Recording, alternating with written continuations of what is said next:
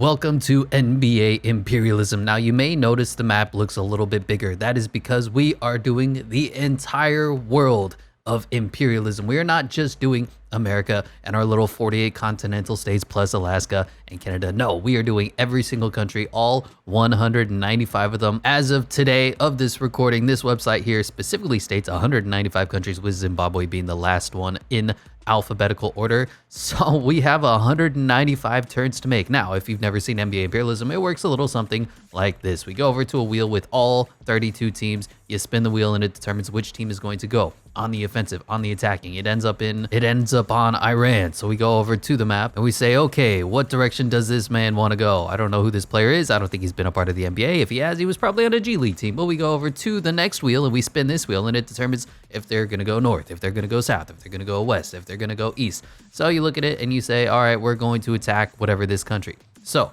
what happens is they will go over here, they will take over this territory, they will fill it in with their color. It'll be something like that, their flag will grow, and then we go over to their team. And this is an amendment that I'm making to the original rules of NBA Imperialism. If you've seen some of the other videos, is normally I only give them one overall boost, but because the players are so lowly rated in this international experience, I will be giving two players one overall boost. So in this case, Benham Yakshali will go up to a 71 overall, and Hamid Haddadi will go up to a 69 overall. Nice. Now let's say for the sake of the argument that the wheel has them going and attacking this team, which is, God, I don't know, Angola, Senegal, fuck, what team is this? Jordan. Let's say that Iran is attacking Jordan, then it will be a March Madness style winner take all single game elimination tournament. The winner will not only get the best player from the other team, but they will also get those overall point boosts as well. If that's all a little bit confusing, don't worry, stick along, it'll all be made clear shortly. Now the only thing is, because there's so many teams, there's 195 countries.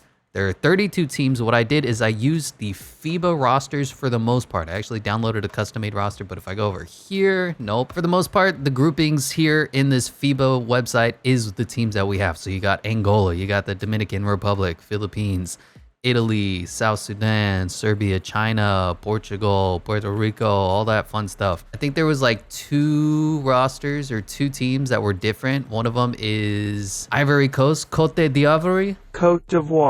If I pronounced that correctly, I probably didn't. They are not in the FIBA 2023 roster, but they were in the roster that I downloaded. That's just something that we're going to have to deal with. And I think the other one was like, I don't know, man.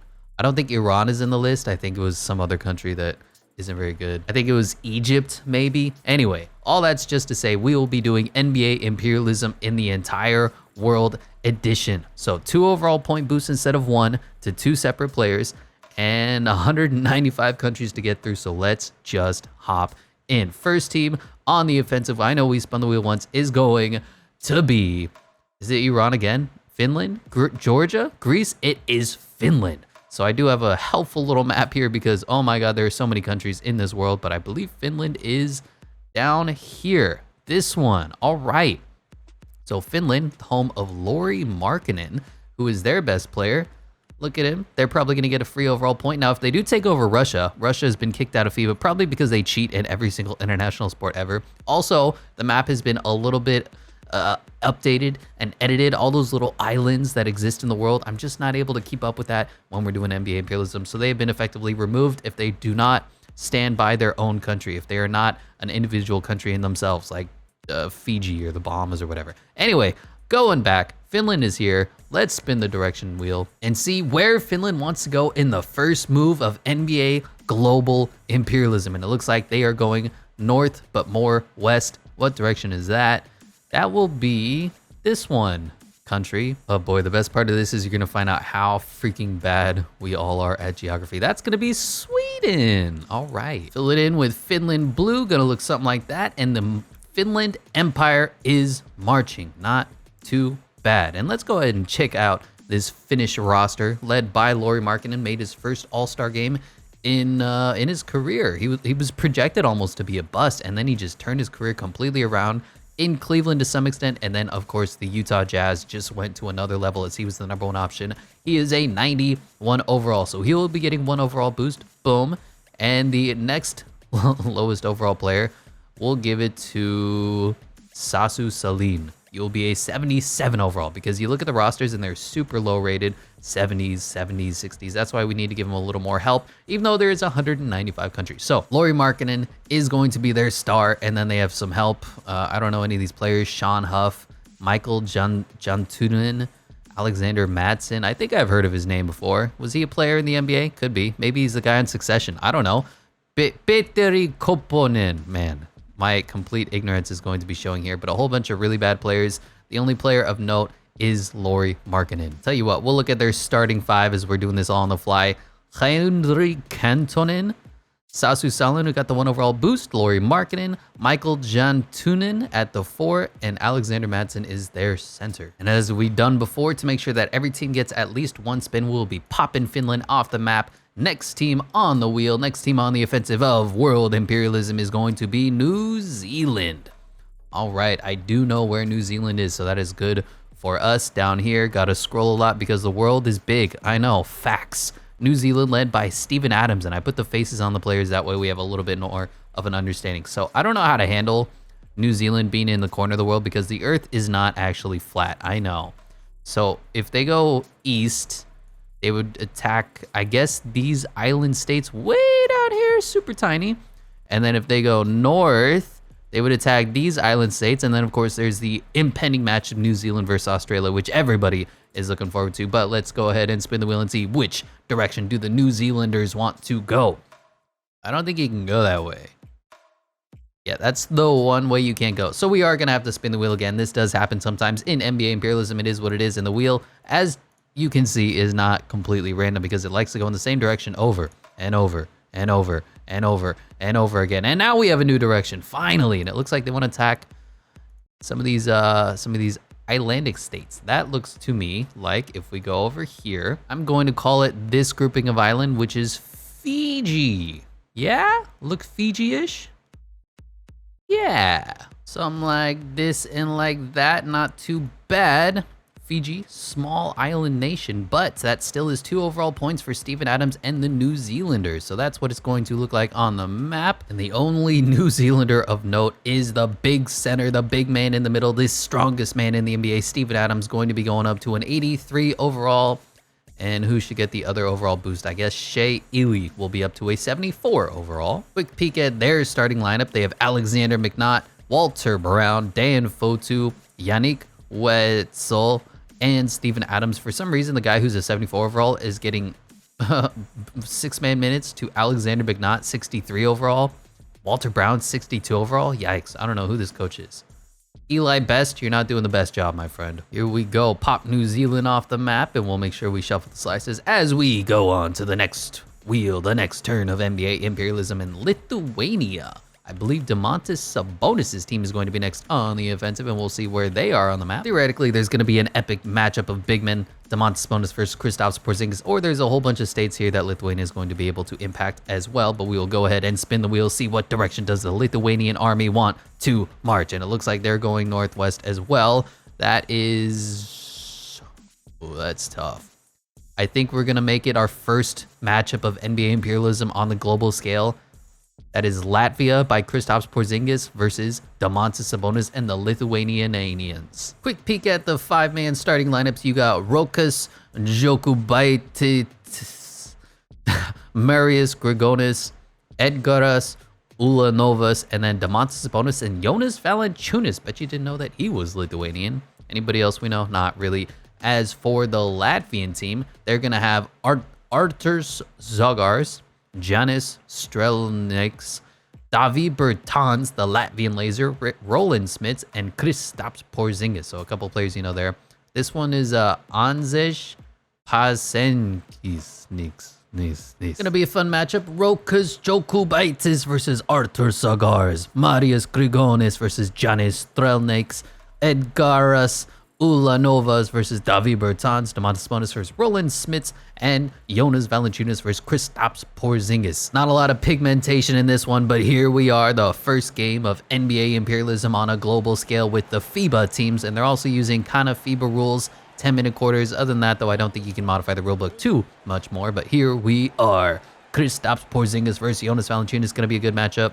Sabonis versus, I think it's one of the characters that aren't too good. And then Davi Bertans might be an X factor. Here he is, the Latvian laser, bombing from 3 and missing.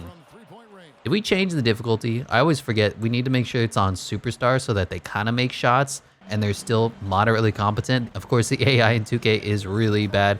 Here's Ulanovas, and he just spins, misses, draws the foul. David Bertans gets called for an early one. And Kristaps Porzingis on the rebound, bringing the ball up the court. No. And we'll see what kind of offense do the Latvian squad have in store for us. Lithuania versus Latvia, battle of the L words. Soy un perdedor, I'm a loser, baby. So why don't you kill me? Kristaps Porzingis on the roll, and it looks like he's going to pull up for a 2, and he does make it. We'll hop into Simcast. We don't need to watch these two moderately okay teams battle, as it looks like Lithuania has a first quarter lead. Latvia now making a close back and forth game here into the third quarter, going to the fourth with a Latvian lead. Now back and forth, Latvia has a lead. Now Lithuania has a lead, 6-point game. A 9-point game. Looks like they're extending this lead. Look at this fourth quarter, 30-16, almost doubled up. Latvia, 12-point game, 14-point game, and it looks like Kristaps Porzingis is going to fall. 122-111. He had a pretty good game though, 32-12, 1-1, 3 blocks, not too bad. Whoever this guy is, Janis Tima, 21 points, a bunch of 10s. David Bertans was not very good. As for Lithuania, just too much scoring potential. Ulanovas, 28 points. Jonas Valanciunas, 24-11. Grigonis gave you a really good 17-4-8 game.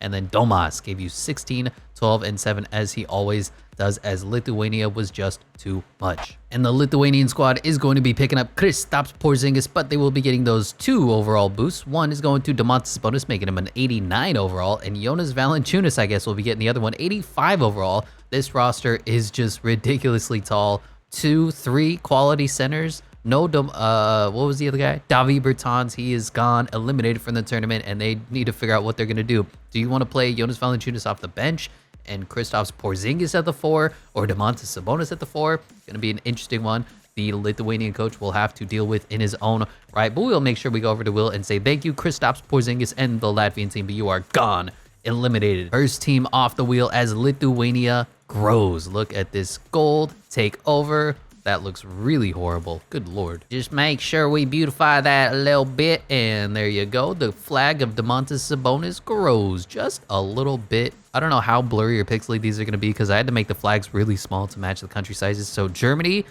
you can see, is huge. And then Luka Doncic and Slovenia, tiny, tiny, miny. Anyway, go over to the wheel and say thank you, Latvia, but you have been eliminated. Gone as the spinner gets thinner. Next team on the offensive for global imperialism, as everybody's going to get at least one turn, is Japan, led by, I believe, Rui Hachimura. Spent like maybe 5 hours setting up this entire map because there is a lot of work to do. Also, China has a team. Did you know that? So it's going to be, here we are, Rui Hachimura. They have the possibilities of Russia to the north, the Koreas, depending on where the wheel ends. You have, I believe this is Taiwan. Could take on Jordan Clarkson in the Philippines, and then if they go east, they just go directly east. That is a battle to take on America, which we've already seen that before in World War II, so we'll see how this one goes. But we'll spin the wheel of direction and determine where is Japan going. And they're going, that's east, man. So let's go ahead and check out this American roster. Quick peek at Japan. You got Yuki Kawamura, you got Kaisi Tominaga, you have Aki Chambers, and then Rui Hachimura, and for some reason, Yuta Watanabe is playing the center. That doesn't make a lot of sense, but at the same time, the rest of their players are in their 60s, so that is an absolute yikes. As for the American team, there's actually recognizable names here, and they are...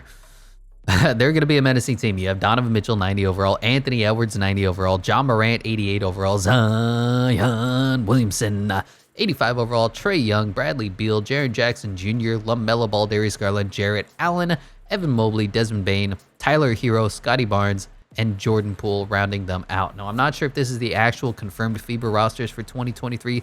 These are just the names that came with the roster that we downloaded. Obviously, they're going to be good enough to beat most of these teams. You see Nikola Jokic, and then the next best guys in the 83s and 81s, or a team like Argentina, where Facundo Campazzo is their highest overall player. That's just not going to work too well. Anyway, Japan at USA. This is going to be a beatdown, right? Yuki Kawamura versus John Morant, Donovan Mitchell versus Casey Tominaga, Anthony Edwards versus Aki Chambers, Rui Hachimura versus Jaren Jackson Jr., and Yuta Watanabe versus Jared Allen. There's basically 2 players that are NBA caliber that are worthwhile, no offense, on the Japan League versus the USA.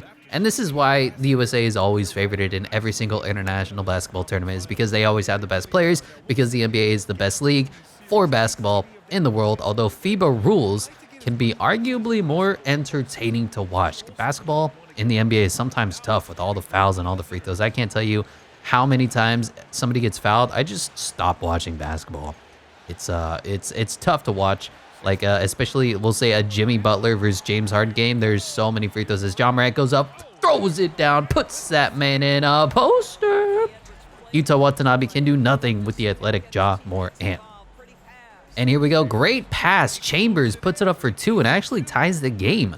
So Japan is not going to go down without a fight. Let's see if the U.S. team can respond. John Morant bringing the ball up the court. What does he have in store for the little man guarding him? Just goes right around, and he throws it down again. John Morant is flying, skying, and look at him throw it down.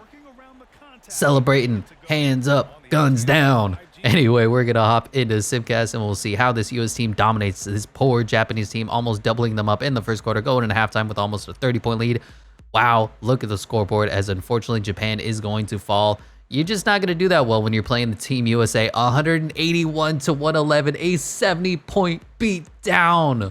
Oh my God. Jaren Jackson Jr. gave you 35-11. John Morant gave you 34-7-12. Zion Williamson gave you a 28-11 game. Anthony Edwards triple-double, 26-14-10. 15-8 from Trae Young, 12-11 from LaMelo Ball. Bradley Beal gave you 12. Donovan Mitchell gave you 11, 8, and 10. And Jared Allen gave you 16 rebounds. As for Team Japan, it's okay. Rui Hachimura, 21-13. Yuki Togashi gave you 20.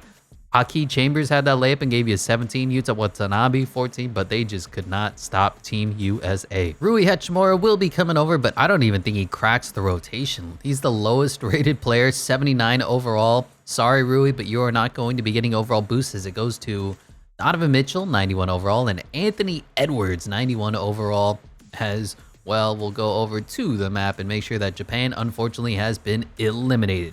Gone. And it's going to be a little tough to handle the U.S. territories here, because there's Alaska, and now there's going to be Japan on top of that.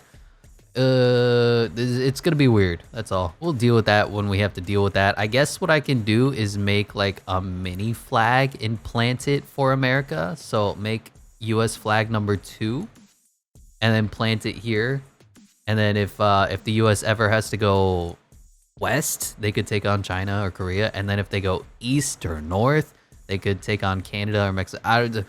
The world, all right, the world is going to be tough for NBA imperialism, but we will be moving on, making sure that Japan has been eliminated. Gone as the spinner gets thinner. Next team on the offensive for NBA imperialism is going to be Australia.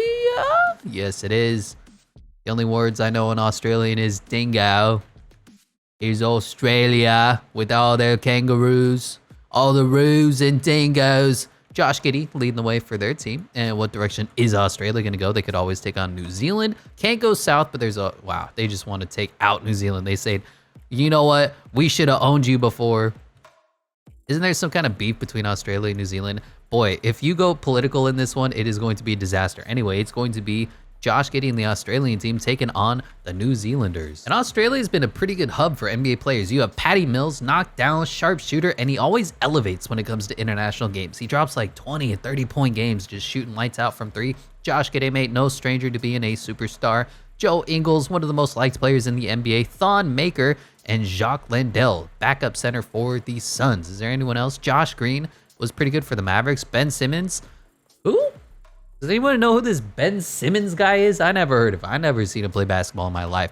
Matisse Thybulle, Dyson Daniels, Dante Exum, Matthew Dellavedova, Outback Jesus, and then some players that we don't know too well. But yeah, the Australian team, definitely in competition for being one of the better ones. Here we go. Patrick Mills versus Alexander McNaught, Walter Brown versus Josh Giddey, mate, Joe Ingles versus Dan Fotu, Yannick Wetzel versus Thon Maker, and Jacques Landale versus Steven Adams. The only player of note for the New Zealanders is going to be Steven Adams, but we will see how they can respond. Australia at New Zealand. Australia on the offensive.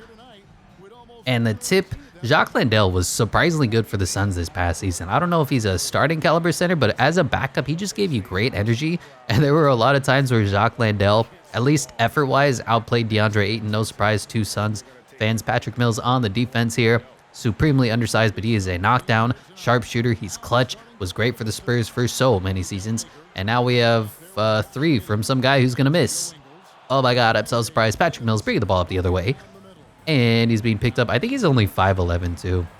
He's just so fun in the Olympics. I don't know why, but he plays out of his mind. Speaking of out of his mind, here's Thon Maker giving it to Josh Gidey. Serious mismatch here in the post. Not great spacing from the Australian team, but Patrick Mills, 4-3, miss. Steven Adams on the rebound. That's the one thing he's really good at, is he's a great roller because he's such a huge body, and then he's a good defense and offensive rebounder. Was it the Memphis Grizzlies missed him? Really? Wow, did he just step out of bounds? Boy, New Zealand stinks. Still waiting for our first points, almost a minute in, and all we've seen is miss, and then more miss. Joe Ingles making some moves, and now we're going to Jacques Landale in the post against the New Zealand's best player. That's a really smart play. Patrick Mills was open for a second. Jacques Landale spinning. Now he steps out of bounds, and we have an epic 0-0 game. 1 minute and 10 seconds into this one. You love to see it. Do you like mediocre amateur basketball? Then watch Australia at New Zealand. I don't know why the Australian team color is purple, and their jerseys are green. Anyway, here is McNaught now being picked up by Josh Gidey, who's a pretty okay defender. And now Steven Adams kicks it to some guy named Brown, who kicks it to some guy named Fotu. Fotu tries to go around Joe Ingles. Thon Maker is a starter for the Australian team. That's fun. And Joe Ingles looking to score the first basket of the game. 8 minutes, 27 seconds left in the first quarter. Here's ISO Joe kicking it to Josh Gidey, who's got a supreme height advantage here. What is he going to do? Is he going to take advantage? Takes the screen, spins, floater, and he puts it up and in, and thankfully he puts us out of our misery as we are hopping into Simcast. And you can't tell by the flags, but I believe Australia is the attacking team as they are doubling up the New Zealanders. Does New Zealand have a bird or something that we can refer to them by? Anyway, battle of the same flags, and it is a 40-point blowout as Australia rolls. As for New Zealand, some guy named Finn Delaney gave him 20 points. How did their best player do? Steven Adams, 9 points, but 20 rebounds. I guess that'll work. As for Australia, they got way more players, way more talent. Josh Gidey, 25, 11, and 5. Joe Ingles, 23 and 7. Ben freaking Simmons gave you a 20 and 10 game with 14 shots.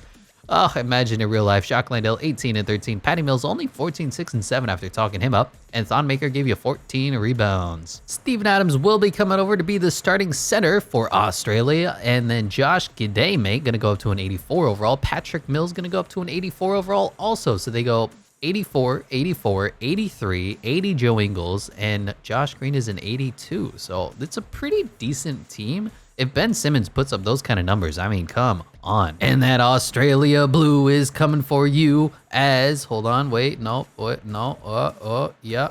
As the New Zealanders have been eliminated, gone from the tournament of world imperialism. Look at the Australian flag grow. And I already have my early matchups. I think Australia, Canada, and America are going to be the 3 big teams. Although if somebody takes over New York, there's Joel Embiid, there's Giannis Antetokounmpo, Nikola Jokic, Luka Doncic, a whole bunch of talent that they could pick up as they tour through Europe. Of course, America is going to be the superpower because that's what America does in NBA imperialism on a global scale, but we'll be making sure that New Zealand has been eliminated. Next team on the offensive for global imperialism is going to be Serbia. Nikola Jokic is going to be on the offensive. You can see him right here with his hilarious haha face. They have Montenegro and Nikola Vucevic, and then a whole bunch of free countries that they're going to have to take to get some free overall points. But let's go ahead and spin the wheel. Spin, spin, spin to win. Which way do you want to go? And that is northeast. That looks like country that is right there. That will be Romania. Yeah. Romania right here, because this is Serbia, that's Romania. All right, we know geography. There you go, a lot of blue, a lot of Serbia's army spreading. Look at the Joker looking so happy, looking so fly, and we will make sure that they get their overall boost as well. And Nikola Jokic with 1 overall point now officially joins the 99 overall squad. Behind him will be probably Vasilije Micic, and then Bogdan is gonna get some points. Who else is here? Nemanja Bjelica. Yeah, we'll take a quick peek at this team led by Vasily Micic at the point guard. Bogdan Bogdanovic. You got Nikola Kalinic. Nemanja Bjelica, and Nikola Jokic. Honestly, this team could be pretty competitive too. A couple of 80 overalls plus the 99 overall Nikola Jokic can never be doubted on. And we will pop Serbia off the map for round 1 of NBA Imperialism in the entire world, as the next team on the offensive is going to be Nigeria. Okay, I know where Nigeria is on a map. It's in Africa. Bam, I believe Monty Morris is the best player on the Nigerian international squads. We will see what direction do they want to go as we spin to win. Now, which way do you want to go? Going directly east, I'm good with that. And I'm doing this for you guys because I know exactly what country this is directly to the east of Nigeria. But Nigeria, right here, and Cameroon. Isn't that where Big Joel Embiid is from? Cameroon? Yeah, man. Born 1994 in Cameroon, but for whatever reason, he wants to play on the French team. So I guess good for you, Joel Embiid. You disrespecting your hometown country. I guess he wants to win in the Olympics or something. So he's going to say, you know what? Forget Cameroon. We don't need ya. Anyway, we'll fill this out with Nigerian green. There we go. Green, green, green. Monty Morris in the flag grows a little bit, and we'll take a quick peek at this roster. Monty Morris going to get 1 overall point boost up to a 79 overall, and Precious Achua going to be a 78 overall. Spreading the wealth a little bit, and their 9-man rotation going to look like this. Gabe Vincent, really? He's a Nigerian player. Oh, that's right. They went up and they battled, I think, USA in one of the games and won and upset. Only 74 overall because who knows how good he is on a game-to-game basis. Mie Oni, I believe he is on the, I want to say the Jazz. He's one of those G League players that doesn't get a lot of minutes. Josh Okogie, Chimezi Meti, and Precious Achua off the bench is the 79 overall Monty Morris, who just excels as a 6-man. Semi Ojale, Jaleel Okafor. There's a lot of names here. Charles Bassey, Udoka Azubuike, Jordan Wara, Chima Moniki, KZ Akpala, Eugene Amorui. Are these all Nigerian players? Really?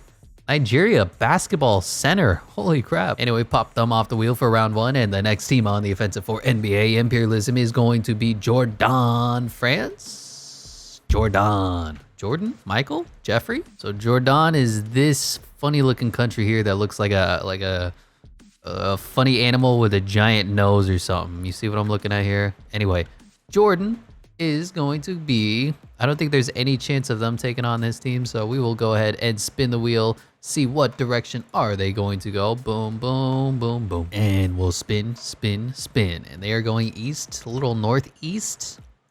Interesting. This is where we could get a little creative here, get some funny states going. I think we're going to extend out through the nose here and take over this country, which I totally know the name of.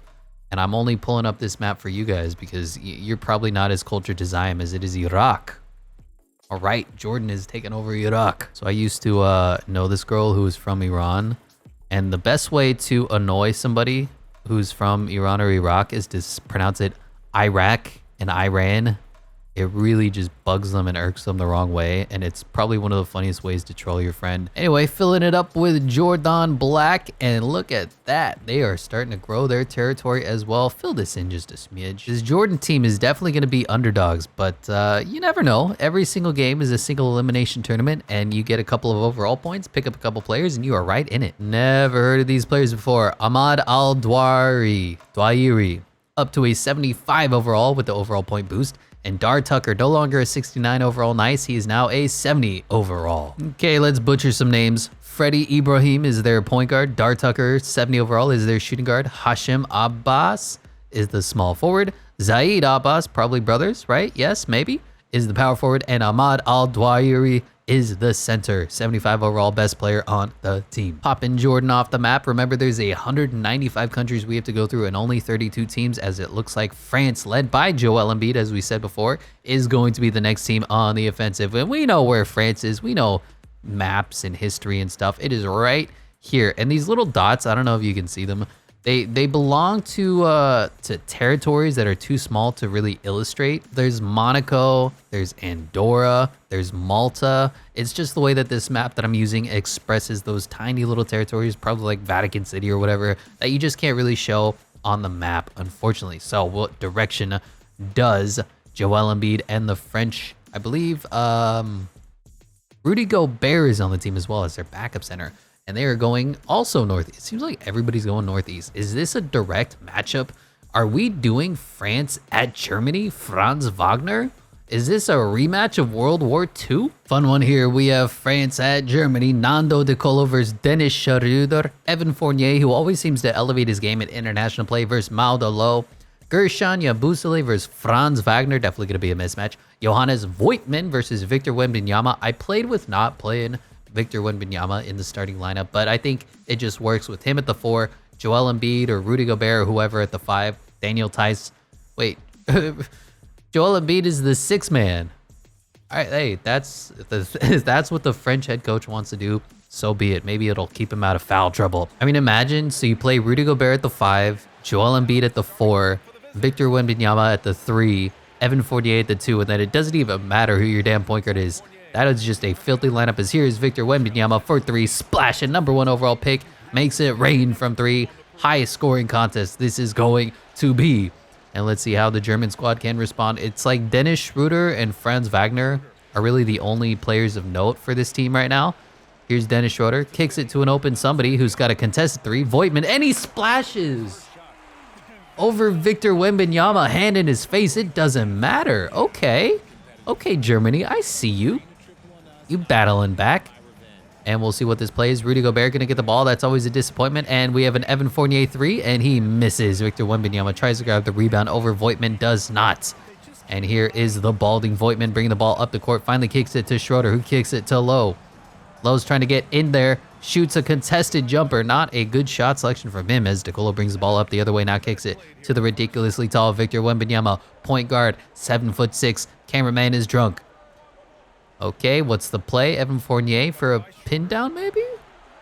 Here he goes. Kicks it to this guy who probably can't shoot. Victor kicks it to Evan. 5 seconds left on the shot clock. Bad possession here. France is in. Wow, they get an open 3 in the corner. Bang! As France goes up 6-3.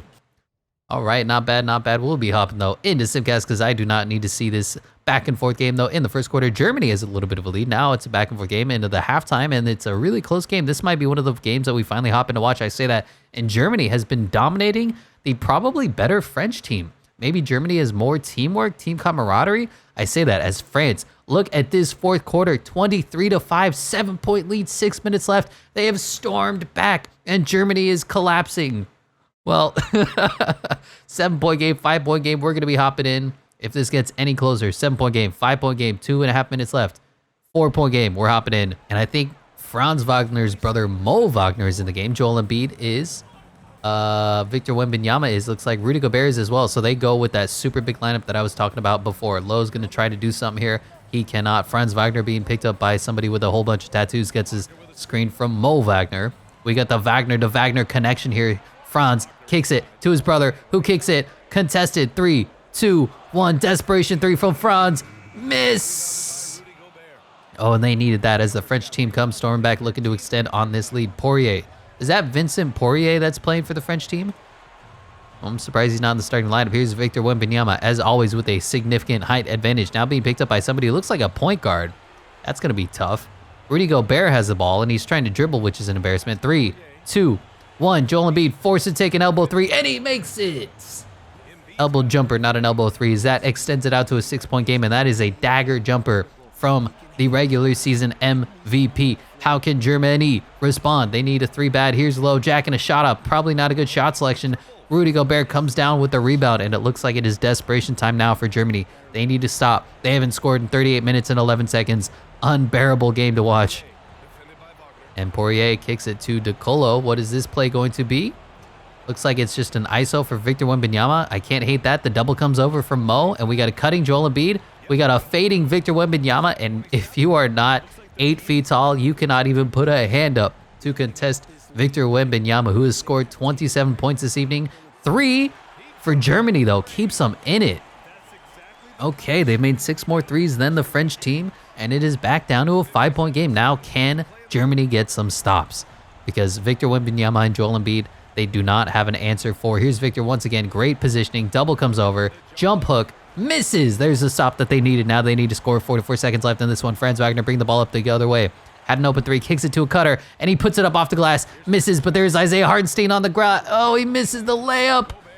He blows the layup. Isaiah Hartenstein cannot convert. And we're going to the free throw game here.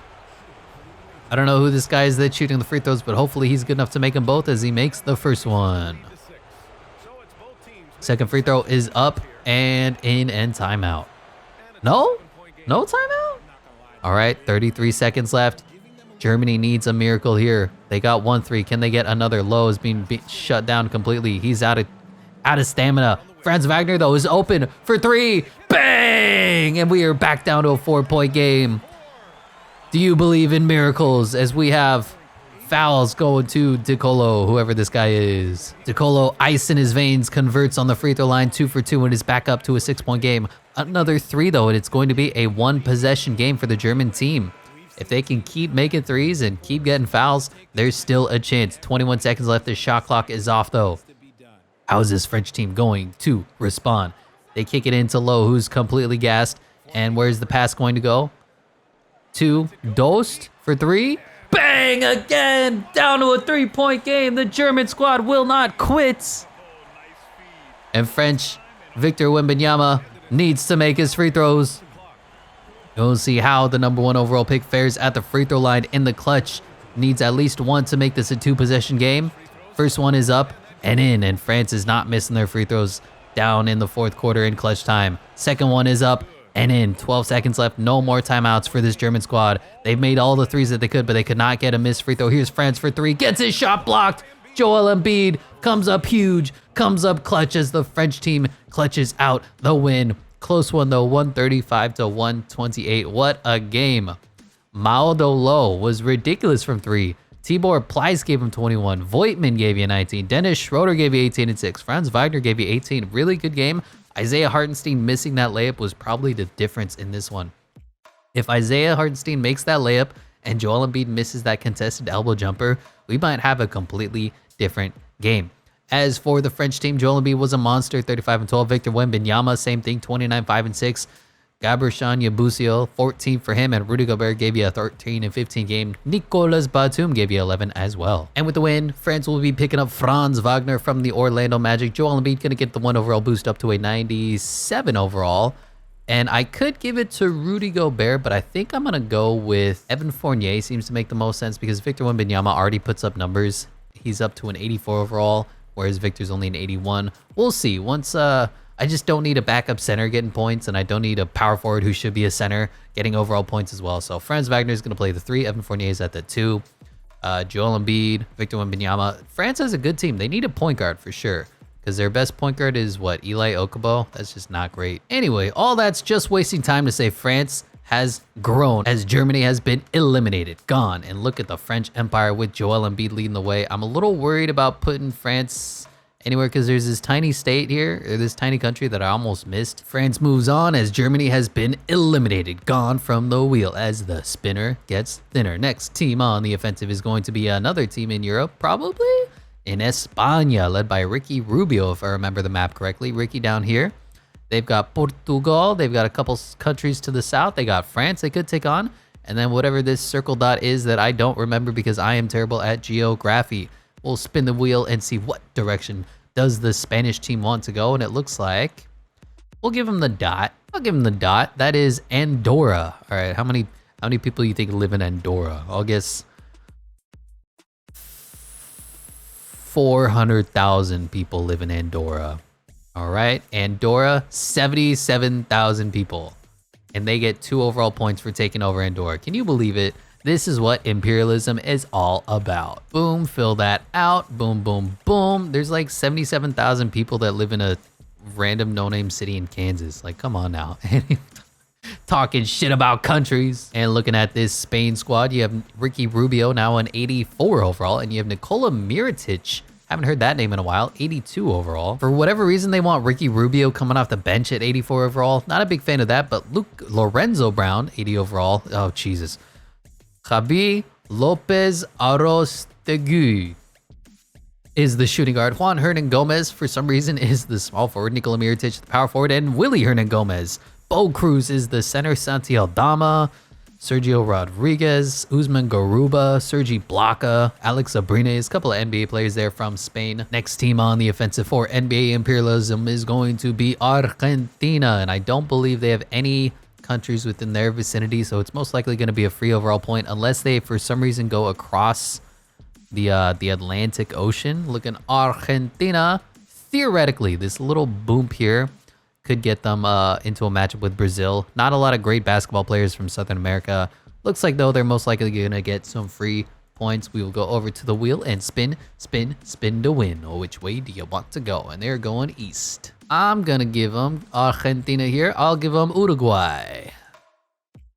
How do y'all say Uruguay? Do you say Uruguay or Uruguay? Fill Uruguay up with a little Argentina blue here, light blue, sky blue, and make sure they get their overall points. Facundo Campazzo, 5'10", is going up to an 83 overall, and Lucas Vildoza is going to be an 81 overall too. And their roster's not great. Facundo Campazzo, 83, Lucas Vildoza, 81, Leandro Balmaro, 74, Gabriel Dex, 77, and Marcos Delia, 71. And do I know any of these other players? Chris Delfino, Carlos Delfino, Jose Vildoza. I know Lucas Vildoza. Yeah, this Argentina squad is not a good team. Pop Argentina off the map as we continue round 1 of NBA World Imperialism, and it is Iran.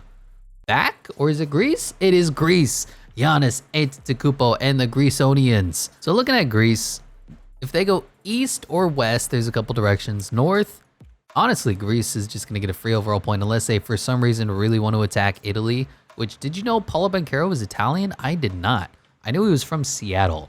Anyway, we're just learning about the world, learning about the globe as we spin the wheel. Spin, spin, spin to win. Which way does Giannis go? And that looks south, my friend. That looks like country. Geography. Why do I do this for geography? So here's Greece. That means they're going to be taking on Libya. Seems perfectly fine to me. And stuff like this is where global imperialism is going to get a little tough because they are crossing the, I want to say, Mediterranean Sea into Libya. So it's fine. We'll just put them here for now, but just keep in mind that Greece is also up there. And we will give Giannis and whoever is on the Greek team some overall points. Giannis, 97 overall, now up to a 98 overall. Maybe that three-pointer will start to fall. We have Kostas Lukas, don't know who you are. Nick Coletis, I feel like I've heard of that name. Georgios Papaganis, don't know who you are, but I do see Thanasis and Costa Koufos down here. Some NBA players. Georgios Kalatzakis, did he make the team? He was the last pick in the 2022 draft. We actually did a video on him. And the other Antetokounmpo, Kostas Antetokounmpo, NBA champion for the Los Angeles Lakers, didn't play a single damn minute. Anyway, popping Greece off the map as round 1 of NBA Imperialism continues. Next team that's going to be on the offensive is going to be Lebanon. Oh man, where is Lebanon? There it is. I found it. It took me a few minutes, but Lebanon is right here next to Cyprus and Syria and Jordan and Palestinian territories and Israel. Not even going to try to go into that, but Lebanon is this country, and I believe this is, I want to say Norvel Pell is the leading player on Lebanon. Anyway, let's see what direction does the Lebanese want to go as we spin the wheel, and they're going directly south. They are taking over. Yeah, we'll give them Israel. Do we want to just erase the Palestinian territories to make it easier? I think I'm going to do that. Well, you know what? We'll use this map. I will take off all responsibility from myself. Does worldodometers.info consider Palestine their own country? Here we go. PAL. They do. All right. No comment. And Lebanon will be taking over Israel. Not known for their NBA players, but they are known for their Wonder Woman, oddly enough. So something like that. I don't think their flag is gonna grow at all, but we will give them their overall points respectively. Was I right? Yes, Norvel Pell is their highest overall player. Played for the 76ers. Betcha didn't know that. Next player that's going to get an overall boost is going to be Ali Khadir. And I guess we'll look at their starting rotation. It is Jad Khalil, Jean-Marc Jarouge, Yusuf Kayat, Norvel Pell, and Ali Khadir. Not a good team. They'll probably be eliminated the first game that they play. But hey, they do get those 2 overall points, as we will say thank you, Lebanon. You are off the wheel for round 1 of NBA Imperialism. Next team that's going to go is Montenegro, South Sudan. Now, if I remember, South Sudan is right here. And I don't remember who the NBA player is for South Sudan. But we'll spin the wheel, and it looks like they want to go northwest, which I'll give them the Central African Republic. Is that their actual name? What a way to name your country. I mean, I guess I can't really talk shit. We're called the United States of America. Like what?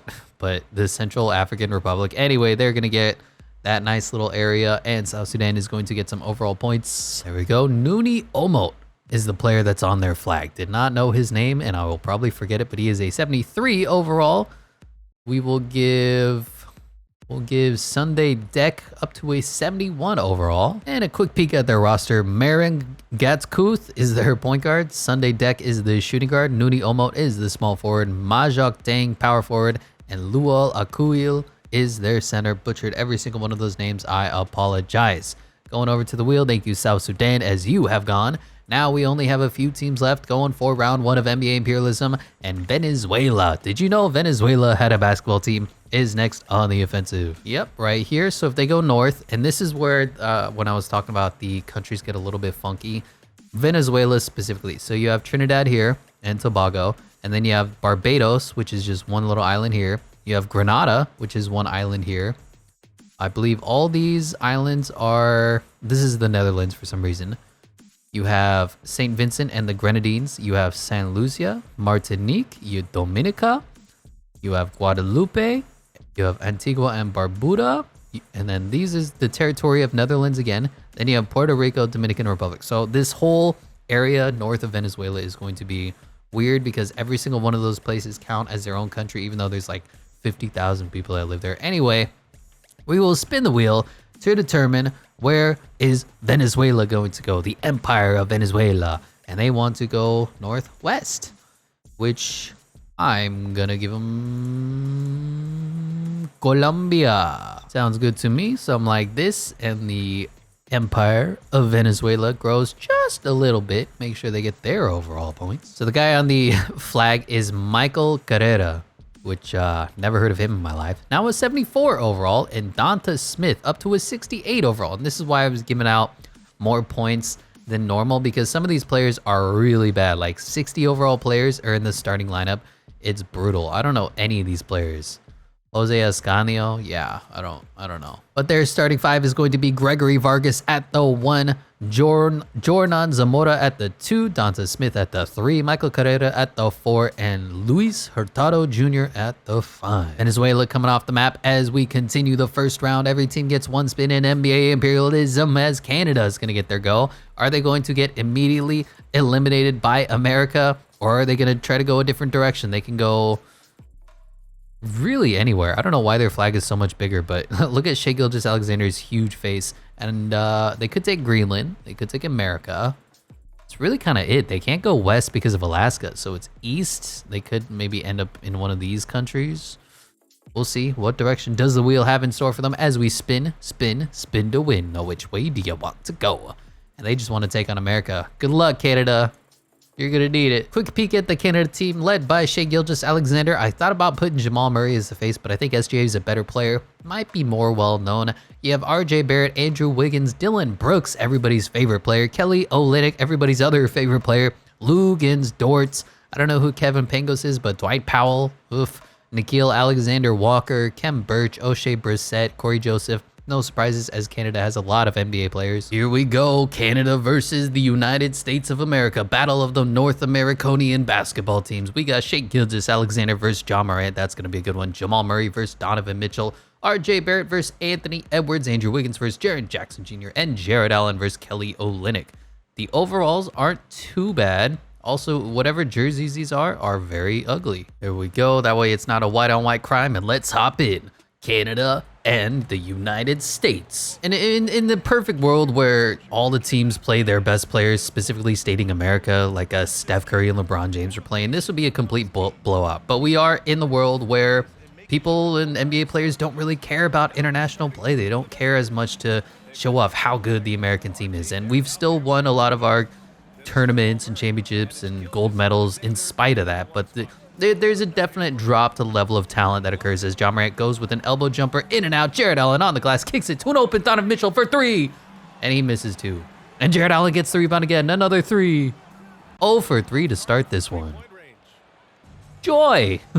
You know, it's my fault. I forgot to reset the level, the superstar. It's on Hall of Fame. For whatever reason, Hall of Fame is impossible to score on. As Shai Gilgeous-Alexander misses a contested jumper. Let's see which team is going to be able to score first. This will probably be the most competitive high-level matchup until we reach Imperialism Finals. But here's Donovan Mitchell going up. He's going to miss this shot. And Jamal Murray coming the other way. What does he have in store for the Canadian basketball team? Andrew Wiggins going around. John Morant has a size mismatch, and he blows the layup.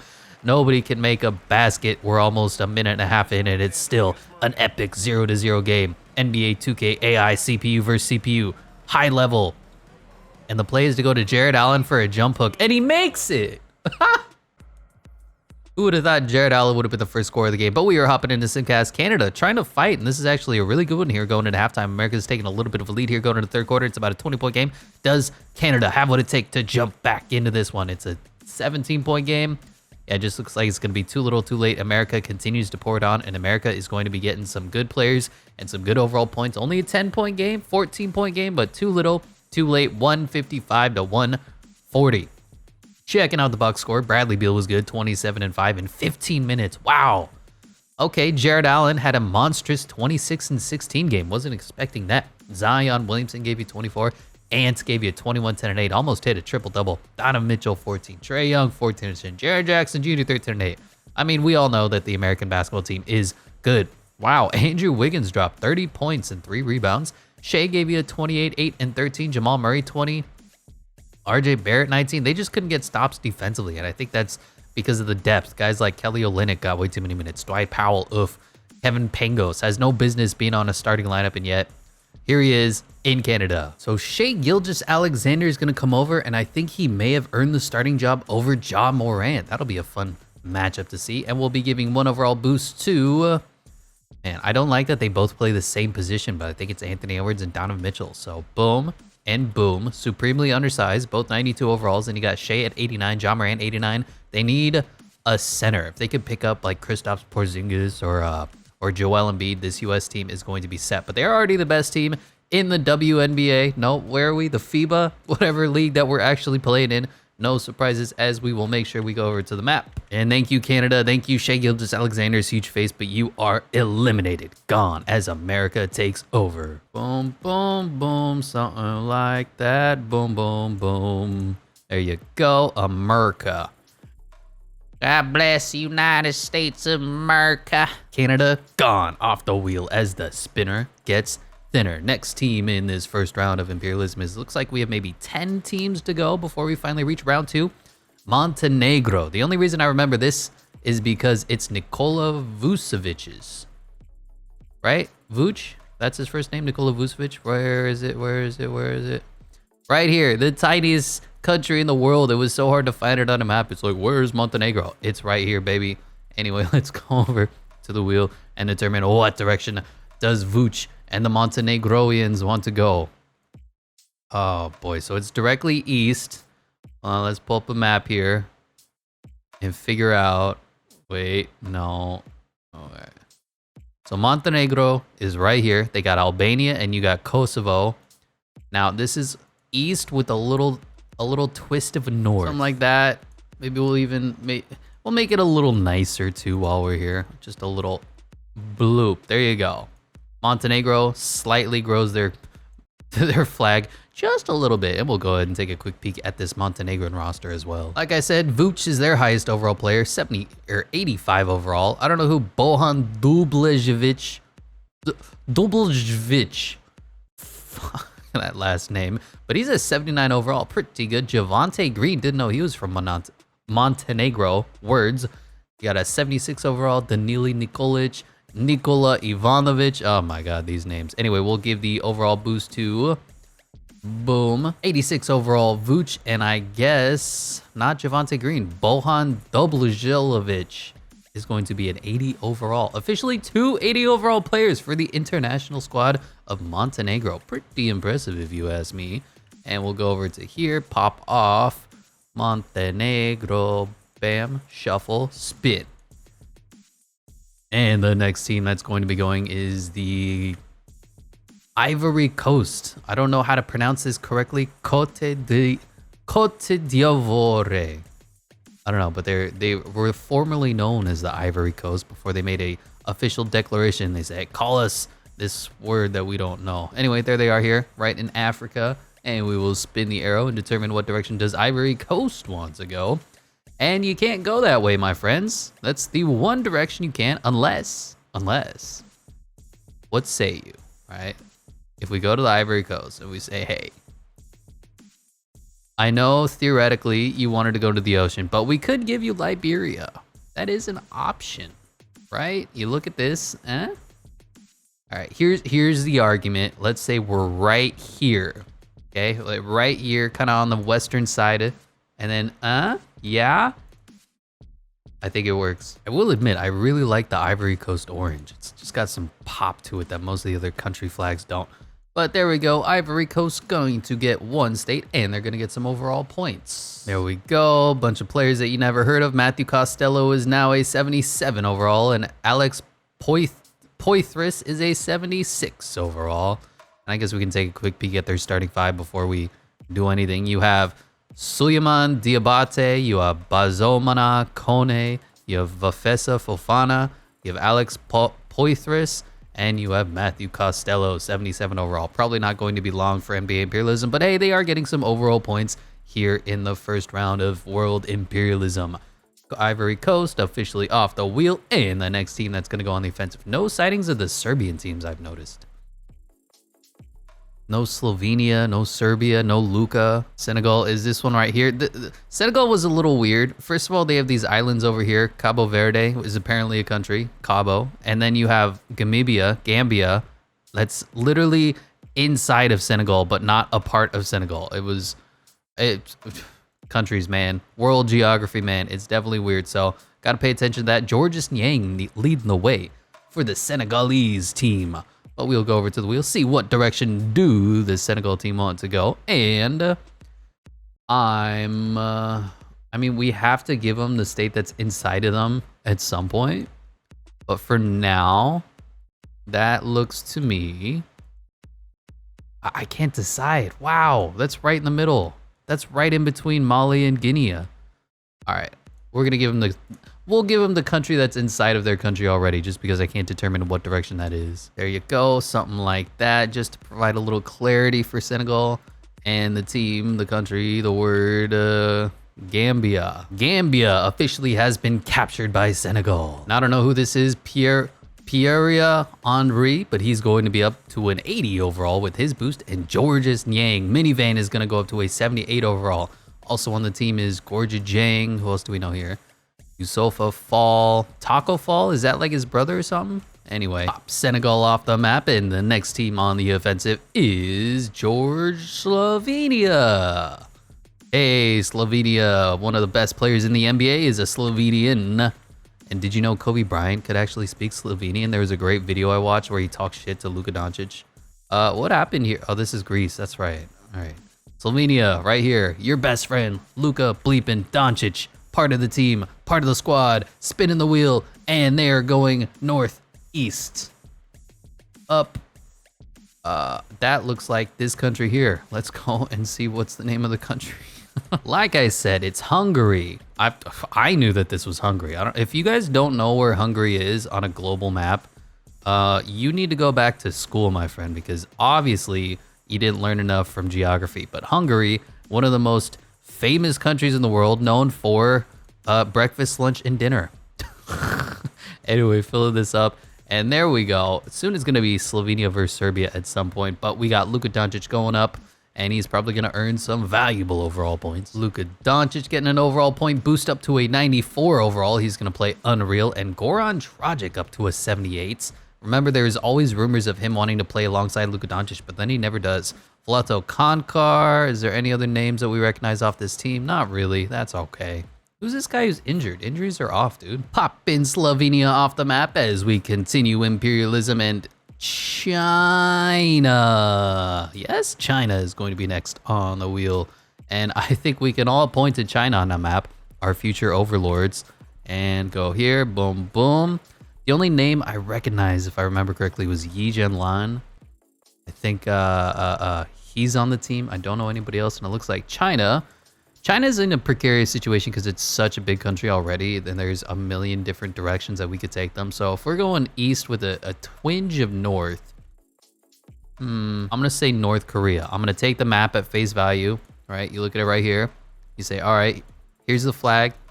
They're just going a little up and a little north and a little east. So we'll be giving them North Korea. North Korea, surprisingly, doesn't have a basketball team.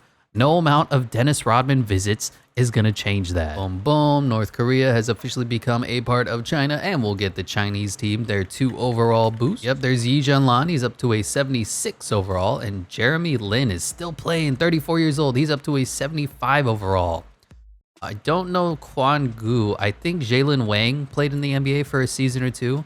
So did Zhou Qi, or Chi. I don't know how to pronounce that. The rest of these players, I don't actually know. Popping China off the map, and the next team on the offensive. And we have a 1, 2, 3, 4, 5, 6, 7, 8, 9, like 10 teams left, is the Dominican Republic, famously known for Karl Anthony Towns.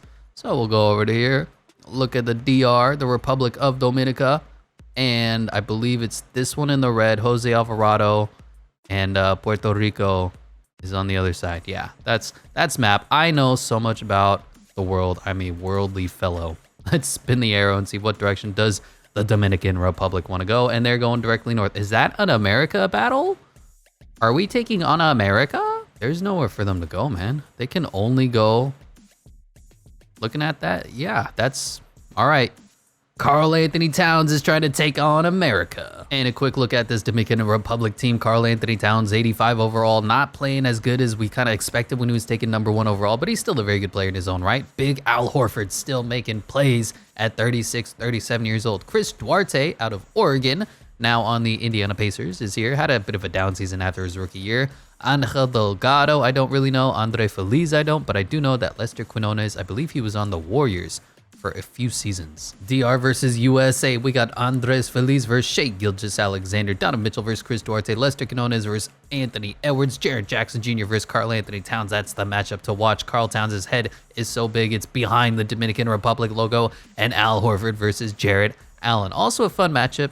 2 interesting centers that kind of go about their games in a different way, as this loading screen is taking a long time. Do not know why. Here we go. Bing, bang, boom. It's on. It's time. NBA imperialism on the global scale. Dominican Republic versus America, as USA does win the tip. Donovan Mitchell calls the ball for the first pass, first play. And let's see what he's got. Step back, undecided. Chris Duarte with good defense right now. Donovan Mitchell trying to take a step back jumper for 3. Misses, baby. Karl Anthony Towns grabs the rebound. And Feliz kicks it up to Chris Duarte, who goes right at the smaller Donovan Mitchell and puts up 2 quick and early points. Could you imagine if USA gets dominated by the Dominican Republic? That'll be interesting. And let's see what Shea Gilgeous-Alexander can do to respond. He's the free agent that came in out of Canada. Don Mitchell, another 3. Miss. And no offensive rebound opportunities for Team USA, as here's Chris Duarte gonna try to bully maybe once again Donovan Mitchell. Feliz gonna get the screen from Al Horford. Nope. What is this play? Is it a call for Karl Towns? Backdoor curl. There he is. 4-0. For the Dominican Republic. Who would have predicted that? We'll be hopping into Simcast though, as DR holds a lead in the first quarter. US takes it back going into halftime with a little bit of a lead, and I think DR did as much as they could, as it is now a 30-40 point game. Yeah, wow. I mean, every single time America scores in the 150s or the 160s, it's just tough to beat a team that's this good. Anthony Edwards, 42, 8, and 7. What a game. Donovan Mitchell gave you 26, 6, and 5. Shea, 18, 7, and 7. Jarrett Allen, 15 and 13. Zion, 15. Trae Young, 15 and 10. LaMelo Ball, 13 and 6. Jaren Jackson Jr., 12. There's just too much talent on Team USA. As for the Dominican Republic, Karl Towns did as best as he could. Not too bad, 33 and 16 for him. Chris Duarte even had a good one, going head-to-head against Donovan Mitchell, and then just not enough from the rest of the team. Feliz gave you 18, Pena gave you 16, and Delgado gave you 14. Other than that, big Al Horford, wow.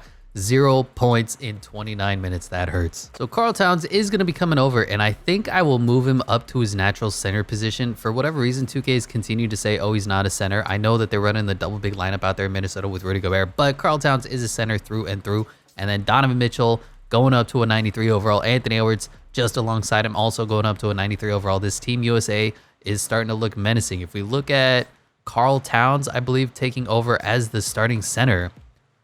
No, he's way down here. He's only an 85 overall. He's the 9th man. He's at least getting minutes. Rui Hachimura, who came over from Japan, isn't even on the... He didn't crack the rotation. He's such a low overall compared to the rest of the team. It's Team USA, you funny. And the Dominican Republic is going to be eliminated, gone, as America has taken over. You try to take on America, you get the belt, son. And, I forgot to do this. Why does this look so ugly? Come on, man, we're professionals here. Anyway, America now has a little bit of Central America. The only team left here is Puerto Rico, which is actually a territory of America. So it feels like the United States are taking over right now in NBA imperialism. But we will go over to the wheel and say thank you, Dominican Republic, as you are gone, eliminated as the spinner gets thinner. I believe there are only, 7 teams left, as Angola is going to be next on the offensive. When we go over and look at them on the map, I remember correctly, this is Bruno Fernando's team. Angola has a large country here with respect to South Africa, but we will see what direction does Angola want to go as we spin to win. Oh, which way are they gonna go? Southeast-ish. That looks like the country that's there that I'm definitely gonna have to pull up. Namibia. All right. Something like that, and we'll let Bruno Fernando's army grow just a little bit. I don't even know how they made the FIBA tournament, but Bruno Fernando is now a 75 overall. Can you believe it? Yannick Moreira is a 73 overall, and the rest of these players are not very good. Oof. Pop Angola off the map, and then there were 1, 2, 3, 4, 5, 6 teams left. Do you believe in NBA imperialism? Iran gonna be next on the offensive, and we'll see what direction do they want to go. I know my Middle East, it is right here, right? It's just a giant country. I didn't even realize it was that big. I haven't looked at a map in a long time. This is just brain hurting for me, but it looks like Iran is going to be taking on that country right there, Turkmenistan. No complaints from me because we have 195 countries to get through. So there you go. Army of Iran starting to take over, and boy, their roster is not that good. They have 170 overall, who's going to be going up to a 71 overall. Brutal. As soon as they take on anybody, I think they're going to get eliminated in the first round, but Hamed Hadidi is a 69 overall. Nice. Going over to the wheel, and thank you, Iran, but you are eliminated. And then there were 5 teams left as the Philippines, Georgia's going to be next on the offensive. Not the state, but the country. Georgia, led by Goga Bitadze. He's actually not the highest overall player, but he's the one who's got the most fun name, so I put his face on the map, and we'll determine what direction does Georgia want to go. Do they want to take Alabama? Do they want to take on Virginia? They're going directly east as well. That's kind of tough. I know it doesn't match the wheel perfectly, but I feel like we got to give Russia a little more emphasis once we go. So I'm gonna give them this country here instead of the entire Russia, because it's like right on the line of, are they going in that direction or are they going the other direction? So we'll say Georgia's a little more south right now. Their army's sitting a little bit more to a little more Southonian, as we're going to be giving them Azerbaijan. Is that how you pronounce the name? Probably not, but hey, we're all just doing our best here, trying to determine what country goes where. I don't know how to pronounce Azerbaijan. Do you? Bam, and a little more red and a little more smiling Goga Bitadze, because everybody loves them some Goga. Yeah, like Goga's is 75 overall. Meanwhile, their best player is Tornike Shengelia, who I've never heard of in my damn life, but he'll be getting 1 overall point. And just because it's Goga, we'll give him the other overall point, now up to a 76. Pop Georgia off the map, and then there were 4: Puerto Rico, Brazil, Italy, and the Philippines. And it looks like Jordan Clarkson and the Filipino team are going to go on the offensive next. Look over at the map. And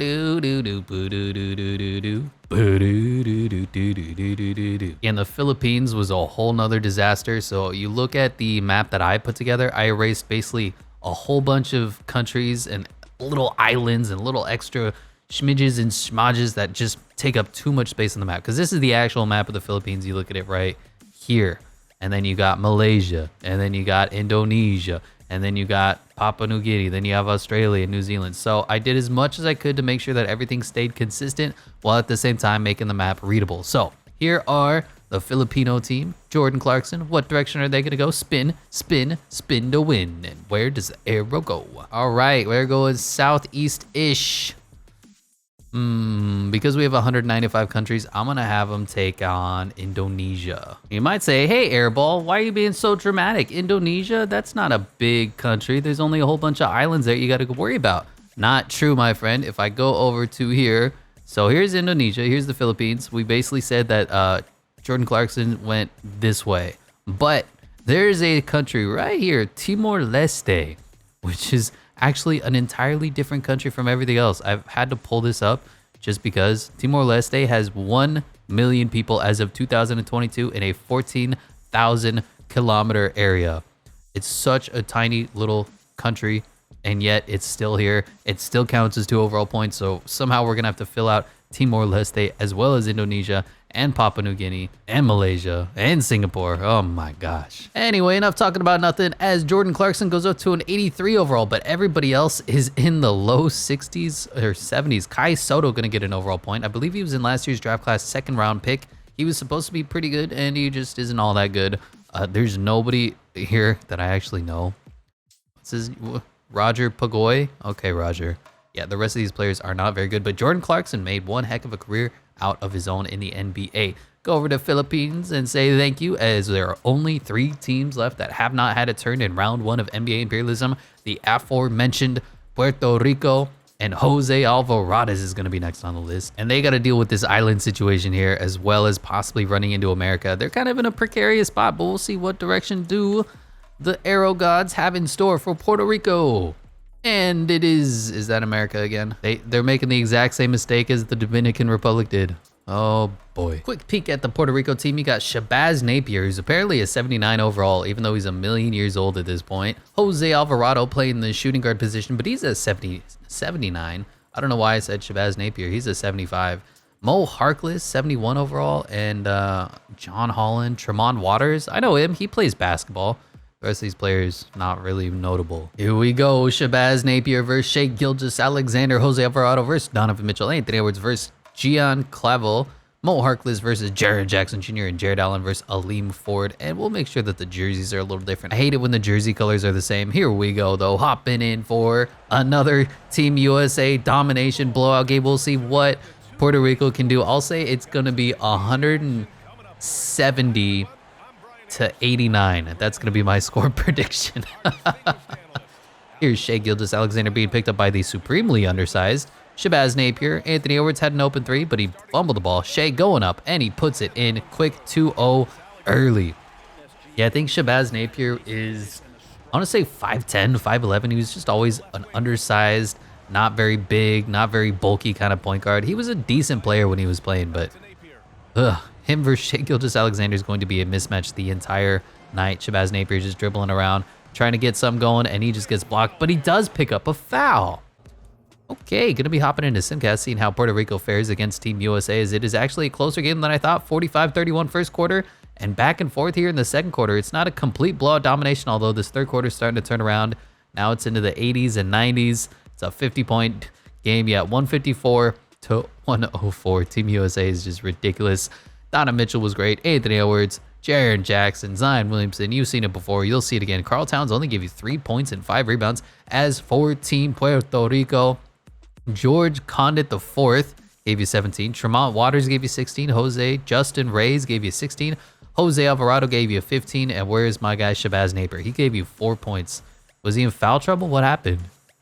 Yeah, he just could not deal with Shea Gilgeous-Alexander. Neither could Mo Harkless. 5 points in 29 minutes. It's at least a little funny looking at Team USA that when they get these best players from the other teams, they're actually getting worse. Rui Hachimura is 79. Jose Alvarado's is 79, getting a 1 overall boost for morale because he's like, finally, we're on the winning team.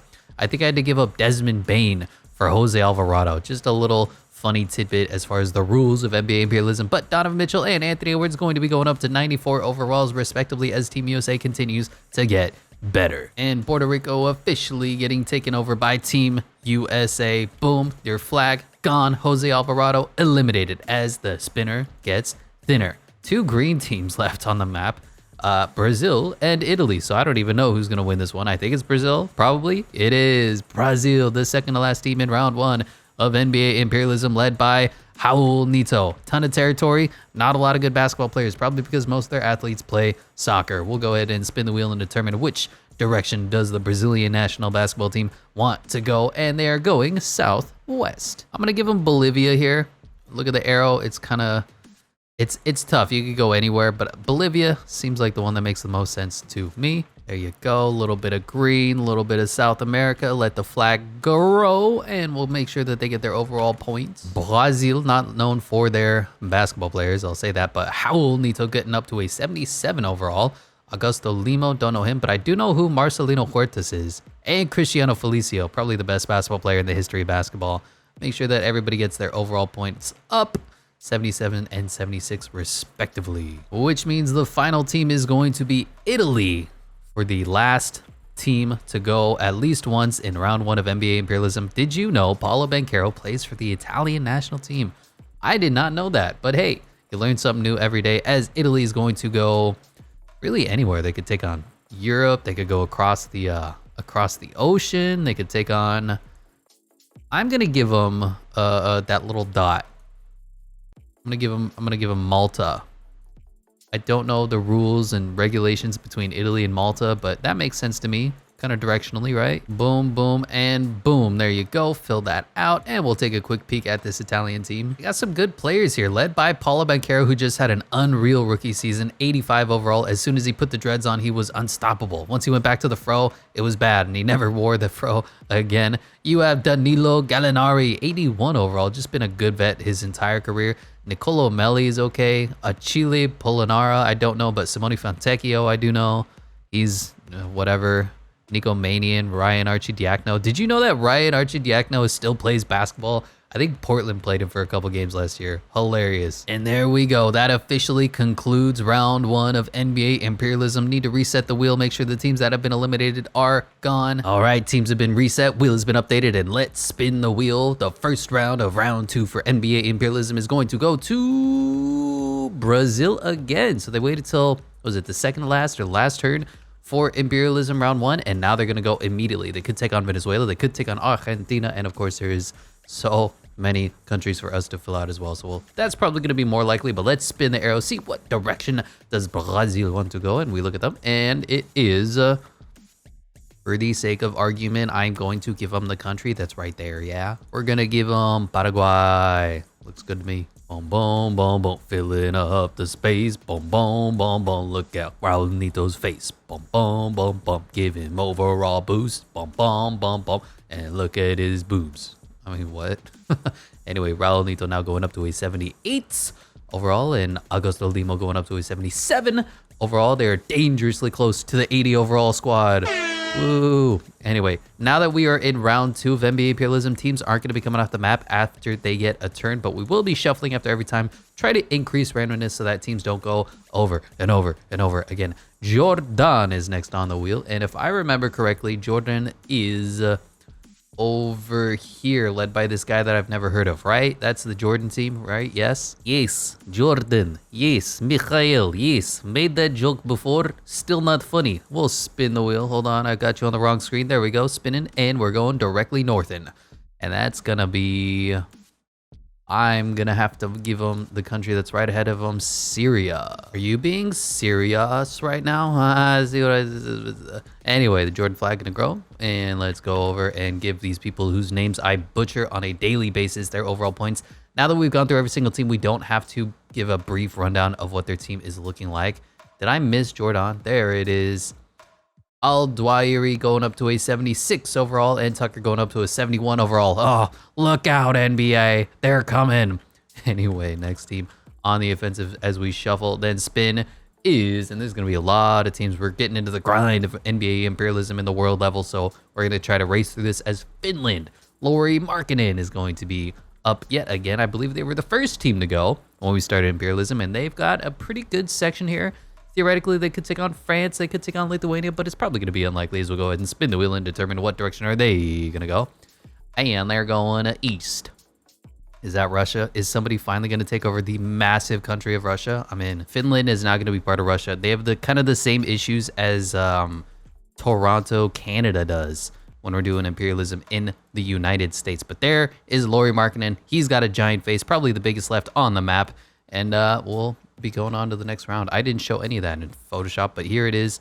Just use this image Look at Lauri Markkanen's giant face. Oh my God. All right, next team on the offensive as we shuffle and spin, and we forgot to give overall points. Hold on, don't look at that. I gotta go over to Finland and say, get your overall points. If I don't do this, I'm gonna get yelled at. I'm gonna get smashed in the comment section. Don't comment down below and tell me how stupid I am because I picked it up. I remembered.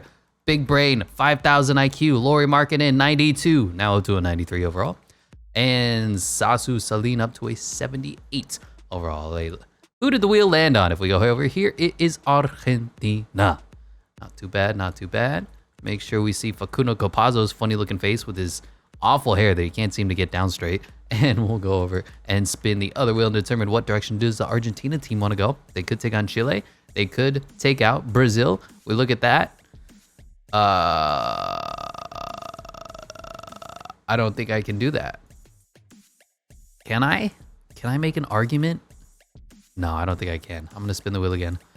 Like maybe if you really stretch it out, you can make an argument, but that's much more clear. They're going to be taking over. I believe that is Chile. I'm a worldly man and I know worldly things, and that country is Chile. And I'll tell you what, I didn't even realize that this little part down here was also Argentina. So I actually missed a small section, but the rest is going to be Chile. These islands, we've gotten rid of the Falkland Islands, and the South Georgia and the South Sandwich Islands, I think, are on the map still. No, those are territories of somebody in Europe somewhere. Anyway, Argentina getting their points. Facundo Campazzo, don't look now. He's an 84 overall, and Luca Vildoza is a 82 overall. Not bad, honestly. The Argentina team could stand a chance in Imperialism in the near future, but we will go ahead and spin the wheel. We haven't had a single game yet starting in round 2 of NBA Imperialism, but maybe that will change soon as España is looking. Ricky Rubio leading the way. And who could they potentially, theoretically take on? France, Portugal, and get some free overall points. Not too bad. We'll spin the wheel. See what direction are they going to go. Spin, spin, spin to win. And they want to go north. Does that look like Ireland to you? They're going to cross the sea? Seems a bit dramatic, but I think so. I think they're going to eke around France and go to Ireland. There we go, little red. And I guess we'll do what we did with America and give them a tiny little flag here just to indicate that this is the country of España. And I need to do this with Greece as well. So we'll go ahead and get Giannis's face up here twice just because he's such a handsome man. Yeah, it's tough doing 195 countries. Anyway, we'll make sure that España gets boosts. That is going to be Ricky Rubio jumping up to an 85 overall, and Nikola Mirotic jumping up to an 83 overall. Not too bad for these guys. Starting to get a little bit better, a little bit more competitive. We'll go over to the wheel. Starting to take off states. Unfortunately, nobody's been eliminated yet, so there's a whole bunch of teams still vying in competition for being the best team in the entire world. And the Philippines are next on the map. Philippines is here. Yeah, they're in a weird spot. So you got China. They took over Indonesia, so they have this weird kind of stretch of island nations. Then you have Australia, who took out New Zealand and Fiji. Then you have United States and Japan, and you have China. Yeah, this is don't know how the Philippines are going to handle this, but let's see. We'll spin the wheel, and we'll see that they want to go directly south. That's Australia, isn't it? Can I make an argument? No, that's Australia. Oh my God. I took one last peek at the map before we even got it started. And oh, it's right there. It's right there. That's how we add overall points for the Philippines. I just set everything up and then I completely forgot about this nation. Okay. For all those wondering, that is the nation of Timor-Leste. And also apologies if I keep saying states and nations. I kind of have them in countries. I have them sort of similar in my head. Timor-Leste, home to 1.3 million people. Well, that's good enough for 2 overall points and for me to undo all the work that I just spent 15 minutes doing setting up this matchup between the Philippines and Australia, because we are going to be getting some blue right there.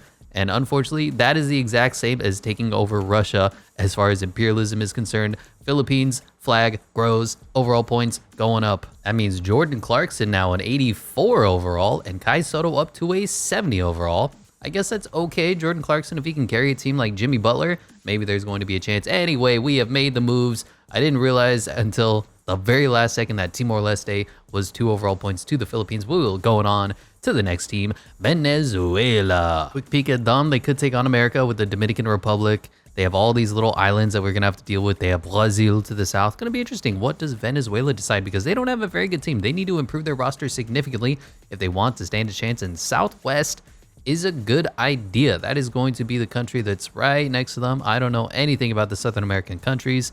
That looks like Ecuador to me. And Ecuador, I think these islands count as well. So I may have removed them, which I in fact did. We'll go ahead and give them a little Venezuelan gold as their little empire starts to grow. I don't know how menacing or intimidating they're going to be, but hey, an empire is an empire. And like we always say in this, it's a winner-take-all single game elimination tournament. So MyCAREER up to a 75 overall and Donta Smith up to a 69 overall. Nice. Go over to the wheel and we have another turn of shuffling and spinning. Remember, 195 countries. So this is going to take a little bit of legwork as we get into the home stretches, but Lithuania won their first round matchup against Latvia, is going to be going next. They don't have a huge empire. They have too many big men, but hey, Domantas Sabonis, you got Kristaps Porzingis, and you're surrounded by Russia. If they could take Lauri Markkanen to play the 3, that is an interesting team. But anyway, here they are, the flag of Domantas Sabonis' awesome looking face. We'll spin the wheel, spin the arrow, and see what direction does Lithuania want to go in. Is that... We won't have him go up against Finlandia, Russia just yet. It'll be coming soon, but there we go. A little bit of a boop and a boop. And what state was that? What country did we actually fill out there? Because I made the decision before I even named the country. So we have Belarus that got taken over. And is this little smidge here just a section of Russia that I forgot to cover in? I think so. We'll just fill it in a little bit, make it look a little nicer. With the countries and the lines being narrow, it's just harder to do this in Photoshop than how we normally do. Anyway, go to Lithuania. Make sure that they are getting some points because that is the one thing that I always forget to do. Domantas Sabonis officially joins the 90 overall squad. And we have, I guess, Kristaps Porzingis. No, I can't do Kristaps Porzingis because he was an unoriginal. So Domas going up to the 90 overall. And I guess that means Jonas Valanciunas going up to an 86 overall. Not ideal, but it is what it is, what it do. And we'll get the next team spinning on the map. Shuffle, then spin, spin, spin to win. Is anyone gonna play? In goal, Australia. Almost got to play. Australia's weird. I think we said this the first time that their team came up. They already took out New Zealand. If they go east, I think there's an island that they're gonna have to take over. If they go north, there's a few islands they could take. They also have this little stretch of land up here that New Zealand had initially. Yeah, it's going to be interesting, whatever Australia decides to do. But let's go ahead and spin the arrow and see what direction does the Imperial Army of Australia and Josh Kadebe want to do. You can't go south. That's the one direction you can't go. Spin again, my friend. And it's north. I'm going to make the argument here. All right, you'll have to roll with me on this. That Australia and New Zealand, we got them right here. I'm not going to give them Papua New Guinea. I'm going to give them the country right next to it in the Solomon Islands, which means we still have Vanuatu and New Caledonia. Fiji's already been taken over. So I'm going to say that they're attacking from the homeland, their home country. So we'll give them, what does the arrow look like? Man, that's right in the middle. We'll give them the Solomon Islands. All right. It's tough. I know. This whole experience is tough with these tiny island nations. It's just so weird that this little country gets 2 points and then Russia gets 2 overall points as well. So how? All right, here's what we're going to do. We're going to give Australia like that. Oh, man. There you go. 3 points of reference for Australia. But that means they're getting some valuable experience as Josh Kademe officially an 85 overall, and so is Patrick Mills. Interesting team that they're going to have going on there. And we'll go ahead and spin the next wheel of NBA Imperialism. Still yet to see our first matchup of the second round of NBA Imperialism as the Philippines wants to go again. And maybe this time they will, in fact, take on Australia. As we saw, Timor-Leste was standing in the way. There is, I think, Papua New Guinea. And they could go north in a different direction as well. But let's see what the wheel has in store for the Filipino Army, led by Jordan Clarkson, 84 overall. They want to go west. I am good with that. I'm going to give them this one here. I'm going to give them Malaysia. Oh my God. There's another country here. I didn't even see you guys. Brunei? How many people live in there? 15,000. 437,000 people live in that country. That's so small, I didn't even realize it was there. Anyway, we're going to be giving the Filipino army Malaysia. There we go. A little bit of blue action going. There still is that circular, what do we call it? Singapore, which is a very disputed territory. And of course, the country of Brunei, 400,000 people live there. But the Filipino army is going to get more overall points. And they always struggle in simulation. When I was trying to get into the playoffs, they went like 0-10 before I had to hop in and make sure that everything was going correctly. So anyway, 85 overall for Jordan Clarkson, 71 overall for Kai Soto. Not too bad. And we will go ahead and spin the wheel. Spinning, and winning. And let's go ahead, round 2. And is that France? Montenegro. It is Montenegro.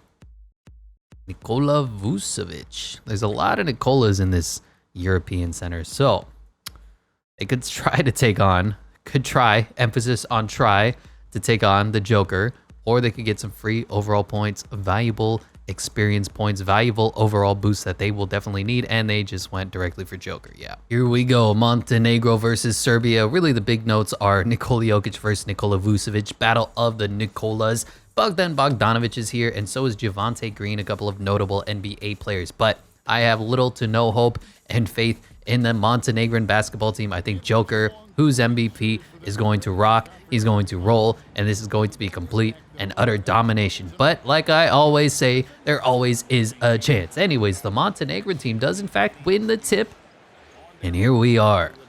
Who's the play going to be? Is it a post-up for Vooch? It is. Vooch, decent post-game. Has a nice little jump hook. Has a weird step-back fadeaway over the Joker, and he makes it. First points of the game is going to the underdog Montenegro team, as Nikola Vucevic is averaging 20 points per game. Here's Bogey dribbling the ball. Looks like their play is not a play for Nikola Vucevic or Nikola Jokic. Joker standing. Joker not doing a whole lot. Kalinic not doing a whole lot himself. Here we go. Alley-oop to the Joker. Who would have thought that the Joker would sky and the Joker would fly? But we're going to hop into Simcast because I think this is going to be a blowout. But we actually have a good one here in the first quarter. Montenegro up here into the second quarter. Now Serbia is taking the lead right back, and we actually got a close one. We may be hopping in here. We may be watching. Maybe the Joker's team is in fact going to lose. Down by 3, down by 3, down by 1, down by 2, back and forth game. 3 minutes left. Yeah, man, we're hopping in. Who would have thunk? But Montenegro versus Serbia provided us with a valuable, epic battle. Anyway, the inbound is going to Nikolic. It reminds me too much of Nikola Jokic and Nikola Jovic for the Miami Heat in last year's draft. There's just way too much going on there. Anyway, this guy can't make his free throws. Looks like Vooch is checking in, and I believe the Joker is not, but Nemanja Bjelica is in. Did Jokic, he fell out? Joker having a good game. He's got 5 fouls. I mean, I put him in, but it is a tie game, 116 apiece, as Micic brings up the ball. And I don't see Vucevic on the floor just yet. I think the screen lied to me.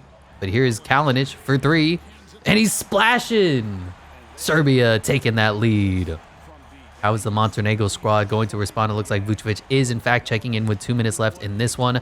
The pass is going to Nikolic with a weird, not even a hook, but it dribbles in and out. It was kind of a fadeaway one-handed jumper. Weird shot selection, but here is the Serbian team looking to build upon their lead. 1 minute, 49 seconds left in this one. Dribbling the ball, and here is almost an open 3 for Kalinic. Now they're going to the posts for Jovic, and he shoots. He misses. Is that the Nikola Jovic that's in Miami? It could be. He hasn't had a lot of run yet, but I definitely believe in his potential and his future. Him and Usman Jang, I kind of like out of last year's draft class. Big guys who can't shoot, but they're very versatile defensively, offensively. And here is Radeba. A little bit undersized of a point guard here. Gets completely locked up. Javonte Green kicks it to Vanovic. And there's only 1 second left. He has to shoot a 3, but he was left open and he misses. Nobody goes for the offensive rebound. And the Serbian team has the ball, has the lead. And they're looking to close this game out strong. Vooch waiting to check in. Joker is not even getting a chance to check in. And we have an open 3. Oh, he missed. Montenegro on the response. 1 minute left in this one.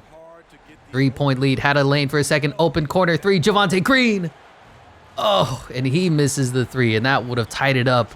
That would have been huge for the upset bid. But now it looks like Serbia has a chance to put the clamps and the dagger into this one. Micic kicks it. Kalinic dribbling. Penetration 3. Bjelica miss. A lot of misses going on here. 36 seconds left. Still a 1-possession game. How is Montenegro going to respond? Their best player still waiting to check in. And the little man just goes right in, and he misses the putback. And now Montenegro has to foul. A bunch of great opportunities there, a tough layup, a putback dunk that's missed, and Montenegro had their chances, but they ultimately fail and fall in the upset bid. As it looks like, I can't see his name, Micic, I want to guess, has converted. It is now a 5-point game. Montenegro finally calls their timeout. You can't help but wonder what would have happened if they kept Nikola Vucevic in, if they called a timeout earlier. Looks like Nikola Jokic is not checking in. And Montenegro has about one basket to respond. They need a three. Vuce is kind of open, but he runs away from the three-point line, comes to set his screen.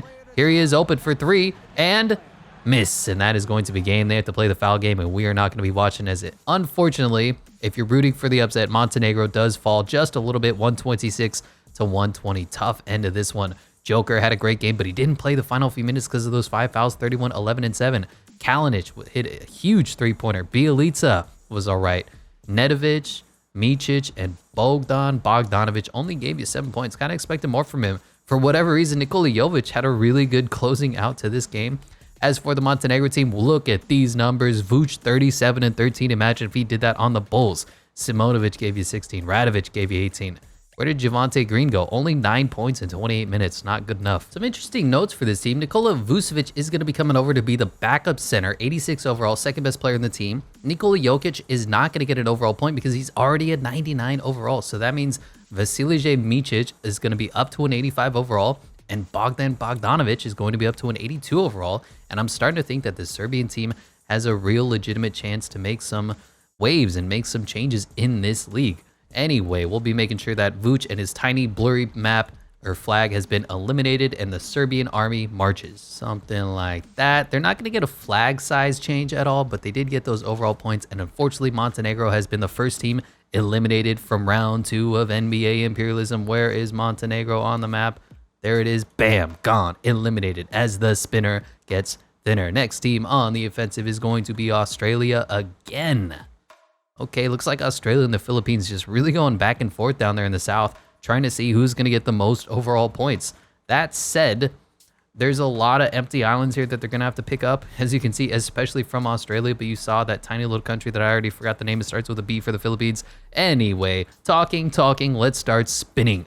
And this wheel is having them go. So we'll be giving them Vanuatu, which if you look at them on the map, TUV, Vanuatu, 300,000 people, but 2 points is 2 points. Something like that. We'll just add another flag just to make sure that everybody knows that Australia is taking over. There still is that big old Papua New Guinea waiting to be taken over, but we will go Australia rocking and rolling. Josh Gidey made up to an 86 overall. Patrick Mills as well. Looks like they're matching and pairing with each other, similar to Donovan Mitchell and the other guy, what's his name? Anthony Edwards for the USA team.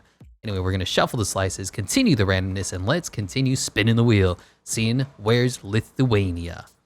I don't know, no matter how random I make this wheel, it seems like it always tries to favor one or two teams. Looks like Lithuania and Australia and the Philippines are going to be favored here, but there's a big battle about to go down between them and Russia. There are a few more countries that they could try to take over, but we're going to have to see what does the arrow have in store and in stock for Domantas Sabonis.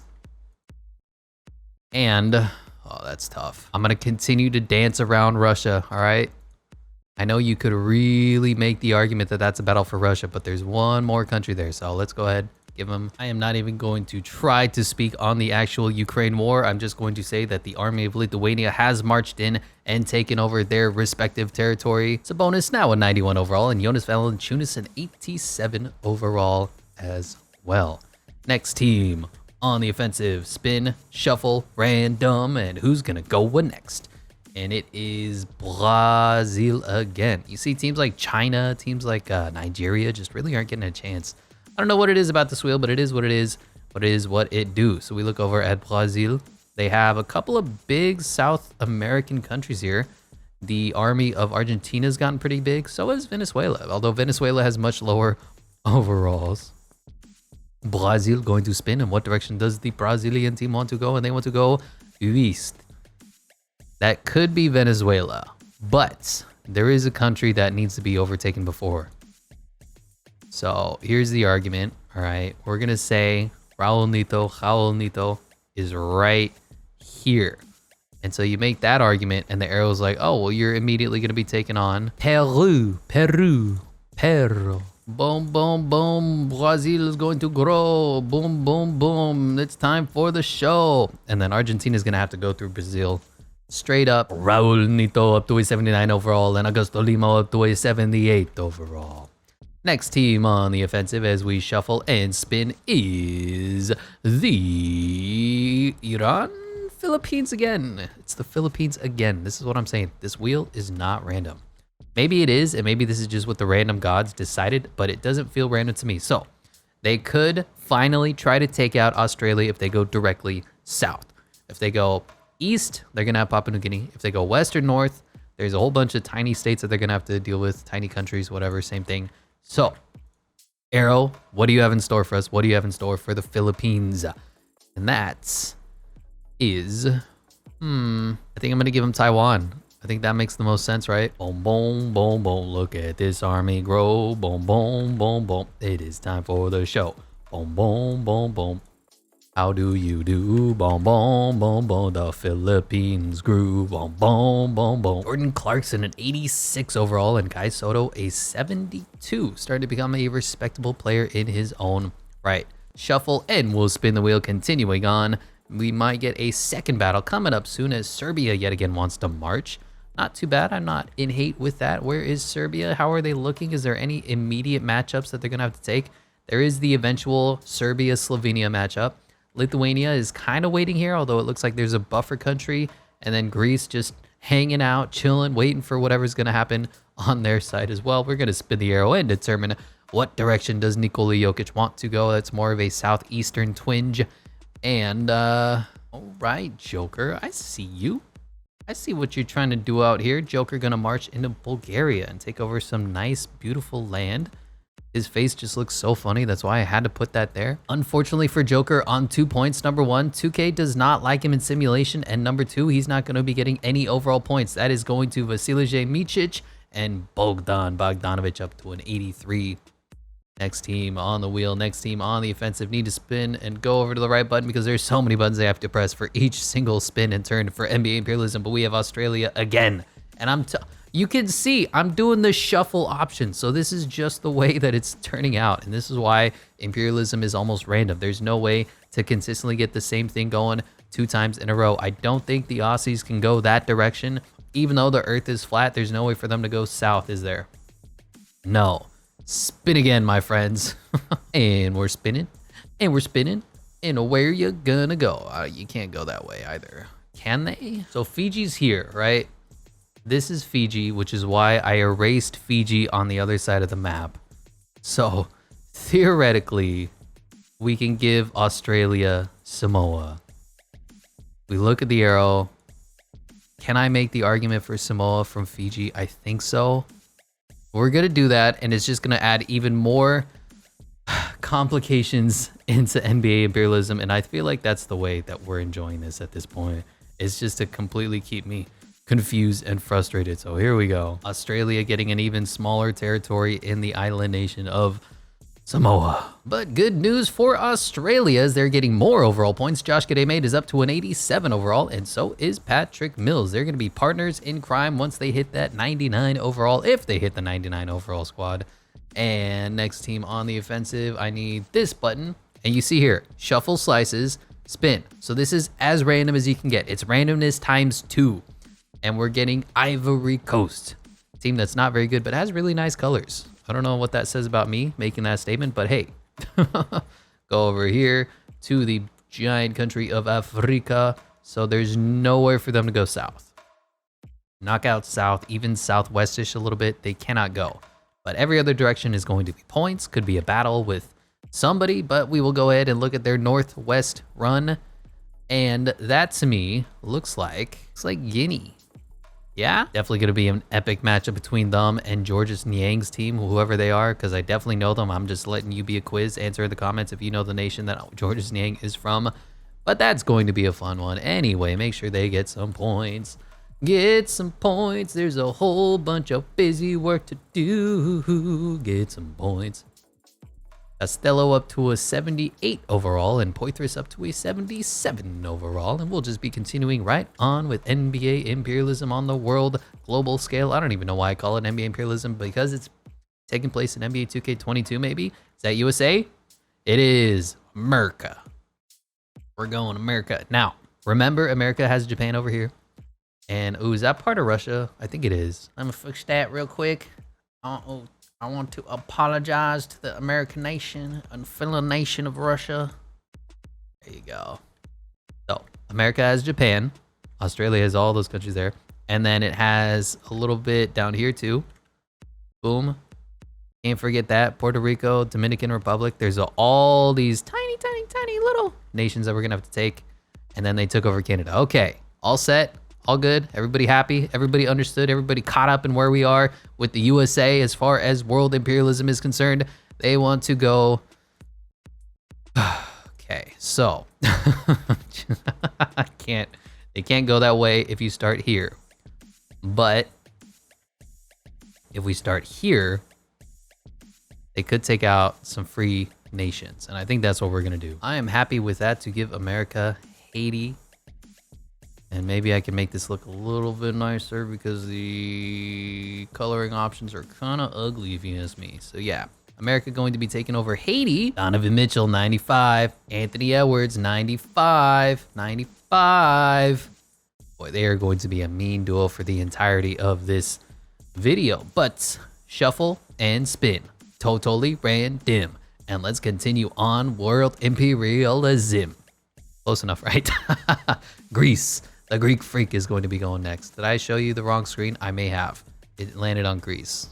I apologize. I'm trying to press all the buttons. There's too many buttons to press. My brain isn't big enough. It's not as big as the world. My brain's only as big as America. Anyway, Greece is here. You remember they took out whatever this country was, and then they have their original Greece as well. So we will go ahead and spin the arrow and determine what direction does the Greek freak and his brothers want to attack, and they want to go south some more. I'm going to make the argument here. I'm going to make the argument that we're right in the middle. So in the sea between Greece and the country that they took over, which means to me that the arrow kind of lands here. You feel me? Like if we're here and then you look at the arrow and it lands here. Yeah? And that is going to be Egypt. So the southern part of the Greece army will continue to rise and continue to grow. Giannis gonna get up into the 99 overall club. That's not too bad. And then I guess this guy, Slukas, is an 82 overall. So next up is Kaletes, who's going to be getting his overall points now that Giannis is the second member to reach the 99 overall club. Shuffling, spinning, and let's see if we're going to get a matchup. We're going to get some battles, or we're going to continue to get overall points. Remember, there's 195 countries. Brazil wants to go again. And I believe we're starting to run out of options for them to not take on Argentina or Venezuela. There's a few states north of them, countries, whatever. Spin the arrow, and let's see where Brazil is going to go. And they are going... That's so complicated, man. That's going to be Australia. They want to sail the Pacific Ocean and go after Australia. You know what?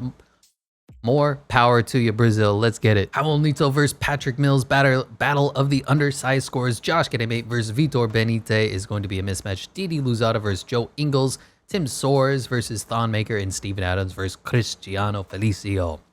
Now, the Australian team hasn't been picking up good players yet. I kind of was hoping that they would have picked up George Clarkson by now. But they have a great point guard / shooting guard combo in Patty Mills. They have in Josh Gedeme. They've got Joe Ingles, Jingles. They've got Steven Adams from New Zealand. So they have a pretty good roster so far. They'll pick up some bench pieces from Brazil. And then if they can get maybe 1 or 2 real superstars, that's their window for success pretty much. But here is Patrick Mills bringing the ball up the other way as Brazil misses. And the colors don't make any sense. The roster or the jersey colors are fine. Brazil's got like Oregon Ducks kind of looking jerseys, as Josh Gedeme is just completely ISOing up right now. This is a weird possession. Kicks it out. Had an open 3 for Patty Mills. Doesn't take it. 4, 3, 2, 3, fading. And he misses. Ugh. Like the Brazil team is Oregon Ducks green. And then in the bottom right, they're orange team colors. What? And then Australia, as we saw before, is purple, but then they're wearing yellow. I just don't understand what's going on at all. Anyway, here's somebody losing the ball. Joe Ingles bringing the ball up the other way. Kind of an ugly game, 1 minute in, still 0-0 because we love the way 2K plays itself. Joe Ingles had an open layup, passes it up, animations are great. Steven Adams sets the screen, Patty Mills sprinting, bursting, cheesing, making, and there's your first 2 points of the game as we're gonna hop into Simcast because I don't think Brazil is going to stand a chance. I say that and they're up in the first quarter, surprisingly. Up in the second quarter. Wow, Australia's been putting in a lot of work and they're losing right now. It's about a 10-7 point game going into the fourth quarter. I did not expect this. Brazil had that huge first quarter, and then they just have not let up on the lead at all. We got a 5-point game here, 7-point game, 5 minutes left. Australia coming up short. They are just struggling to score right now as Brazil looks to be pulling off the major intercontinental upset. Look at this fourth quarter domination from Brazil, and they took out Australia. Wow. I don't know what to say. Holy crap. Josh Giddey was incredible. 32, 13, and 9 for him. Josh Green was good, 20 and 3. Patty Mills gave you 14, 6, and 8, almost a triple-double, but 14 points on 19 shots. Really struggled with his size. Jacques Landell was okay. Steven Adams, Joe Ingles. As for Brazil, Raul Neto, 31 points. Tim Soares, 22 points. Vitor Benite, 20. Didi Luzada gave you 10. I think this is just one of those games where Brazil stepped up and stepped out, and they went on the offensive and beat the better team. Impressive victory for Brazil. I mean, let's be 100% honest here. Brazil didn't even have a single 80 overall on their squad, and they won. Raul Neto going to be going up to an 80 overall, and Augusto Limo is a 79 overall, and Josh Giddey immediately comes over and is the highest rated player for this Brazil squad. Maybe the Brazil team just has such incredible chemistry because they go 80, 79, 74 for Marcelino Huertas, Cristiano Feliz. Oh my God. How did Brazil pull off the upset? And all of Australia has fallen to Brazil. There's Raul Neto's face. Way too many of Raul Neto everywhere. This is what NBA imperialism is all about. Australia, the heavy favorites, have been eliminated, gone from the wheel as the spinner gets thinner. Next team on the offensive is going to be the Philippines. It is. Speaking of the Philippines, and we obviously know where they are because they've been trying to take over Australia for the longest time, but now Brazil stands in their way, and the world map is starting to get weird. Philippines. It's the Philippines. What way they going? It's the Philippines. Is that? Are you immediately? Oh, they're going after Brazil. They sense weakness. Now, this Filipino squad is not very good outside of Jordan Clarkson. You got Juan Gomez, 64 overall versus Raul Neto. Josh Giddey versus Bobby Parks. Jordan Clarkson, who is an 87 overall, second highest rated player in this one versus Didi Luzada. And then Japeth Aguilar versus Tim Soares. Kai Soto versus Cristiano Felicio. There's just not a lot of star power in this matchup, but there's a lot of territory, especially by the team from Brazil who took over Australia and all the resounding territories. But let's see how Jordan Clarkson and the underdog Filipino squad responds. Every time I simulate with them, they lose by like double the points. The scoreboard ends up as like 70 to 140. So we'll see how they do in simulation as their starter misses a wide open jumper to start the game out. Jordan Clarkson being picked up by Didi Luzada, or should I say the other way around. Here's Josh Giddey looking a little similar to his Australian yellow jersey here on the Brazil squad. Dribbling the ball, highest rated player. Getting a screen set from Cristiano Felicio. Who knew he was still in the league? And there's a tough contested runner. Kai Soto with the block. Good defense from the big fella. And Jordan Clarkson looking to answer, looking to respond. What does he have in his bag? Dribbling around, being picked up by the big Felicio. Can't seem to figure out his way around him. And he picks up a foul by Josh Giddey. Non-shooting foul, so we won't be hopping into Simcast yet. We need somebody to score some dim-dang points. Some Doug Dimmadome, owner of the Dimsdale Dimmadome. And here's Parks, somebody who's 60 overall, being picked up by Josh Giddey. Ugly possessions from the Filipino squad. Let's see if Jordan Clarkson can find a way to generate some offense. Kind of a tough off-balance three, does not go in.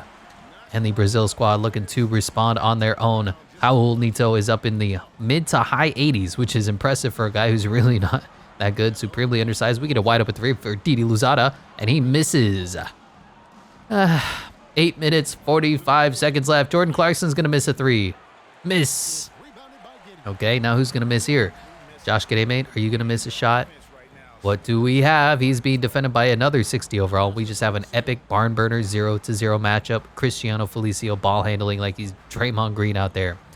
Anyway, looks like Howell Nito is going to run off a screen. Now Josh Gademate in the corner, doesn't take the shot. Gets a good screen. 3, 2, might be the first points of the game. And it is going to the free throw line. Does it take a free throw to score the first point in the game? No. 95% and Josh Gademate misses. Second one? There you have it. Jeez. And we're hopping into Simcast finally. Anyway, battle of the mediocres here, but Brazil with their fun green flag. Wow, they're actually losing. The Filipino squad now gets a little bit back and forth game here in the fourth quarter. Really did not expect this. Philippines have been traditionally dominated no matter who they played. Looks like they will fall short, but they put up much bigger of a fight than I expected. Only losing by about 15, 20 points at the end of this one. Howell Nito had an unreal 39-point game. Josh Gademate with the 28, 10, and 10 triple-double, and the rest was not that good. As for the Philippines, Jordan Clarkson was unreal, unleashed 40 points. Kai Soto, 13 and 9. B Parks, 12, and that was it for the Filipino squad, and that's why they're not very good in simulation. Brazil just continuing to pick up free agents. Josh Giddey, 88 overall is their highest rated player. Jordan Clarkson, 87 overall is their second highest rated player. Meanwhile, their homegrown talent is getting more and more overall boost. Howell Nito up to an 81 overall. Augusto Limo up to an 80 overall. It is what it is. That's the way to win Imperialism, is just to pull off the upset. What a weird squad that Brazil has put together, and they've continued to take over many island nations. Okay, Phil, boom, boom. Brazil green continues to grow, and there you have it. And the Philippines have been eliminated. Now, there are 3 very important countries that we're going to have to remember here. We have, I've already forgotten, and Papua New Guinea, I think, maybe. Anyway, just keep that in mind as we go over to the wheel and make sure that the Philippines have been eliminated. They were getting heavy favoritism from the wheel, but you are officially gone as the spinner gets thinner. Next team on the offensive is going to be the France team, which they're kind of in a conundrum because they have 3 centers, but they're a pretty good team overall. I mean, Joel Embiid is going to be able to do a lot for your team. So I don't know what this is here. I think it's some leftover issues from just the way Photoshop works, filling stuff out. Like if there's a paint bucket in MS Paint, I'd be using that, but that's just what we have to deal with. As here is France, here is Joel Embiid, and let's see what direction do they want to go. Realistically, Joel Embiid's team is going to be more like right here. I try to keep them right in the middle, but I don't want to shrink the flag size too much. So anyway, enough jibber jabber and talking about nothing. Let's go ahead and spin the arrow and see what direction does the French team want to go. And there's any number of directions they can go, and it looks like they're going to the south.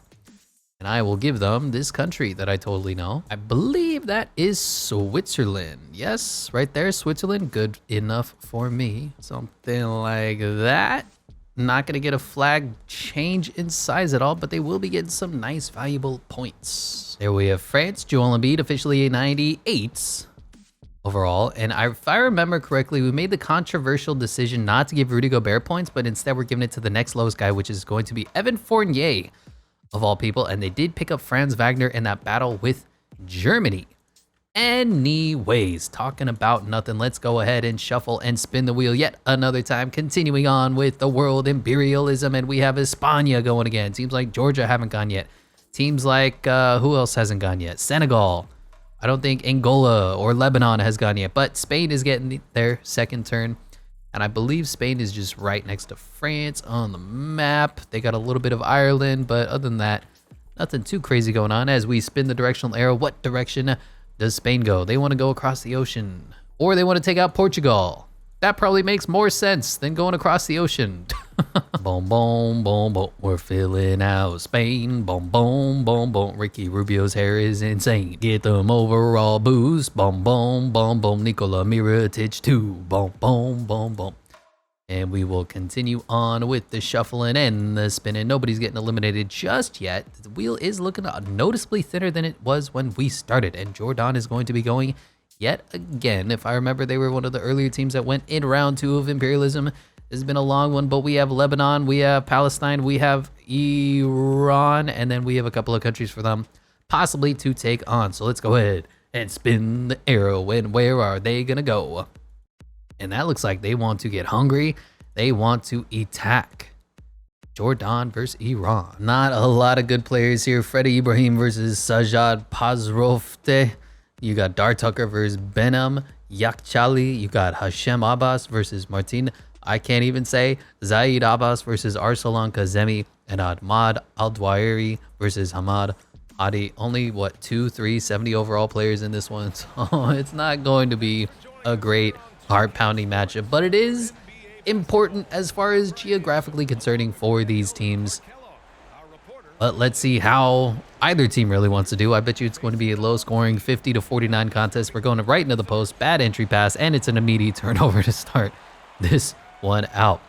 Please, somebody score quick so we don't need to watch too much of this, as there is a missed wide open three. Tucker on the rebound, stumbling because he is a 60 overall, kicking it up to Ibrahim, and he's going hard at the paint, and he draws the foul, and that's going to be good enough for me hopping into Simcast. But it looks like Jordan has a heavy lead in the first. Now Iran is taking it back here in halftime. It is a low-scoring, ugly contest, about a 20, 15, 10-point game here.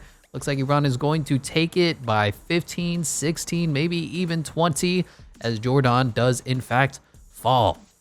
Looking at the box scores, Yakchali had a really good game, actually. 26-8 for him. Pazrofte, 19-6. Rezefar, 19. And Mashayeki. Look, I learned how to say Sandru Mamukalishvili, all right? I don't need to know everybody else's name. Tucker gave you 28. Abu Hawas gave you 23. And Abbas gave you 11-9. How did their best player do? He's a 70-something. 79, he only gave you 10 points and 9 rebounds. That's kind of disappointing for the best player on your team to be not that good. And the Iranian team is going to be picking up Al-Dwayeri, but their best players are going to be getting overall points in a 71, now a 72 overall. Yakchali and Haddadi is going up to a 70.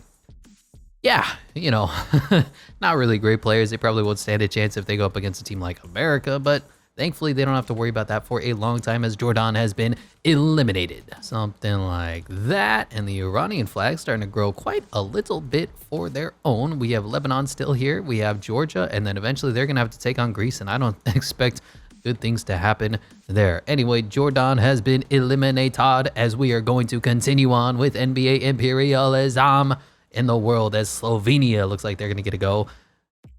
That means Luka Doncic is going to decide where he wants to attack. There could be an epic battle, Slovenia versus Serbia, to determine who's going to be the prevailing team with 290-plus overall players. Going to be heavy favorites. Probably could take out Italy. Probably could take out Lithuania.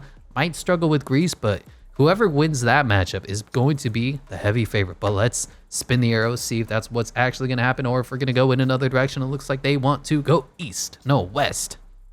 Man, I'm so good at directions. I think that's Italy. I think that is because there's a little bit a smidge of to the south. That's Italy, man. So this is gonna be interesting because Slovenia has the better player, no surprises, Luka Doncic. Italy has the better team, Danilo Gallinari, Paulo Banchero, Nicolo Melli.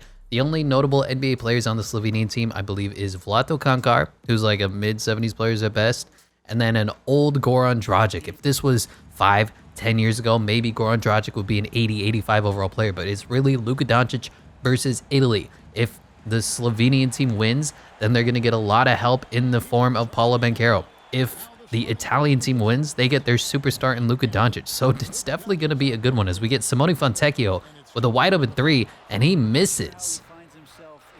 Not great, but let's see what Luka Doncic and the Slovenian troops can do to respond. They have horrible looking jerseys. Looks like those old Golden State Warriors jerseys when they had the little bridge as their logo, but they do in fact splash from three. First bucket of the game. How is Ryan Archidiacono and the Italian squad going to respond? The play here is ISO for Nicolo Melli. Dribble handoff for Simone Fontecchio, who's shooting another three. And he's missing, baby. And here's Luka Doncic immediately sprinting, grabs the rebound, and he's going. Simcast loves Luka Doncic. 2K23 loves Luka Doncic. And let's see how he can play. And Propolic shoots a three, misses horribly. And maybe we should have just immediately subbed out after the made three-pointer, because I don't know how many points are going to be scored. Paulo Banchero hasn't even touched the ball yet. Give him the ball. Let this man go to work. He was a beast. He was scoring like 20 points a night in his rookie year. Nicolo Melli passes a wide open layup. Ben Simmons is it. And here's Danilo Gallinari. Misses. Luka Doncic on the rebound. All right. The Luka stat line, as he should have taken a three there, was wide open, is going to be 56, 22, and 13. That's my predictions. Here's a three for Toby. And he splashes, baby, and it is 6-2-0. That didn't rhyme at all. But here we go into Simcast. Slovenia has a huge lead, but it's getting a little bit cut into here. Massive second quarter from the Italian squad. 46 in the first for Slovenia. 41 in the second for Italy. And Italy is continuing to respond. Back and forth game here. Going into the fourth quarter, this might be a good one. Tie game. It's the battle of a team versus a superstar. Who is going to win in 2K23 in World Imperialism? And we have a little bit of a lead here for Slovenia. 2 minutes left. 1 point lead for the Italian squad. We're hopping in, baby. 130 to 131. Thankfully, Luka Doncic is actually in the game because a lot of times what 2K does with the rotations is they sub out their best player, as you saw before with Nikola Jokic. So Prepelic has the ball. And eventually given to Luka Doncic, who just has an open lane here. Paulo Banchero tries to block, but he's facing the wrong way. Paulo Banchero, what are you doing? He just tried to volleyball block the wrong way. Anyway, 1 point lead here for the Slovenian team. 2 minutes left in this one. Ryan Arcidiacono, handoff to Paulo Banchero, who's being picked up by somebody he should completely dominate. And he had a wide open lane, but he passes it, and there's a foul. But can this guy even shoot free throws? Vlato Konkar in on the foul. This guy's first free throw is up and hideous and misses. His name doesn't even show up. Polonara. Never heard of him before, but he goes 0 for 2 from the free throw line for the Italian squad. And Blazic kicks it up to Prepelic, who's just attacking, going in, missing the layup. And nothing. Simone Fontecchio grabs the rebound and he kicks it up to Polonara, who missed those 2 free throws. Paulo Banchero finally has the ball in his hands. Time for him to go to work. Time for him to take over. Luka Doncic on drop coverage here, double teaming, and the ball gets stripped. Paulo Banchero's choking. 1 minute, 30 seconds left in this one. Transition for Slovenia as they get a wide open dunk for Vlato Konkar. 3 point lead for Slovenia. Wow, this is actually a pretty good game. Threes are being made, dunks, turnovers, transitions. Not too bad. Ryan Arcidiacono being picked up by Luka Doncic. Paulo Banchero with a huge size advantage, and that's too easy for the big fella. And Prepelic bringing the ball up the other way. 1 point lead for the Slovenian team. No lead is ever safe in 2K23. No surprises here as Luka throws the alley-oop. Luka with the touch pass alley-oop to Edo Muric. Wow, back up to a 3 point lead. And how is Paulo Banchero going to respond? And he just goes right around his defender. I don't know what happened, but the defender got animated on. But Paulo Banchero blows the wide open layup. Under a minute left in this one. Luka is going to look to put in a dagger here, just isoing. Paulo Banchero once again looking the wrong way. Crazy shot from Luka. And the Stars are struggling here, trying to close this one out. And maybe they're doing a little too much. Paulo Banchero missing wide open layups. Luka Doncic going out of control. Paulo Banchero's defender is completely lost. Don't know what's happening here. Screens are being set. Double teams are being sent. And Melli kicks it to Fontecchio. Give the ball back to Paulo Banchero. Let him go to work. 4, 3, 2. Double team comes over. Tough shot and a foul. Does not get the N1, but Paulo Banchero going to the free throw line. Got to make your free throws, young fella, because it's time for you to step up and win this game. First free throw is up and in. 134, 136. Next one is up and in. And they are going to be playing the foul game. Will Luka Doncic get the ball, or are they going to go to somebody else? Give the ball to Luka, and they do. Luka going to the free throw line. Now, Luka is traditionally a horrific free throw shooter, but does 2K23 know that? First one is up and in, back up to a 2 point lead. Next one is up and 2 for 2. Timeout, Italy. 3 point lead, 138, 135. Italy has the ball. 1.8 second shot clock differential between the game and shot clock. Ryan Arcidiacono calling out a play, kicks it, and he turns it over. Oh, the 2K AI comes back to bite Italy in the ass. That entry pass traditionally has been horrible. And Ryan Arcidiacono just completely gets rid of the ball. There's a little bit of hope as he misses a free throw. 4 point game for the Italian squad. And who's going to shoot the 3 here? Kicks it. Simone Fontecchio, 4-3. Bang! Huge shot from Fontecchio. And it's back to a 1 point game. They quickly get the ball to Luka Doncic, and Luka's going to have to come up clutch again. Not quite over yet, folks. 10 seconds left. No timeouts for the Italian squad as Luka Doncic makes his first free throw. The second free throw is up to make this 3 point game, and he converts. 10.6 on the clock. Inbound goes to Ryan Arcidiacono. And the Italian squad needs a 3 to tie this one to send it into overtime. Here's the pass. Here's the pull-up. The 3. The miss. And the rebound goes to Muric, and that is going to be game tough end for the Italian squad, but Luka and the Slovenian squad survive. Paulo Banchero had an unreal 49, 10, and 6, but just came up a little short. That turnover from Arcidiacono was tough. Danilo Gallinari was okay. Simone Fontecchio was really bad. Nicolo Melli was and Polonara was not great. As for the Slovenian squad, wow. Look at the balance. Okay, Luka only went 33, 15, and 8. I say only, but wow. Blazic was 25, 6, 4, and 6 steals. Muric was 15, 6, 2, and 5 steals. Prepelic gave you 14 and 7. Toby gave you 13. Dragic gave you 13 off the bench. Dragic gave you 13 off the bench. 11. What is happening here? Zoran and Goran Dragic. Am I crazy? And Vlado Konkar gave you 11 and 13. I think this was another one of those instances where Slovenia was the lesser team, but they somehow prevail. And that means Paulo Banchero is going to be coming over being the second best player, 86 overall, as Luka Doncic gets up to a 95 overall, and Goran Dragic, not to be confused with Zoran Dragic, don't ask me, is up to a 79 overall. Bit of an interesting one, to say the least. And Italy will get engulfed by the Slovenian blue as Luka Doncic and his tiny flag start to grow. Paulo Banchero has been eliminated. Look how blurry Luka and Nikola Jokic are compared to the other players, just because I had to make their flags so unbelievably small. But here we go over to the wheel and say Italy has been eliminated from the wheel, gone, as Slovenia routes, and they continue as the spinner gets thinner. Next team on the offensive is going to be France yet again. And we might just see Slovenia for a second time, because you see France is here. There is Spain. They could take on Slovenia. They could take up a bunch of these free overall points. But we'll go ahead and spin the arrow and see what direction does the French national squad want to go. And it looks like they're going right after Spain, don't it? Because, you know what, I'm fine with that. Let's go after Spain. France at Spain. Nando De Colo versus Lorenzo Brown. Evan Fournier versus Javi Lopez Arostegui. Franz Wagner versus Juan Hernan Gomez. Victor Wembanyama versus Nikola Mirotic, and Rudith Gobert versus Willy Hernan Gomez. For whatever reason, the France team wants Joel Embiid to come off the bench as the sixth man. It's fine. You got to do what you got to do to win basketball games, and France is going to do their best to take over España.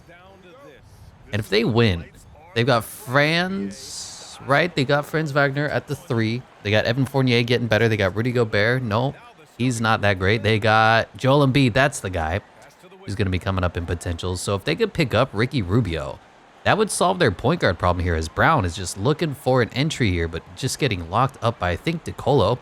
Evan Fournier on defense here. Lopez pulls up for 3. Could have been a foul there, and Franz Wagner grabs the rebound.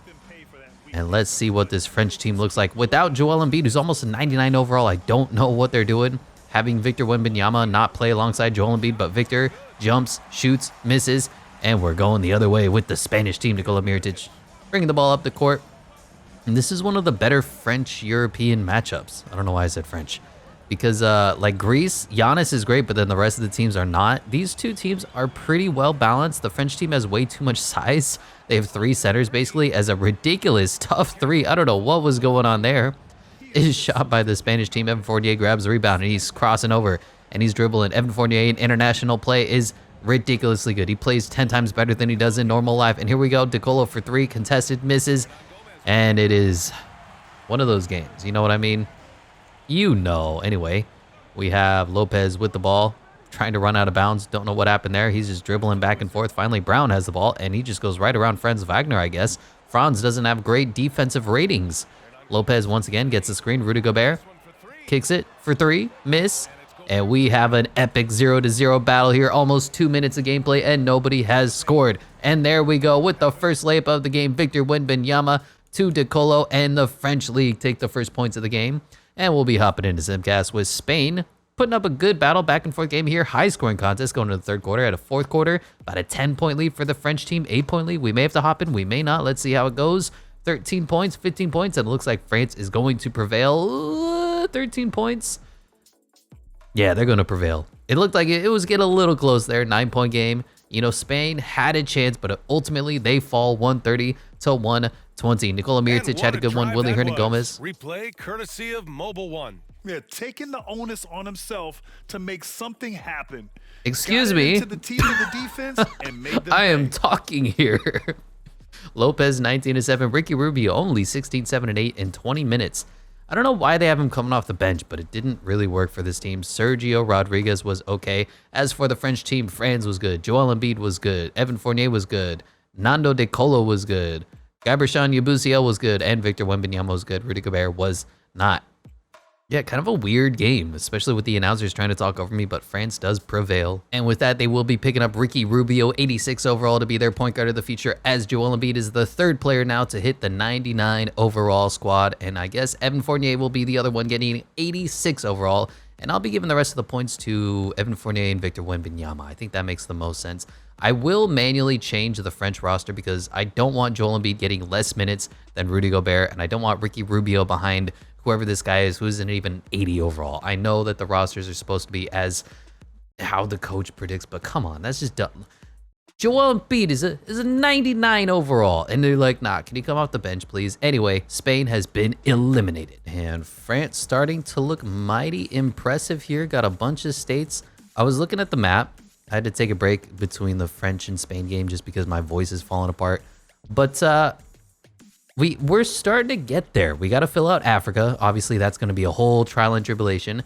Europe's going to go to battle with each other. And then the Middle East, Southern China states, Southern Asian states, countries, words are all going to have to go to battle as well. But after that, I mean, the Americas are pretty set. Russia is obviously huge. And there's like Greenland, and that's one state. But look at all this land. There's not too much left here for the world imperialism. Anyway, going over to the map, we will make sure that Spain has been eliminated. Pop them off the wheel as the spinner gets thinner. Next team on the offensive is going to be China. China not getting the luck of the wheel at all. USA gonna go on another adventure, and who are they gonna eliminate? So let's see. They do have Japan, so we'll keep that in the back of our minds. They do have Haiti, Puerto Rico, Dominican Republic. Need to keep that, as well as the basically all of North America, save for Mexico. Let's see what direction does the arrow have in store for the United States, Estados Unidos, and they want to go. And I think I'm going to give them Greenland. That seems to make the most sense to me, given the arrow, given the direction. Something like that. I don't need to worry about the rest of these tiny little parts of the country there. That is okay, but we will make sure that I think Donovan Mitchell and Anthony Edwards are now 96 overalls. Am I right in my assessment and my judgment there? Yes, I am. Donovan Mitchell now the 96 overall. Anthony Edwards also 96 overall.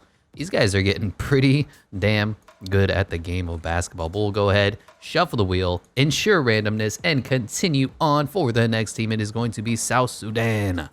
Finally getting a turn, right? Yeah, all right. It was almost Brazil again. I'm just like, oh my God, can we stop getting the same teams over and over?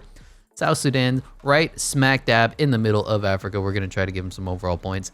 As I'm pressing the wrong buttons, let's spin the arrow and see what direction is this going to go. Directly north. That's a new one. We kind of have our pick of the litter here. I'm going to go with, makes the most sense to me, I'm going to go with Sudan. Looking at the map. Here's South Sudan. Now they'll take over the rest of Sudan. And something like that. Their fancy pants black, looking a little bit shinier. And we will make sure they get their boost as well. South Sudan will scroll and scroll. South Sudan will go and go. Almost going up to a 74 overall, and Deck going up to a 72 overall. It's not great. We'll go ahead, shuffle and spin. And who's going to be next on the offensive for world imperialism? It's Finland. It's the Russia, Finland, right? Yes. And looking at the map, we can really go anywhere with them. Same thing as we have with Canada. So I'm going to try and target this middle Eurasia part of the continent, but we'll see what the direction has in store for them as we spin the arrow. And it looks like they want to go southeast. I will give them, I think I'll give them Mongolia. Yeah, something like that. It's not going to make the flag any bigger, but it's definitely going to fill out some of the territory. And I'm not even showing you the right wheel, but yeah, we'll give them Mongolia right here. No change in flag size, but definitely change in overalls. Lauri Markkanen just continuing his dominance up to a 94 overall, and Sasu Saline up to a 79 overall. So it's really a one-man army as far as that team is concerned. But that is okay because Finland is, I mean, they took up a bunch of the world, as Georgia finally going to get a go. I think it's been a while since they had a run. I believe the first round was really their only time they had any moment to shine, led by Goga Bitadze. They may run into Iran. They may run into Finland. Good luck, whoever you play. I think they have a head up on Iran because they have 70 overalls, but Finland, no chance. Lauri Markkanen is a beast. and they are going to be crossing the sea. Before we make this change, I need to update China's color to the yellow star on their flag, just because Georgia is red and it's going to cause us some problems. So China is now yellow. Don't take that out of context. And then we'll give Georgia Kazakhstan. And there we go. Goga and his big smiling face has crossed the sea. Now he's getting a little bit better in NBA 2K23. Continuing on the grind, and we have Tourniquet Shengelia up to an 82 overall. And like I said, we're going to be bumping up Goga just because he's Goga Bitadze, everybody's favorite player, right? If you don't know Goga Bitadze, you don't like NBA basketball. Next team on the wheel, next team on the offensive is going to be Lebanon. It's been a while since they've had a go, and we'll go ahead and give them a peek on the map. If I remember correctly, Lebanon is the one led by Nicolo Melli, right? Right. Yeah, Lebanon is right here, so we'll go ahead and give their arrow a spinneroonie, and boom, bang, boom, bam, bomb. Good stuff. And what direction are they going to go? They want to go directly east. I'm going to have to deal with Palestine, so we'll just take care of that now. I know it looks like they want to take on Iran, but just for the sake of overall points, we're going to give them the Palestinian territories. Starting to look like Christmas out there. Green meets red.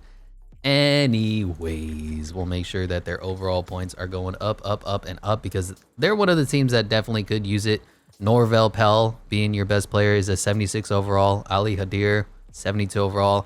Not great for the future for the Lebanese team when they're trying to take on, you know, Brazil or, of course, the United States. But we'll continue this shuffling, randomness, and Angola is going to be next on the list. I like the variety we're starting to get on these recent spins. It's been pretty good, been pretty random. Now, Angola is a country that I know.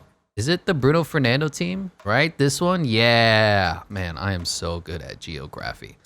Hopefully they don't go any crazy directions, because I'd like them to kind of eke a little forward into Africa. But let's go ahead and spin the arrow. What direction are they going to go? Spin and spin. Oh my god.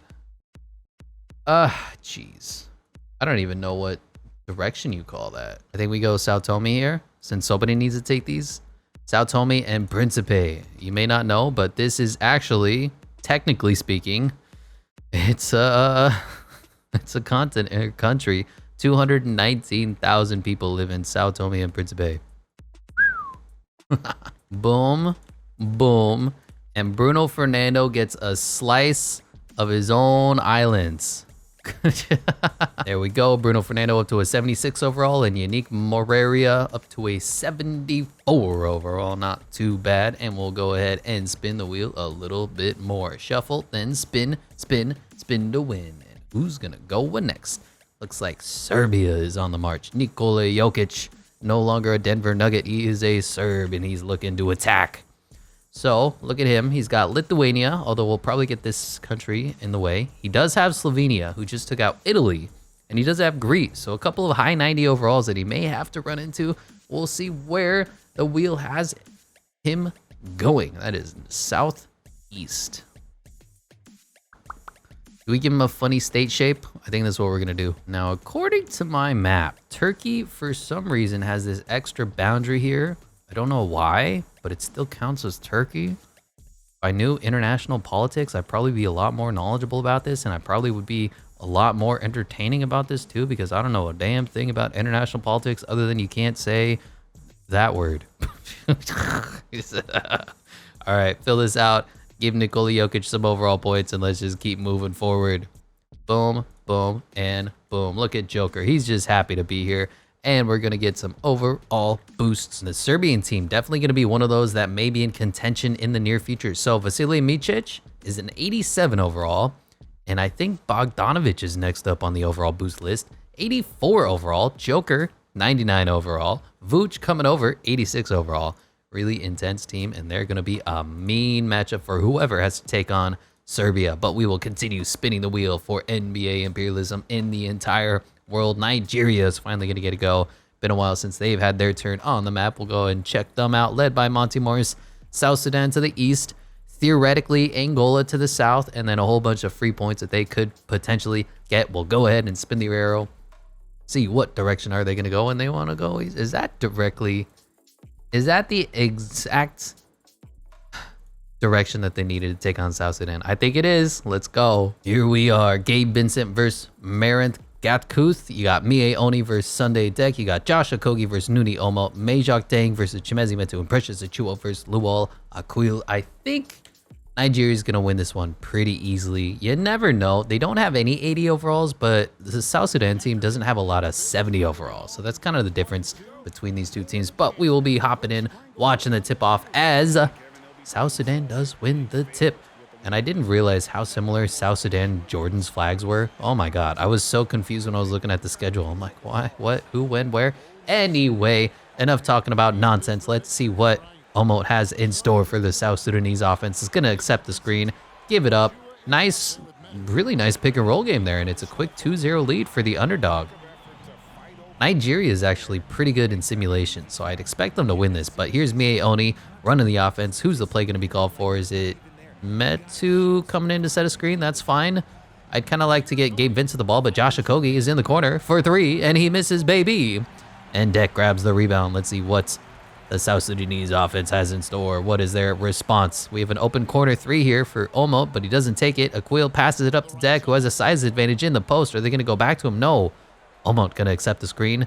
Not a great screen set, but here he is. Rolling, corner 3, Gatkuth, bang! 5-0 lead for Sudan. And that's how you start a game if you are the underdogs. But we'll be hopping into Simgas, and Nigeria takes a huge lead in the first quarter. Bigger lead in the second quarter. Bigger lead in the third quarter. And, oh no, they're making it a bit of a comeback. Look at this third quarter for the South Sudanese team. 5-point game here into the fourth. This might actually be one of those that we hop in. Nigeria up 6, up 3. 3 minutes left, tie game. Sudan up 4. Wow, they are the underdogs. Their team is nowhere near as good. Monty Morris has checked in. I think that's Jaleel Okafor in at the center position for Nigeria. And here's Morris getting the screen from Gabe Vincent, I want to say. Kicks it to Precious Achua. Undersized big, operating out of the post, trying to drive. Gets a great pass off to Jaleel Okafor, and he cuts it to a 2-point game. How will South Sudan respond? Deck is completely gassed. No stamina left in his bank. And he's going to be dribbling around, getting a screen, handling off. Omot is tired as well. They're just playing their starters, leaning heavily on them, and they are gassed. Here we go. We have an open 3 for Magic, but he doesn't take it. Aquil now has the ball. You got an open man under the basket. Couldn't get the ball to him. 1 second left on the shot clock. Puts up desperation. Misses. Precious Achua grabs the rebound. And Nigeria's going to look to tie or take the lead. South Sudan has not scored in 37 minutes. And Gabe Vincent blows the layup. Here's Deck on the response. What does he have in store? Defense. Why is the crowd chanting defense if it's South Sudan's home team? Shouldn't they be chanting offense? Gabe Vincent grabs the missed 3 rebound. And let's see what they have. Monty Morris needs to come up big, needs to come up clutch. He's the team's best player, our most notable player. Probably Gabe Vincent right now is their best player. Precious Achua just driving right through the body of Deck. Does not get it. And it's still a 2-point game. South Sudan cannot find any offense, but neither can Nigeria. 105, 107, 1 minute, 5 seconds left in this one. Kuani has the ball. Gonna get the screen. Nope, passes it to Omot, and we're gonna have a basic screen and roll. Here's Deck on the pass. Passes, gives it up. Turnover. Monty Morris running the offense. Coming the other way, 50 seconds left in this one. We're coming down to the final possessions. Chimezi Metu is gassed. The entire Sudanese squad is gassed. And Monty Morris dribbling the ball. Gets another screen from Gabe Vincent, but immediately gives it up. Precious Achua gonna ISO. Not great offense here. Precious goes up, misses, grabs the offensive rebound, kicks it open 3 for Chimezi Metu. And he misses, but Jaleel Okafor's on the glass, and he puts it tie game. 28 seconds left. South Sudan calls a timeout. Inbound pass goes to Omot, who has been completely gassed ever since we hopped into this one. Looks like their bench is not good enough to perform. Tie game, 107-107, 4-second shot clock differential. Omot kind of open here on the elbow, gets a jumper up and over and misses, and timeout for the Nigerian squad. 15 seconds left. Are we going to overtime? Monty Morris on the inbound, gonna roll and drain the clock and hope for that game-winning shot in NBA Imperialism. And here he goes, gets the screen from Gabe Vincent. 3 seconds left. Precious Achua gonna have to put up something. Tough shot, contested, hand in his face, and he misses, and we're going to overtime. 2K23. You won't believe what happens next. And the tip goes to Nigeria, and we're hopping right back into Simgas. I don't need to see more of this. We'll hop in if there's like a minute left and it's still a close game, back and forth game. 2 minutes left in overtime, 1 minute left. Yeah, we'll hop in. 1 minute, 9 seconds left, 1 point lead for the Nigerian basketball team. Can they lock down on defense, or is South Sudan going to take their own lead? And nobody ever scores in this game, so it's probably going to end up 114, 113. But here we are running the play. Offense is a screen and roll for Omo. And he's going right at the body of Gorgia Jang. Kicks it out for no reason. Gabe Vincent, significant height disadvantage, but they don't attack it. And I don't know what this possession is, but that man just got stripped. Gabe Vincent grabs the ball. An ugly offense for South Sudan. Semi Ojale's cutting in. Monty Morris makes the layup, and it's a 3-point game. South Sudan calls a timeout. Time for some defense and time for some offense. 3-point game, 42.2 seconds left in the overtime period. Single elimination Imperialism tournament. Omo tries to put up a tough shot, does not make it, but he gets the foul call. Semi Ojale has fouled out with his 5th foul. And let's see if the free throws go in, and they don't.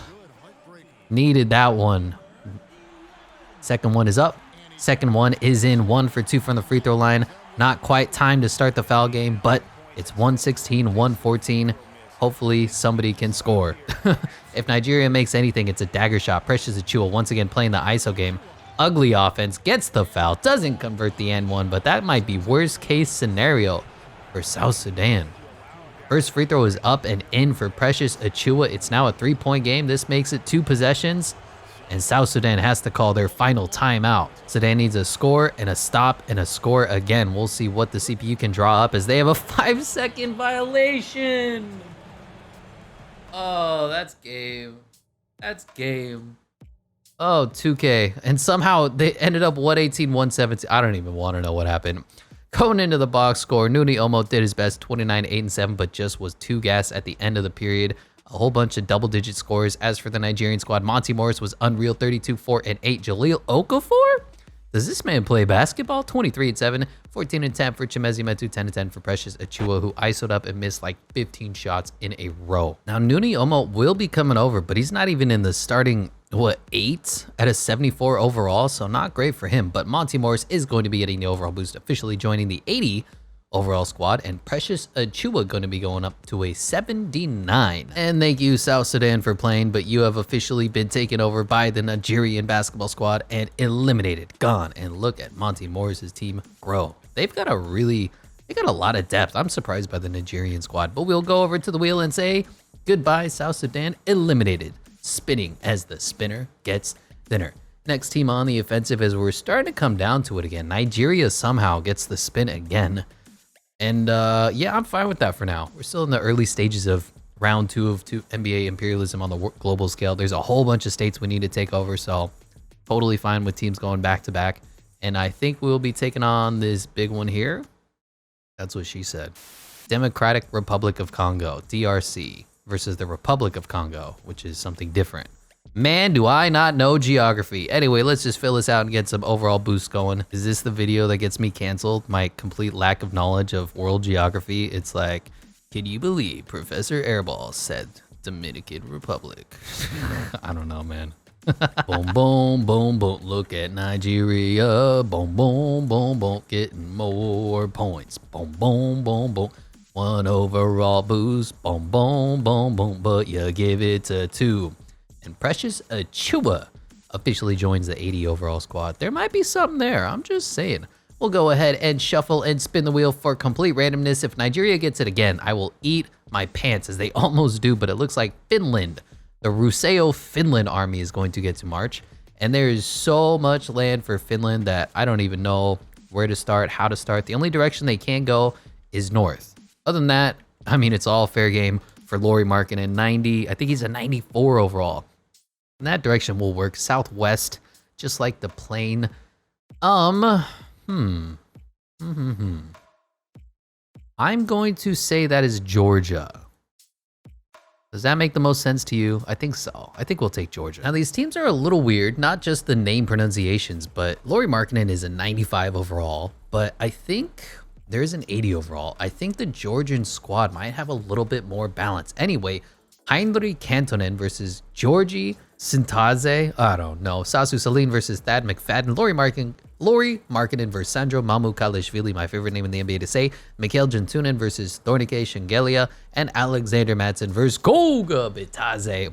and we will see how this epic battle Finland versus Georgia proceeds. I'm going to go with Laurie just because he's a higher overall, but remember 2K hates his player tendencies. So even if he's like a 99 overall, he still might perform like a 75. They'll give him 12 points, 8 rebounds, 3 assists, and say that's good enough. And I wish 2K would do something about their player tendencies, have them more connected to the ratings, but it is what it is. And here's Laurie Markkinen, aforementioned, with the ball. It's the worst screen I've ever seen set, but Kantonen in the corner for 3. Splash, first bucket of the game. Not a bad start for the Finnish team, and for some reason, both of their colors are this weird reddish orange. And here's McFadden dribbling the ball for the Georgian team. I don't see Goga yet. Here he is, and wow, what a perfect pass as Titaze just makes it. That was too easy. McFadden on the perfect entry pass. Kantonen now looking to respond for the Finnish team. And let's see what kind of play they're going to be running here. Looks like a screen, roll, 3, miss. Okay. Shengelia on the rebound, and they're coming the other way is the Georgian squad in their white and red. McFadden dribbling the ball, going to get a screen. Rejects the screen. Don't know what that was. McFadden just isoing, throws an alley-oop. Somehow it goes to Goga. And Goga is now matched up against Laurie Markkinen, the 2 best players on each team. 4, 3, 2, 1, quarter, 3. In and out, Laurie Markkinen grabs the rebound. We probably should have hopped into Simcast earlier, but everybody was just scoring, and it was a high-paced, fun game, and now it's not. Kantonen here. Looks like he's going to give the ball off to Laurie Markkinen. Was kind of open. Wasn't really, actually. Gets a screen. Much better this time, but wow, great defense. Laurie Markkinen dribbling, fouled, and we will be hopping into Simcast because we don't need to see free throws from Laurie Markkinen. And Georgia has a lead in the first quarter. Holding the lead a little bit in the second quarter. Going to the third quarter, their lead is starting to grow. And now it's not. The Finnish team is looking to fight back. Now it's a 3-point game. Is this another battle that we're going to be watching and hopping in? 5 minutes left. Tie game back and forth. Finland has a little lead. Georgia has a lead now. 2 minutes left. We'll hop in at the sub 2-minute mark just because I know that the actual gameplay isn't going to be as good as what we're watching right now. But Georgia actually is up 119-123. There's 1 minute 47 seconds left, and Finland has the ball. For some reason, the Georgia fans are booing, so something happened. I don't know why. But the inbound goes to Valtonen, and then it goes to Celine. And where is Laurie Markkinen? Is he just sitting in the corner? He is. 90 overall, not even going to put the ball in his hands. That's how you play basketball, baby. Celine here, dribbling, doing nothing. Play's broken, game's broken, AI's broken. There's Laurie Markkinen, randomly gets the ball, randomly gets the foul. Okay, complete bailout from the referees, but there you have it. Laurie Markkinen having himself a game. 36 points, going on 37 with this free throw is up and in. And it's down to a 2-point game, single possession. 121-123. There's only 1 minute left in this one, and the play is going to Berishvili. Yeah, wow, tough fadeaway, gassed. Bad possession for Georgia, and Finland looking to tie or take the lead here. Laurie Markkinen dribbling the ball. He is completely gassed, but it doesn't matter. If you're a 90-something overall, you have to take over this game. Alexander Madsen with a tough fadeaway of his own. Misses. Laurie Markkinen on the rebound. Puts it back up. Ties the game. 58 seconds left. Huge basket for Laurie Markkinen as he is doing exactly what was predicted and what was expected of a 90-plus overall player. Now, this is not Mamukalishvili. This is Berishvili dribbling the ball. Looking to completely ISO up. Spin. Post. Pass, and it looks like they get a layup. Looks like they get a foul, at least, as Georgia can take the lead here. Country, not the state. First free throw from Alex Merkville. Goes in. Second free throw to make this a 2-point lead is up. And he misses. Madsen on the rebound.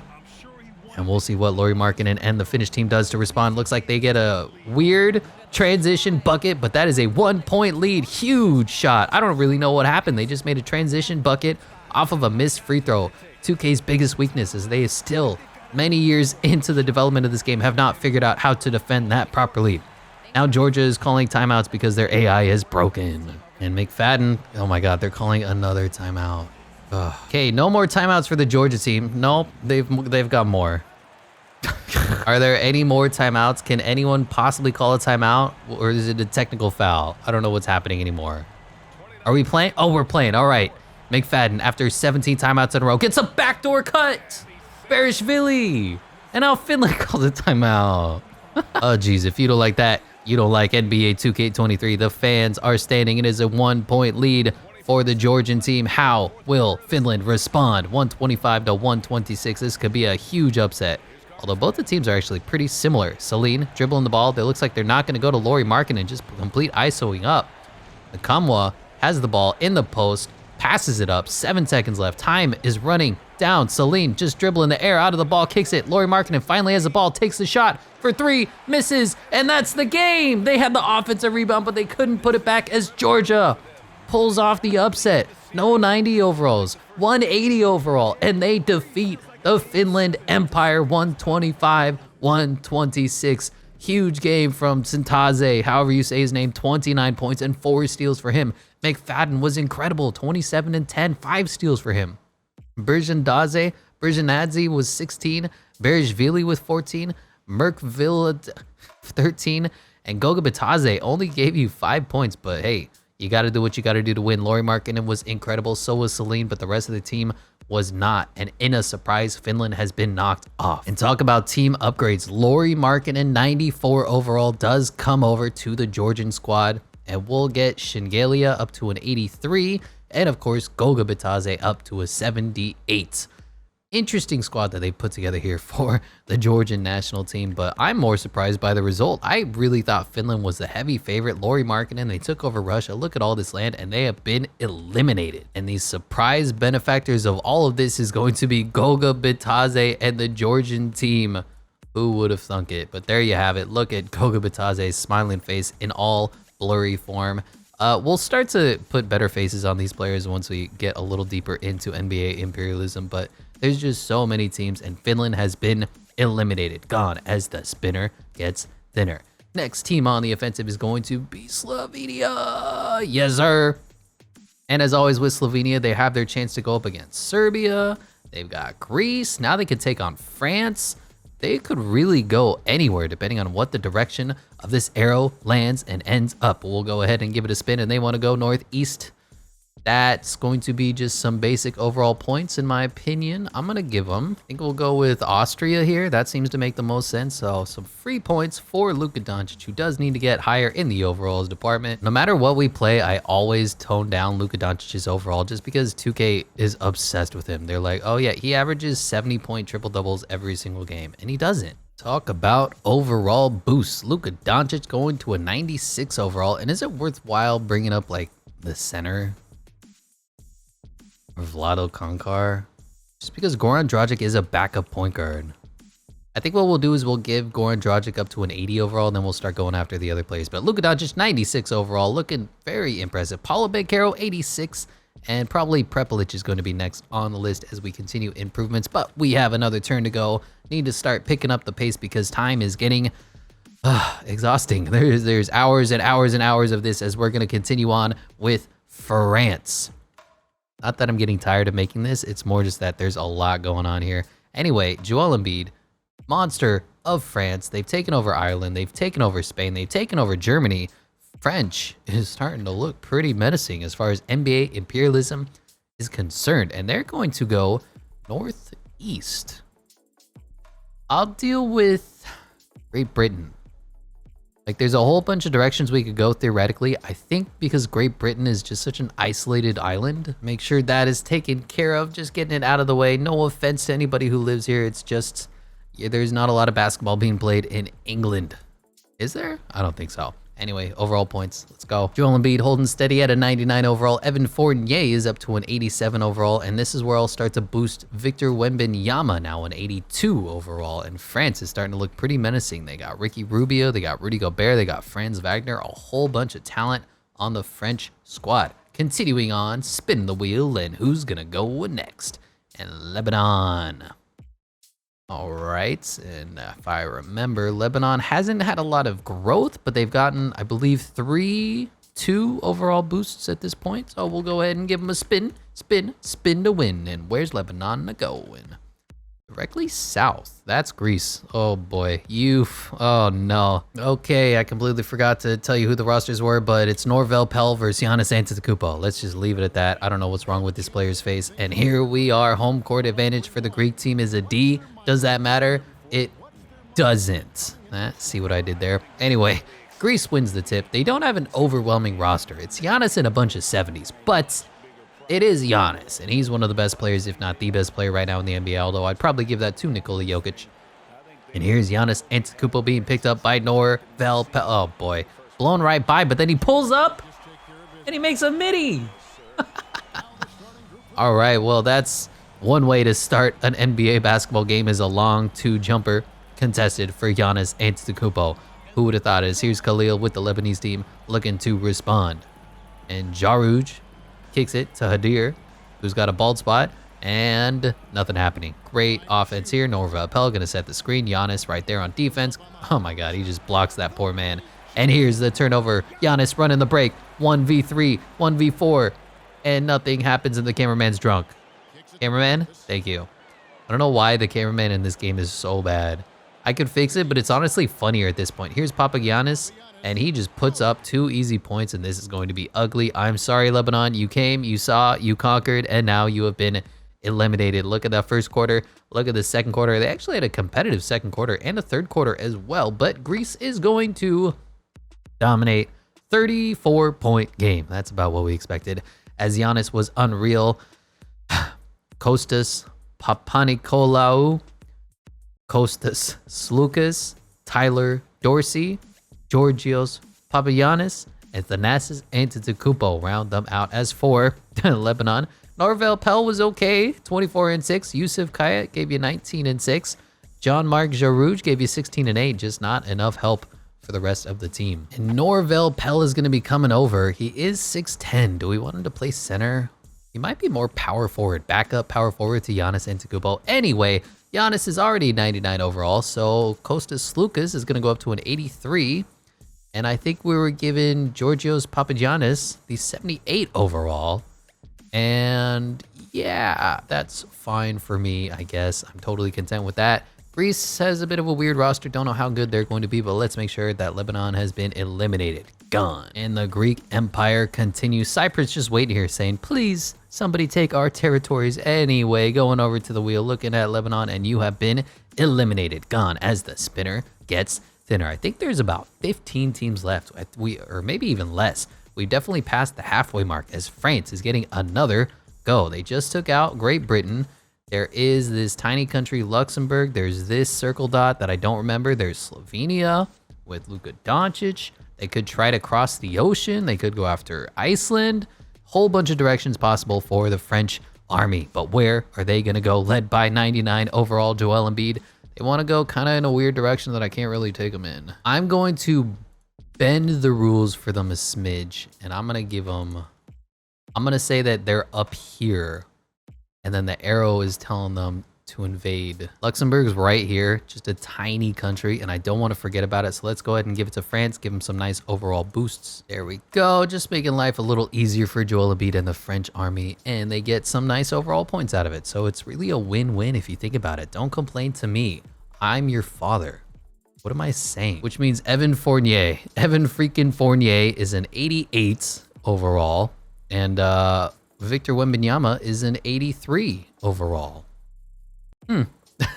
That's really all I can say about that. Go ahead and shuffle the wheel, ensure complete randomness, and we're gonna keep spinning the wheel. Very colorful, as it looks like Argentina has not a lot of options if you look at them. They're kind of like the Miami Heat Orlando Magic issue, where they're just so far south.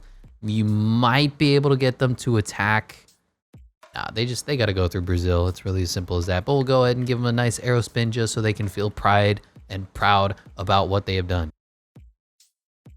Can you attack Australia? Not really.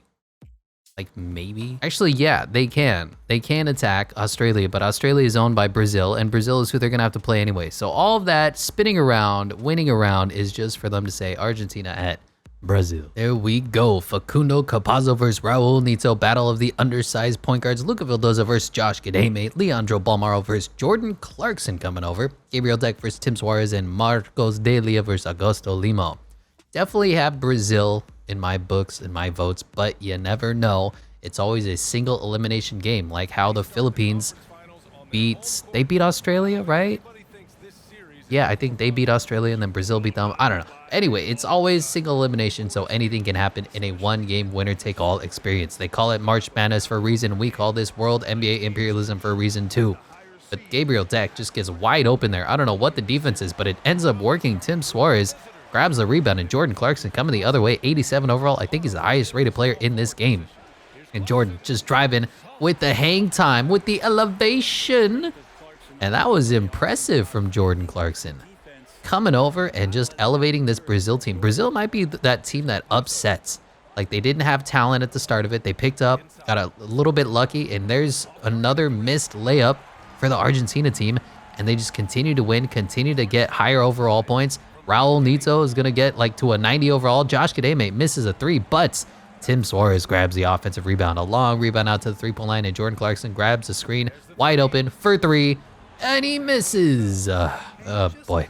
I thought after that first make by Jordan Clarkson, it was going to be fun, but here's Facundo Campazzo, probably 5'8" in shoes. So out of shoes, he might be like 5'7". I don't know how he played in the NBA as long as he did, but he tries his butt off on defense, and you got to give him credit for that. Luca Vildoza does get the rebound, pulls up, long 2, in and out, and we have gone 8 minutes and 30 seconds left in the first quarter before anything interesting has happened besides one layup. Almost turns the ball over, does Raul Neto.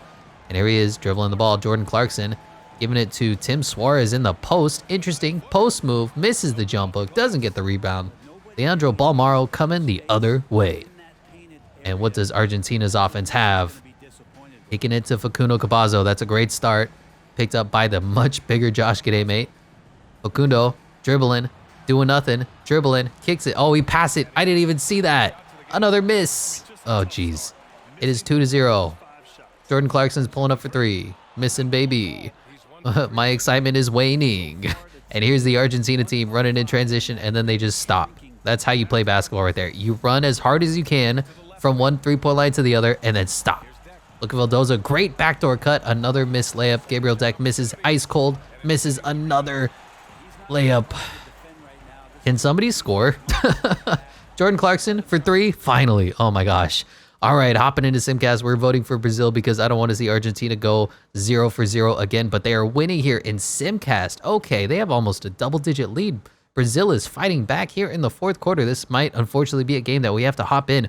102-100, 5 minutes left. We'll probably hop in with as little time remaining as possible because it's going to be really brutal. Argentina extends 7-point lead, 1 minute left, 4-point lead, 5-point lead, 4-point lead, 2-point lead, 46 seconds left. We'll hop in, see what Argentina can do, and if Brazil can get a stop.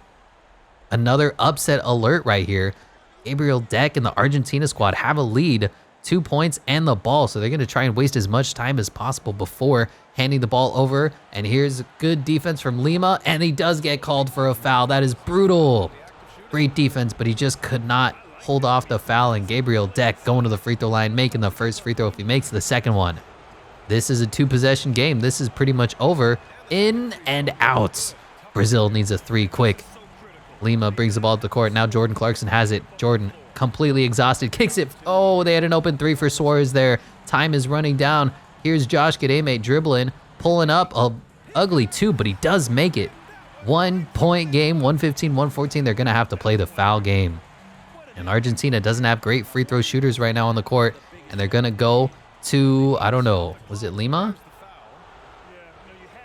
Whoever this is shooting the free throw. First one is up and in. Ice in his veins. Next one is up. What's his name? Somebody tell me his name. Lapro Vitola makes free throws. Clutch. Ice in his veins. Ice in Argentina. I don't even know who this player is, but he just drills them. And Brazil on the verge of an upset. Picked up Josh Giddey. Picked up Jordan Clarkson. Raul Neto playing out of his mind is like a mid-80 overall player. But they need a 3, and they need a 3 bad. Get the ball to Neto. What is this play going to be? Jordan Clarkson for 3 for the tie. And that's game. Oh, Brazil does ultimately fall, and Argentina advances by 2 points.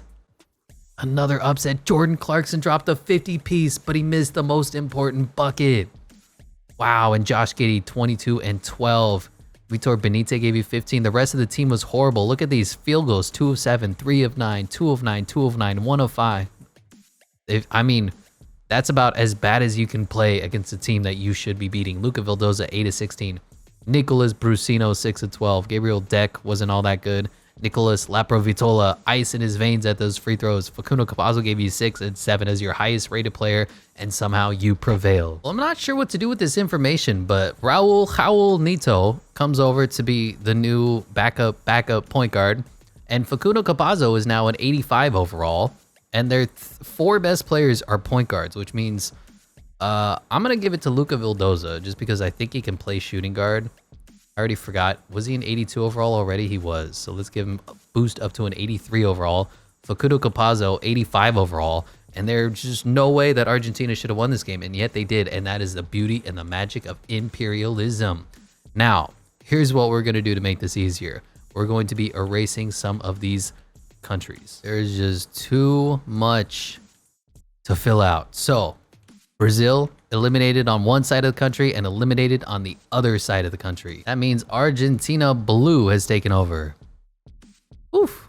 Man, ever since Australia fell off, it's been kind of weird trying to determine who's the next team on the offensive, who's going to be the next best team. As Facundo Campazzo and Goga Bitadze are getting the biggest faces here. Who would have thought this is how NBA imperialism in the global scale would have gone? But we'll go ahead and pop Brazil off the map, officially eliminated from the tournament as the spinner gets thinner. And Georgia's gonna go back on the offensive. Okay, Georgia, I see you. I see you. You took out all of Northern Europe. Now you want to take out the rest of the world. Could they take on China? Could they take on Lithuania? There's a bunch of empty states in countries for them to take, but we'll go ahead and see what the arrow has in store for Georgia and Goga Bitadze. And that looks like they want to go directly after China. I'm in. China hasn't had a lot of shine in this one, but they have Jeremy Lin, 76 overall, Yijin Lan, 77, and that's kind of it. So you have Georgie Sintaze versus Jeremy Lin, Thad McFadden versus Junlong Zhu, Laurie Markkinen versus Kwang Gu, Tornike Shengelia versus Yijin Lan, and Goga Bitadze versus Jai Lin Wang. And I think this is going to be a complete blowout, unfortunately, but you never know. And both teams are wearing red. I normally fix that, and I forgot to. I'm sorry. But it's okay, because we won't be watching too long, because China is going to get blown out. Laurie Markkinen is going to score, I'll give him 37 points. And I want Goga Bitadze to get a double-double. That's my predictions here. McFadden pulls up, misses this ugly 2-point jumper to start the game. And I think this is Yi Jianlan, grabs the rebound, kicks it up to Jeremy Lin, who's dribbling. And he's dribbling. And nothing's happening. He finally gets a screen. Jeremy Lin, you remember when he was Lin Sanity, pulls up and makes a long 2.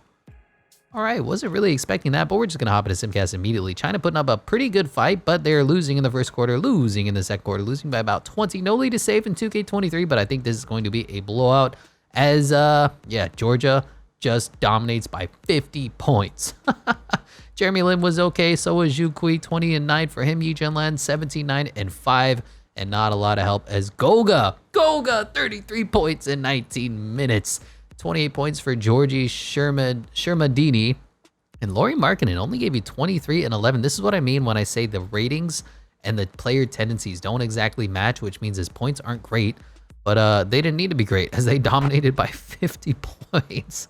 And for the sake of name recognition, we're going to have Jeremy Lin come over from the Chinese squad. I think Yi Jianlan was 1 overall better, but Jeremy Lin, I mean, everybody loved him on the Lakers, on the Knicks. Anyway, this Georgian squad starting to look mighty fierce as Shengelia is going to go up to an 84 and Goga is going to go up to a 79. Laurie Markkinen already here at a 94, and they have a new starting point guard, 76 overall. Not too bad. And China officially eliminated, gone from this entire world imperialism. Georgia and the blurry Goga Bitadze face is starting to take over.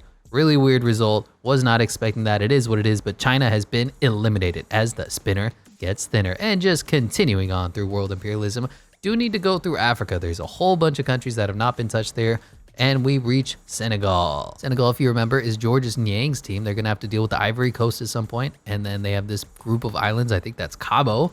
But we'll go ahead and spin the arrow and see what direction does the arrow have in store for Senegal. And they want to go north, northeast. Really only one country that they can take over there. And that is going to be Mauritania. Significant size boost. Only going to get the 2 overall points. But there you go. Minivan's face is starting to get a little bit bigger. Thierry Henry going up to an 81 overall, and the minivan Georges Niang up to a 79 overall. And we'll just keep continuing, keep calm and carry on. That's what we're going to do in NBA Imperialism, as Greece is going to go again. Good to see. Giannis looking to be on the offensive, looking to be on the attack. He's attacking the world like it's a rim, and he's going to run. I hope Greece and Slovenia's colors aren't too close. Ooh, something to look out for. Anyway, we'll go ahead and spin the arrow, and maybe they'll just take each other on and knock each other out. But Greece is going southwest-ish. I think I'm gonna go with Niger. Yeah, that seems to make the most sense out of all the available countries. Just given the shape and the fact that we like to make fun shapes here in NBA Imperialism. There we go, something like that. Giannis's blue is starting to spread even more. And he's gonna have to be taking on Nigeria soon. Just popping on overall points. Giannis already at 99 overall. Slukas going up to an 84 overall. And Kaleti's gonna be an 81 overall. Looks like 2 point guards there, which is not great. Maybe Kaletes can bump up to the 2. He is 6'6". That's just something to think about when we get to it. But we're gonna just keep shuffling and spinning the wheel, seeing who's going to be next on the offensive end. It looks like it's going to be Venezuela. Luckily for you, Venezuela and Argentina have a date with destiny. Unless they run into America, there's just no other way around it. Although there are 40,000 tiny little countries that are out there, but that looks like Argentina. Yep, not a great battle here. Facundo Campazzo somehow an 86 overall. Luca Vildoza somehow an 84 overall. And then MyCAREER is the best player in the Venezuelan team. This is probably going to be a complete blowout and domination, but the Argentina team isn't really that good either. So I just, words and things, and this is what you should say about words and things. We're just going to go ahead and watch this as Argentina does, in fact, lose the tip. Venezuela takes the lead. Or at least takes a lead with the possession. We'll see if they can even score. They have like 4 60s in their starting lineup. Here's MyCAREER, their best player, puts it up, and he puts it in. 2-0 lead for the underdogs. Could you imagine if Venezuela upsets Argentina, who already upset Brazil? Oh my gosh, the entire world would go wild. But here's Facundo Campazzo, undersized, and he's dribbling, and he's putting on head fakes, and he's spinning, and he's getting run into by his own guy, and he's 5'8".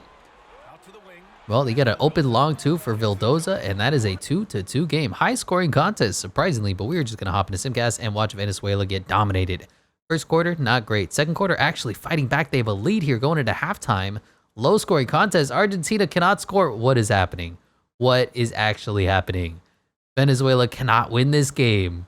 10-point lead, 7 minutes left, 11-point lead. You're kidding me. 7-point lead, 5 minutes left, 5-point lead, 3-point lead, fighting back. Argentina takes the lead, back and forth game. Oh, we're going to have to hop in. All right, 102, 104. Argentina versus Venezuela. Battle of the beasts. Battle of giants. And Argentina has the ball. 1 minute, 40 seconds left. Gabriel Deck bringing the ball up the court. Oh, man. Facundo Campazzo is going to get up to a 99 overall. This is ridiculous. Gabriel Deck gets completely stymied. I forget who this guy's name was or how to pronounce it, but here's an open 3. And he misses. Oh, that would have been a huge dagger. 1 minute, 20 seconds left for the Venezuelan squad. Their only player in the 70s is MyCAREER. Vargas has the ball right now, currently being picked up by somebody. And there is Carrera, completely gassed. They're probably playing him 40 minutes tonight. And he just spins right around the defense. What happened? Tie game, 1 minute, 6 seconds left. All right, Gabriel Deck is apparently running the show for the Argentina squad, which might be why they're losing right now. They have like 3 or 4 80 overall point guards that aren't getting minutes. Here's Gabriel Deck pulling up and missing a contested 2. Offensive board, and Argentina misses. Once again, offensive board kicks it out. Open 3 for Vildoza. Misses again. That's 4 shots at the basket. Argentina is choking. Oh no. Somebody call a timeout. The starters need to get back in. And here we go. Back to Carrera, who just completely blow right by, and he goes up, and he blows the layup, tip in, miss. Delia has the ball, 104, 21 seconds left. Whew, what a weird game that we're watching here. Who knew Argentina versus Venezuela would be one of the best games of the evening? And here's Deck dribbling the ball, not really knowing what to do. Finally gonna get a screen from Delia, and he's gonna Pull up for 2 for the lead. Bang! 2-point lead for Argentina. Venezuela calls a timeout. And what play does the Venezuelan squad have? I would go to MyCAREER, but it looks like they subbed him out because 2K is great at simulation. Here's Zamora for a long 2 for the tie, and he misses, and that's game. Argentina survives the upset bid by a pull-up jumper from Gabriel Deck. You can't make this stuff up, man. Luca Vildoza was good, 28-5-7. Raul Nito, 27-6. Deck gave you 17. Nicolas Brusino gave you 14-10. Where's my guy Facundo? He gave you 17. No, he gave you 0 points. What a horrible game. 5 fouls. Come on, Facundo. You're killing me here. MyCAREER was unreal, and he's going to be coming over as the best player on the Venezuelan squad. 30-17. Luis Hurtado was okay. What a weird game. So Carrera does come over. He's a 76 overall. Not going to get minutes over Gabriel Deck, but might give him some solid depth. And once again, Facundo Campazzo going up to an 86 overall. Luca Vildoza going up to an 84 overall. Argentina has no business being here yet. Here they are, man. And we'll just go over and make sure Venezuela has been eliminated off the map. As Venezuela is gone, Argentina is growing. I don't think talent-wise they have any business attacking teams like Europe or whatever, but I mean, you see, they took over all of South America and they took over Australia. Papua New Guinea's just waiting to be overtaken. There's a whole bunch of states where they could get overall points here, countries, whatever. They will have to take out America at some point, and I just don't think anything good is going to come from that. But we'll go ahead and get Venezuela off the map as the spinner gets thinner. Next team on the offensive is going to be Argentina again. And another one of those instances where I'm okay with it because Argentina wasn't on the attack. They were more playing defensive. So any number of directions that they can go, they're on the Eastern Hemisphere, they're on the Western Hemisphere. And what direction does this? We're just going to go ahead and take some Southern American states that are still left. That one is going to be Guyana. Never heard of it in my life. I've heard of Venezuela. Never heard of Guyana, but hey, you learn something new every day. You're wondering why I haven't filled this out? That's actually Trinidad, if you've never seen it on the map. So there's just more overall points going to Facundo Campazzo. God damn it. Anyway, Facundo Campazzo is an 87 overall. He's the same overall as Jordan Clarkson. Luca Vildoza, 85 overall. What is happening? What is this game? We're just going to go ahead and keep shuffling and keep spinning the wheel and see who's going to go next for the world imperialism as Slovenia is coming. And that showdown with Joker is going to be coming up soon.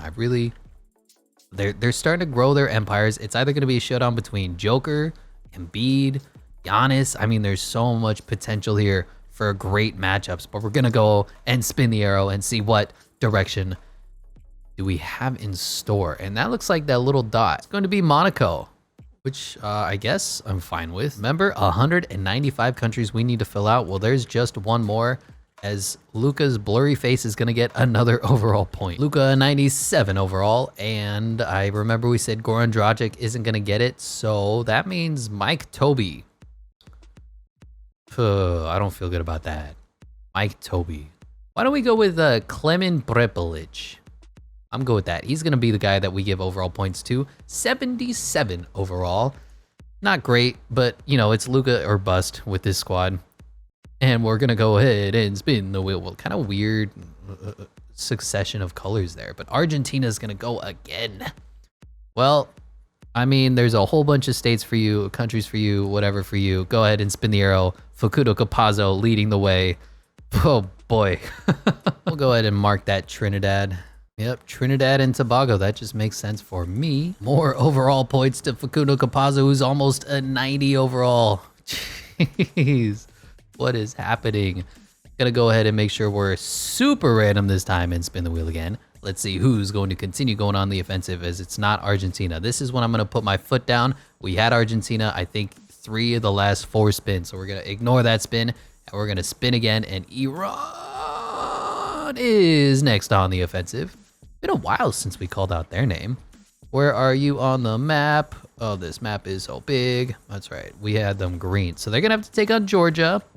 Going to have to take on Joker. There's a whole bunch of free countries if they go east. So take your pick, Arrow. What direction do you want them to go? You want them to attack? Attack Greece? Oh no. All right, we're stepping in here.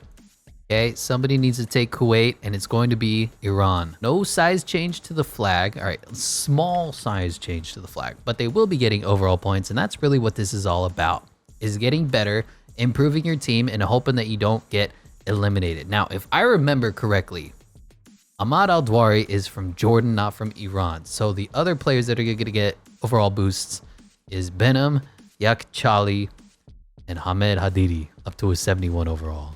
Wow. Ooh, not great. I don't think much is going to come of that. But we'll go ahead and spin the wheel and keep spinning to winning. And who's going to go next? In the United States of America. Been a while since they've had a turn as well. We've kind of been focused on Brazil, but they did take Greenland. There is Japan still. Eventually that USA-Russia showdown is going to happen. Hopefully, I don't even know. We'll just go ahead and see what the arrow has in store for the United States of America, and it wants them to go south. That's Mexico to me. And we are getting some overall boosts. I believe 97 overall now for Donovan Mitchell and Anthony Edwards. They haven't even had a chance to display their prowess yet, show how good they are as 97 overall players. They have so many 99 ratings, I have to keep boosting the numbers. Woo, America is going to be mean. They're going to be menacing. Somebody jump in their path. I dare ya. I double dare ya. Say what again? And Nigeria is going to be next on the wheel. Boom and boom. Nigeria, I think they're starting to get bottled in here. Greece definitely wants a piece. Angola is here. So we'll see. We'll see what Nigeria has in store for them. Gonna go ahead and spin the wheel. And where do you want to go? Northwest. Kind of like sitting this weird little blop on their empire that they haven't taken over yet. So we'll give them Chad. Monty Morris going to be an 82 overall. Precious Achua going to be an 81 overall. And we're just going to keep on keeping on. Spinning and spinning and spinning to winning. And there's only, I want to say 12 teams left. So Georgia, Lithuania. Boom, boom, boom, boom. The glass is 0. All right, so they're kind of trapped by Georgia right now. They could take on a couple overall points, maybe Serbia or Slovenia, but oof, it's not looking good for Lithuania. They're going to have to fight their way out, and they're going south. That works. Yeah, we'll give them Moldova. We're just handing out points like it's candy. Boom, something like that. Little bit of a logo boost for Domantas Sabonis' face, who's yelling at me. I don't know why he's always yelling. Sabonis, you need to calm down. You ever watch Sacramento Kings games or formerly Indiana Pacers games? He's just always yelling and always mad at the refs. He's one of those guys that's constantly complaining. Anyway, Sabonis going to go up to a 92 overall. Jonas Valanciunas, I don't know who to give the other point to. I think we'll just give it to Jonas Valanciunas. That's fine. He's an 88 overall. Yeah, I don't know. Just going to keep on keeping on, and we'll go ahead and spin the wheel some more and get some more points because there's a bunch of countries. Lithuania, you can't go again. It's not fair to the rest of the teams to go back to back. So we're going to spin again because Lithuania can't keep their hands out of the cookie jar as it's Argentina. That's kind of sad, right? It's always Argentina. And Argentina's on a global scale at this point. So we have to get creative in what directions Argentina goes. There's so many more countries. Suriname. Yes. I have unfortunately never heard of these countries before in my life. I hope they are beautiful and the people are nice. There you go. Little more color as Facundo freaking Campazzo still going up in the overalls department. This guy's gonna be a 90. Why didn't anyone stop him? Oh man, it is ridiculous. But there you have it. Just keep it on. Facundo Campazzo, the best player in NBA Imperialism. You heard it here first. And Angola is going to be next on the wheel, next on the offensive. And we'll go and check them out. Boom, boom, boom, boom. Whole bunch of South African states. They do have that little island there too. They could theoretically take on Nigeria if you force my hand.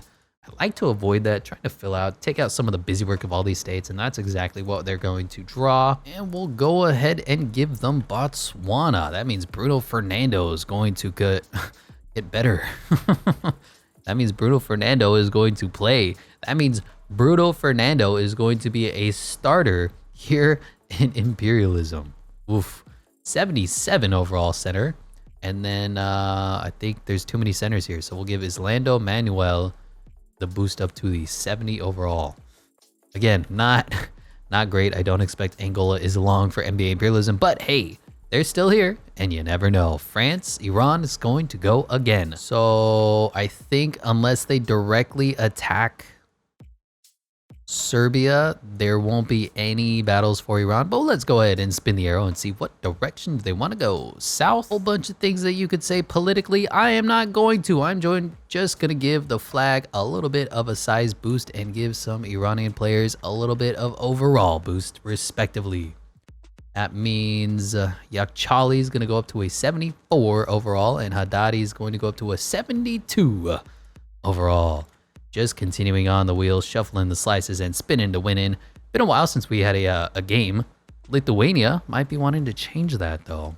Like I said, 195 countries. There's a lot of busy work that we're going to have to do. Georgia's just asking for it. If they go west, there's a chance they could avoid fighting somebody, but they're going to have to either go through Luka, through Joker, through Goga. It's not looking good for Lithuania. They're going to have to fight somebody. We'll go ahead and spin the arrow and see what direction they want to go. That's directly at Goga.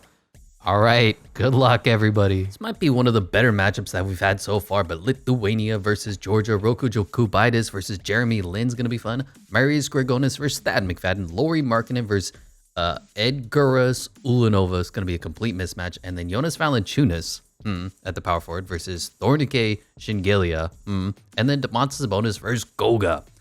I think, I'll tell you what, I'm going to root for Georgia just because they've kind of put together this team of their own. But at the same time, if they win, they could get Domantas Sabonis to play the center or the power forward, Goga, and then they have Lauri Markkinen, who's in the 90s. And, you know, that's a pretty good team. That's pretty competitive compared to like a France team, the Serbia, the Slovenias. If you get 2, maybe 390 overalls, that might be good enough to win the whole damn thing. But here we go. Shingelia grabs the rebound as Lithuania misses their first basket of the game. And Jeremy Lin, only a 76 overall. Unfortunately, his ratings just could not get high enough to really make a true impact, but he's going to be a decent starting point guard as Lauri Markkinen just marches in and scores 2 points easy. We'll be hopping into Simcast because we still have a long way to go for NBA imperialism, but we got a back and forth game going into halftime here into the third quarter. Still a back and forth game. This is actually pretty competitive, and Georgia has a little bit of a lead here going into the fourth quarter. 8 minutes left, 9-point lead, 8-point lead. Are we going to be hopping in, or is Georgia going to hold on to this 11-point lead, 9-point lead, 12-point lead, 15-point lead? And it looks like Georgia does exactly what I predicted. They go into Lithuania and they take them out. Wow, look at this fourth quarter total domination. By the way, Lithuania tried to go into Georgia, so I guess it was more of a Germany going into Russia kind of thing. But 125-138. Lauri Markkinen. Look at these numbers, man. 47-11.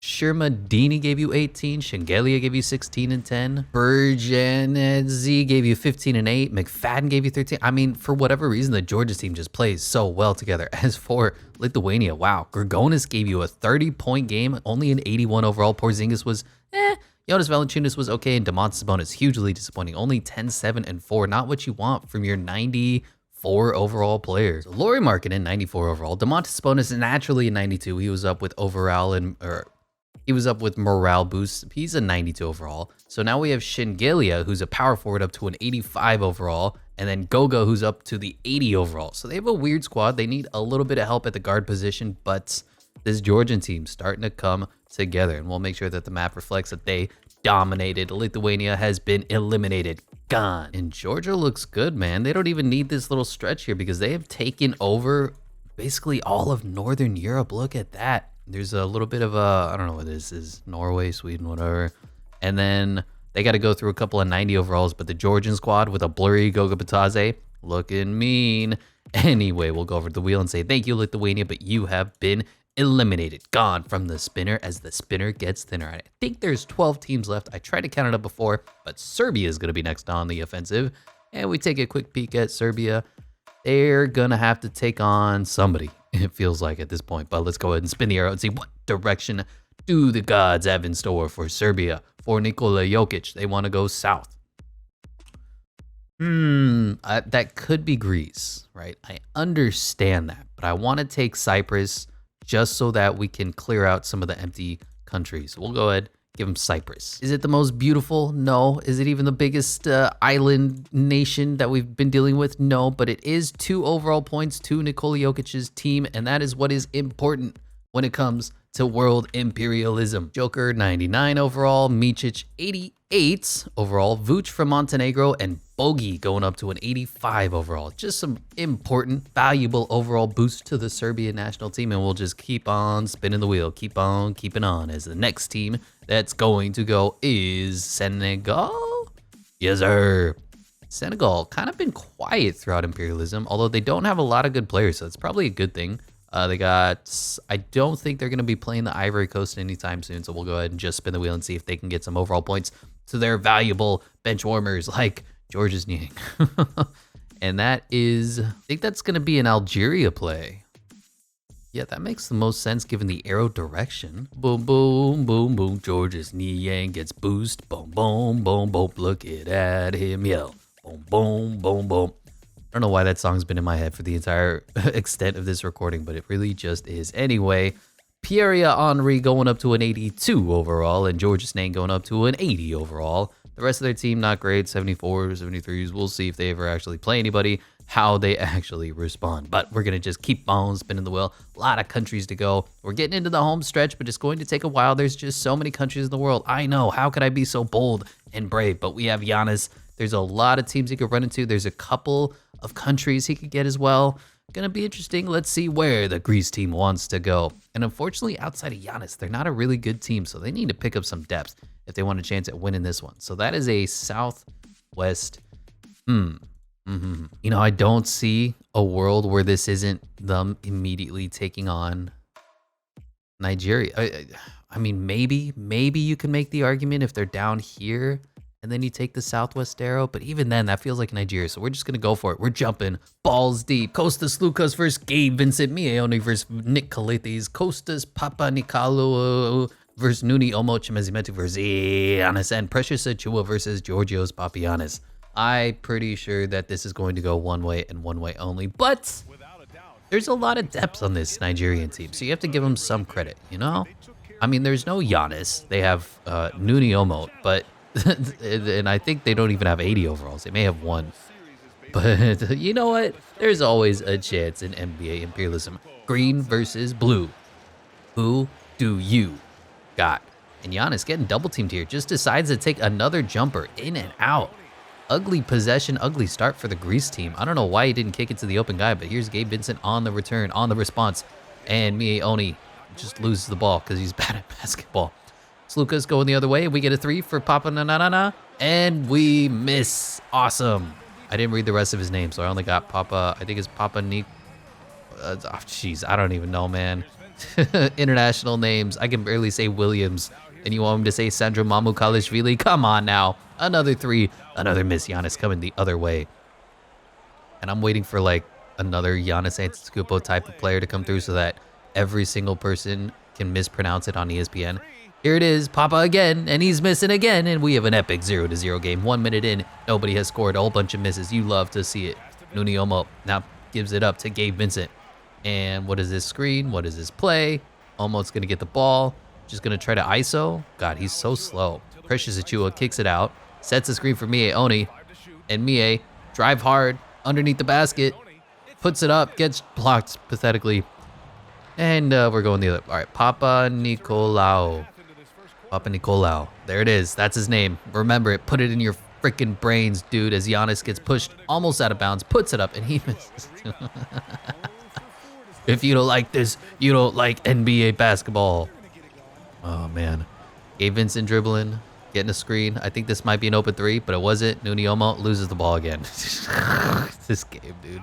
And finally, Giannis is barreling and rumbling and dunking, and the first points of the game goes to the Greece national team. And wow, Nigeria up to a big lead in the first quarter.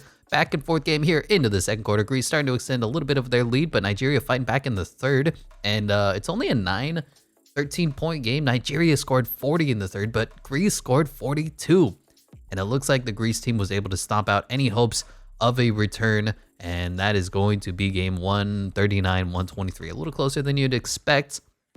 But overall, Greece dominated. Precious Chua was pretty good, 26-7. Monte Morris off the bench. I don't know why they always do it, but 19, 7 and 6, not bad for him. As for Giannis, 36 and 10.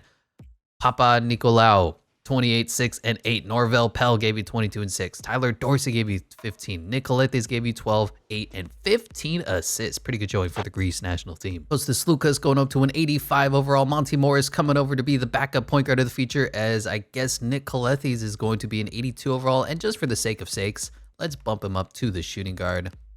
Does he wait? How many overall points did he just lose there? Holy crap. All right, never mind. We're not going to do that. We're just going to play him at this shooting guard and keep him as a point guard. So we run a 3-point guard and Giannis lineup for the Greece team. That's one way to do it. And Nigeria made a pretty good run here in Central Africa, but they have been eliminated as Giannis and the Greece national team continues their dominance. And I don't really see any chance of them losing to any of these teams here in Africa. So they're going to have to worry about this little stretch of Greece here when Joker or Luka Doncic or maybe the French team comes around. But other than that, Greece kind of has a clear stretch to get a whole bunch of overall points. Unfortunately, Nigeria has been eliminated, gone from the wheel as the spinner gets thinner. Next team up is going to be Slovenia. Speaking of those European teams that are coming, that are hungry, that are feasting, go ahead and take a quick peek at them.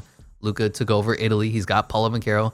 Maybe France is his next victim. That'll be interesting to see. And let's go ahead and spin the arrow and determine what direction, who's going to be next. And Southwest. I'm going to give him some overall points just because we need to take care of that. And I'm actually going to start him even right here. So you take this spot and then you could look at the arrow and they're going to be taking over this country that I'm totally looking up. Croatia. Yeah, like we all do. Croatia, this is beautiful. You ever been? There we go. So this is Luka's firm hold on this section of the country. Croatia. Luka now going up to a 98 overall, and I think we said Prepelic is going to get the rest of the overall points because Goran Dragic is just a backup point guard. We don't really need to get a better backup point guard for the Slovenian team. We need shooting guards, we need centers, we need forwards. Anyway, shuffling the wheel, making sure we're completely random. We're just going to keep on going with world imperialism as Angola. Bruno Fernando is going to be going next on the map, and we take a quick peek at them. A lot of free overall points. Hopefully they don't try to run into Greece. And then they have this little island here that they could take as well, or they have as well. So we'll see what direction does Bruno Fernando want to go. He wants to go southeast. I'm in on that. Now, South Africa is a little weird. They have 2 countries inside of them, giggity, and we'll just have to accept and deal with that when the time comes. But, you know, Bruno Fernando getting a little bit of more territories, getting a little more overall points. You can't hate on that. And Bruno Fernando's almost an 80 overall, going up to a 78. And then, oh boy, 74, center. I guess we'll give the other overall point to Islando Manuel. I mean, you already know how good this team is going to be, or more specifically is not going to be. But we'll just keep on spinning the wheel, see who's going to go next, who's going to get overall points, who might actually play somebody. Georgia, no stranger to playing. I think they've taken out 3 or 4 countries already. Quick peek of them on the map. They've taken out China. There is a small chance they could take out the USA. Probably unlikely. And wow, who owns Taiwan? Was that the Philippines? So that should belong to Argentina. Ooh, I forgot about that. My apologies to you. Apologies to everybody paying attention, but I guess Argentina gets that. It's fine. Not a big deal. Anyway, Georgia, a whole bunch of places they could go. I don't even know. Georgia's been the upstart. Georgia and Argentina have been the 2 biggest surprises of this entire experience, but they want to go southwest. All right, let's try to rationalize some of this.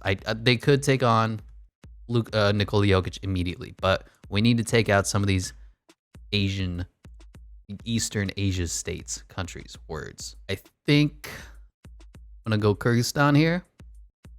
That seems to make the most sense. Something like that. No logo size boost for Goga Bataze's giant freaking head, but that's gonna be okay. And we got to make sure we go over to Georgia and give them those nice, tasty overall boosts. Lauri Markkanen not going to get it, but he's already 94. Neither is Domantas Sabonis. So these are going to Shengelia, who's an 86. And, of course, my man, Goga, 81 overall. Turning into a pretty good basketball player. Who would have thought Goga was going to be the key to imperialism? Who would have thought he was the secret? He was the chosen one. Speaking of chosen ones, Argentina. Lot of land for Argentina. Just a lot of land for Argentina. Simple as. Let's go ahead and see where Argentina wants to go, and we can decide which part of the map we want them to go. I'm just gonna give them Papua New Guinea. It's just waiting there, sitting, expecting somebody to take it. So we'll go ahead and give it to Argentina. Knock that off the map like this and like that. Pretty easy. And who? It's just so funny. It's Goga Bataze and Facundo Capazzo, who's a 90 overall. Like what? What do we do with this? He's gonna be a 99 overall by the time Imperialism is over. It makes no sense. Keeping on, continuing on, and who's gonna be your next? It's Georgia again. I told you, man, they're the chosen ones. It's all about the Goga Bataze experience. His blurry face. Should we unblurify his face? It's starting to look a little ridiculous now. Anyway, gonna spin the arrow, see what direction does Georgia want to go. There's a lot of stand countries they're gonna have to go through, but I think that is the country that we haven't touched yet, next to Finland. Yeah, Norway. Duh. How did you guys not know what Norway is? Oh my gosh. Boom, like that. Beautiful. Georgia, just a huge flag. And did I forget anything? Is there any like tiny countries that may have been up here? That's part of Russia, so we removed all that. Finland, Norway. Yeah, we're good. We're good. The world, you know, I've been complaining about the same thing for the last 3, 4, 5 hours, however long we've been in this video. But there's just so many little island nations that you have to take care of, or territories.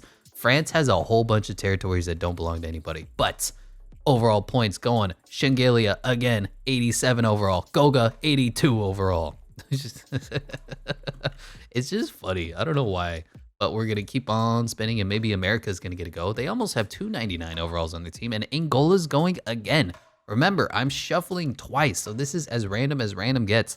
The wheel just favors some teams, like Bruno Fernando, inexplicably. And there's 2 countries inside of South Africa, so those are probably what Bruno Fernando is going to get points-wise.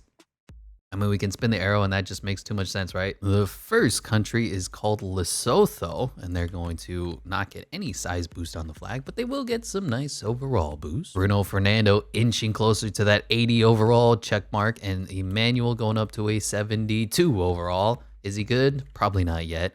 And we'll just keep on spinning, and winning. And who's gonna go next? There's no more green on this wheel. That's a little bit sad. Senegal got a couple of countries that they need to take over. Take a quick peek. Boom, boom, boom, boom. Yeah, they've got a funny looking shape, so they probably won't take on Greece unless absolutely necessary. Like I always say, we're in the grind of NBA imperialism. We have to get through a lot of these countries, get those overall points. There's 195 to get through. Africa is really untouched at this point by the NBA teams, or the World FIBA teams. And Senegal will be taking over Mali, a pretty substantially sized country, but that's the exact same as tiny islands of Cabo. 2 overall points for Georges Niang, the minivan. And where is Senegal in this? I wish this was our alphabetical order. It's really frustrating how this is set up, so I have to just keep scrolling over and over and hoping that I run into the team that I want. But there you go. Pierre Henry up to an 83, rhyming accidentally. Georges Niang, the minivan, into the 80 overall clubs. Now an 81. Keep shuffling, keep spinning, and let's go next. And Ivory Coast is next. How did the Google Translate pronounce it? Côte d'Ivoire? Is that the official pronunciation? I don't know, man. I just know that they don't have much talent on their team, and if they play anybody, they're probably going to lose immediately. But we'll go ahead and spin the arrow and see what direction do they want to go. They want to go southeast. You know what? They're another country that is a country inside of them. So here's my argument as we continue to get overall points off the board. Let's say they're right here, and then the arrow says, oh, go south. And then they go, okay, well, we'll take over this. For reference, taking over Sierra Leone, in case anybody was paying attention to that. And they will be getting some nice overall boost. Costello up to a 79 overall, pretty good. And Poitras up to a 78. At least a respectable team. One more 70, and then there's a whole bunch of 60s on their team. That's not ideal when you're trying to win NBA imperialism. But maybe they get Bruno Fernando. That could be fun. Iran is going to be next on the wheel, next on the offensive, and we'll take a quick peek at them. Boom, boom. And they're going to have to run into either Georgia, which is or Serbia, Slovenia. No, Serbia, which is They could get some more overall points, but I don't like their potential prospects here as we spin the arrow and determine where is Iran going to go. And they're running away from the fight. I don't blame them. Their arrow's a little tough. We could realistically go anywhere. I'm going to give them Afghanistan. Tiny stretch here that also belongs to them. World geography, disputed territories. Oof. There we go. Good enough for me. And I guess their flag grows just a smidge. More importantly, though, they get some nice boosts. So Al-Dwayri from Jordan, not going to get it, but Yakhchali's up to a 75. Haddadi's up to a 73. You know what I mean? Let's just keep spinning the wheel. I got a bad feeling America's going to win this whole damn thing, but if I'm waiting for these European countries to go to battle, take each other out, get the best player on the other guy's team, and then get like 4, 5, 90 overalls. Because right now in today's NBA, the best players are all international players. Speaking of international, Slovenia, Luka Doncic, almost a 99 overall. What direction does the Slovenian team want to go? And they spin, and that looks like France. That really looks like a head-to-head matchup with France. Is there anything we could do to avoid it? Nah. Here we go. The first domino to fall. Gonna be a good one. Slovenia at France. So we have Luka Doncic versus Ricky Rubio. That's just a mismatch, but not too bad. Ricky Rubio got up to an 86 overall. Then you have Klemen Prepelic versus Evan Fournier. Franz Wagner versus Jaka Blazic. Victor Wembanyama versus Paulo Banchero. That's gonna be a really fun one and something that we will see for a long time in the NBA. And then Mike Tobey versus Joel Embiid. This will be the first of the 90 overalls to join another team, either Joel Embiid to the Slovenian team or Luka Doncic to France. And I think if Luka joins the France squad, that's going to be my favorite to upset New York. And when I say New York, I mean America. I don't know why I said New York. Luka just jacks a 3, misses. That was weird. Victor Wembanyama grabs a rebound, and what he's capable of doing is bringing the ball up the court at 7 feet 13. Victor's just so tall, it's scary. I don't know what kind of shot that was from Evan Fournier, but that was a horrible shot selection. Contested, long too. Everything about that shot was bad. Here we go. Luka Doncic has the ball, passes it up to Toby. I think they're power forward or center. Not very good player. Don't know why they not just giving the ball to Luka and Paulo Banchero and saying, do everything for us. But finally, Luka gets the ball, shoots another 3, and he makes this one, and we'll be hopping into Simcast. Hopefully, this will be a good one. We can watch them in the fourth quarter. Slovenia has a lead in the first quarter. France has it back and forth game here. Going into halftime, France has a little bit of a lead now. It's a 20-point lead. Oh my gosh. 13-point lead. No lead is safe in 2K, but wow, the Slovenian team just cannot get stops. Their scoring is fine. I say that as they get stuck again on 30 points in the third quarter, but their defense just unable to stop the machine. That is the French national squad. And look at the scoreboard now. It was close, and now it's 154-117. Victor Wembanyama was good, 29, 10, and 3. Ricky Rubio, 27, 4, and 11. Rudy Gobert, 18. Franz Wagner, 17. Joel Embiid, only 14, 9, and 10. Okay, what is Luka's stat line? There is Paulo Banchero. I'm going to say 38, 13, and 8. 45, 9, and 7. Luka bleeping Doncic. Mike Tobey was okay. Wow, Paulo Banchero was offensively bad. He played 12 minutes. 5 fouls. Good Lord, young fella. You did nothing to help your co-star in Luka Doncic. There you have it. The early favorites. Luka Doncic, 98 overall. Joel Embiid, 99 overall. And Evan Fournier, 89 overall? That's kind of a bit weird, as Victor Wembanyama going up to an 84 overall. They just got a good team here. A lot of talent, a lot of 80 overalls, good depth, good backups now. France is ready to lift off. And unfortunately, that means Slovenia has been eliminated. Luka Doncic's blurry face is gone. And France gets a lot of territory here. Look at their army march and grow. Good Lord. Yep, so now they're going to have to take out Luka, going to have to take out Giannis, and other than Georgia, I think they're the heavy favorites for this one. And I don't have to get confused about Serbia versus Slovenia anymore. Good stuff, as we're going to pop Slovenia off the map. They've been eliminated, gone, as the spinner gets thinner. Next team on the offensive is going to be Iran. There's not too many teams left, right? We got 1, 2, 3, 4, 5, 6, 7, 8, 9, 10 teams left. We're coming down to the top 10, and we can see where Iran is on the map. They're taking over the Middle East. They hopefully can avoid Greece and Serbia for now. We'll go ahead and spin the arrow and see what direction do they go. Preferably east, otherwise it's elimination day, and they want to go directly south. I can work with that. Let's go ahead and give them, you know what, because we're here, let's give them Bahrain. Boom. No change in logo size, surprisingly. I know, shock, awe, who would have thunk? But they are getting some overall boosts, and they are getting a 76 overall. Oh boy, and a 74 overall. Oh man, that's not a waste of overall points at all. Anyway, gonna keep spinning the wheel, shuffle the slices, and let's keep going. It's the top 10 of Imperialism. Serbia is gonna be next. All right, Joker looks mean, he looks angry, and he's saying, I want to take over some damn countries. If he goes east, no, west. Yeah, if he goes west or east, there's no battle. If he goes north or south, they're gonna have to take on somebody. So let's go ahead and spin the arrow and see what is the Serbian national team gonna do.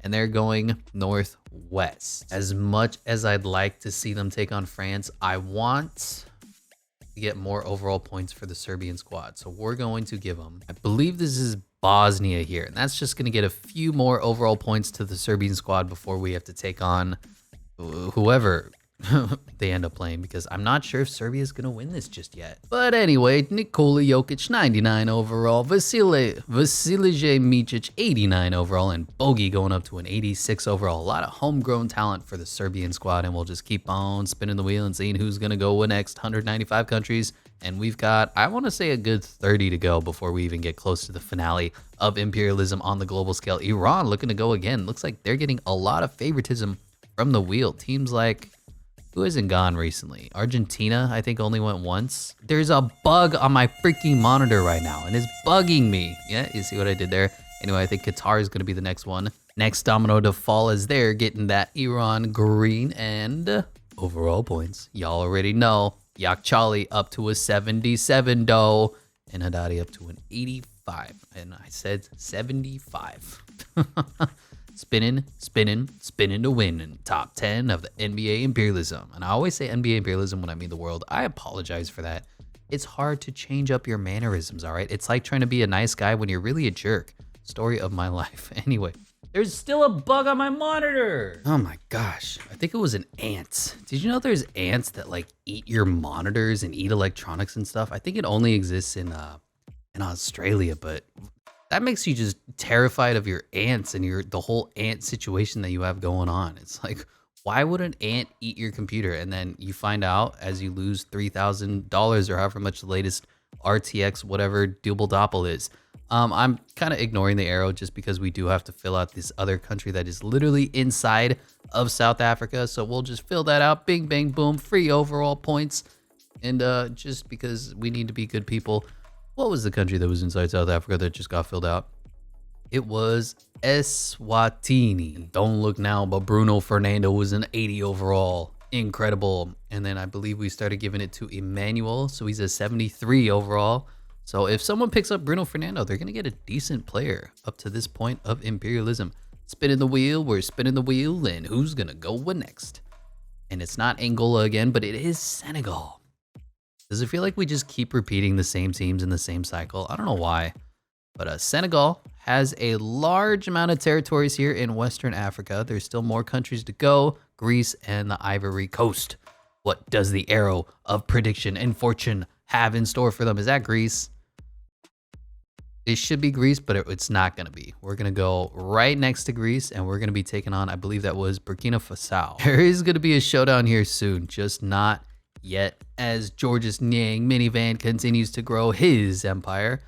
And who gets the overall points for Senegal? I've forgotten. I don't even remember where Senegal is on a map. Is this Senegal? No, that's Lithuania. Am I an ignorant American? I could be. You never know. Senegal. There it is. Pierre Henry. That's right. I like his name. Georges Niang, also an 82 overall, and we just keep on keeping on. And this is the second stretch of the grind for Imperialism. We had a whole bunch of matchups going at each other. Now we need to fill out basically the rest of the countries, and then we're going to have probably a good 5 games of competition as Ivory Coast is next. What does the arrow of fortune have in store for them? Spin in, and they want to go directly west. Guinea-Bissau. Sure, something like that. Not too bad. And they've taken over this nice little stretch of coast here. Ivory Coast doing an impressive job on their own, not having to play anybody just yet. Good for them. And some free overall points as Costello's going up to a 80 overall. Not too bad. Poitras is a 79 overall. And they've just kind of done a good job hanging around, kind of like how teams do in the fourth quarter. You hang around 9 points, 8 points, and then you take your lead. Angola gonna go again. Interesting. So I think Angola has taken over all of these South Africa and internal countries. So they're definitely going to have to actually spin this time instead of getting the lucky, oh, you get this free overall point regardless of what direction you go. So they want to go northeast.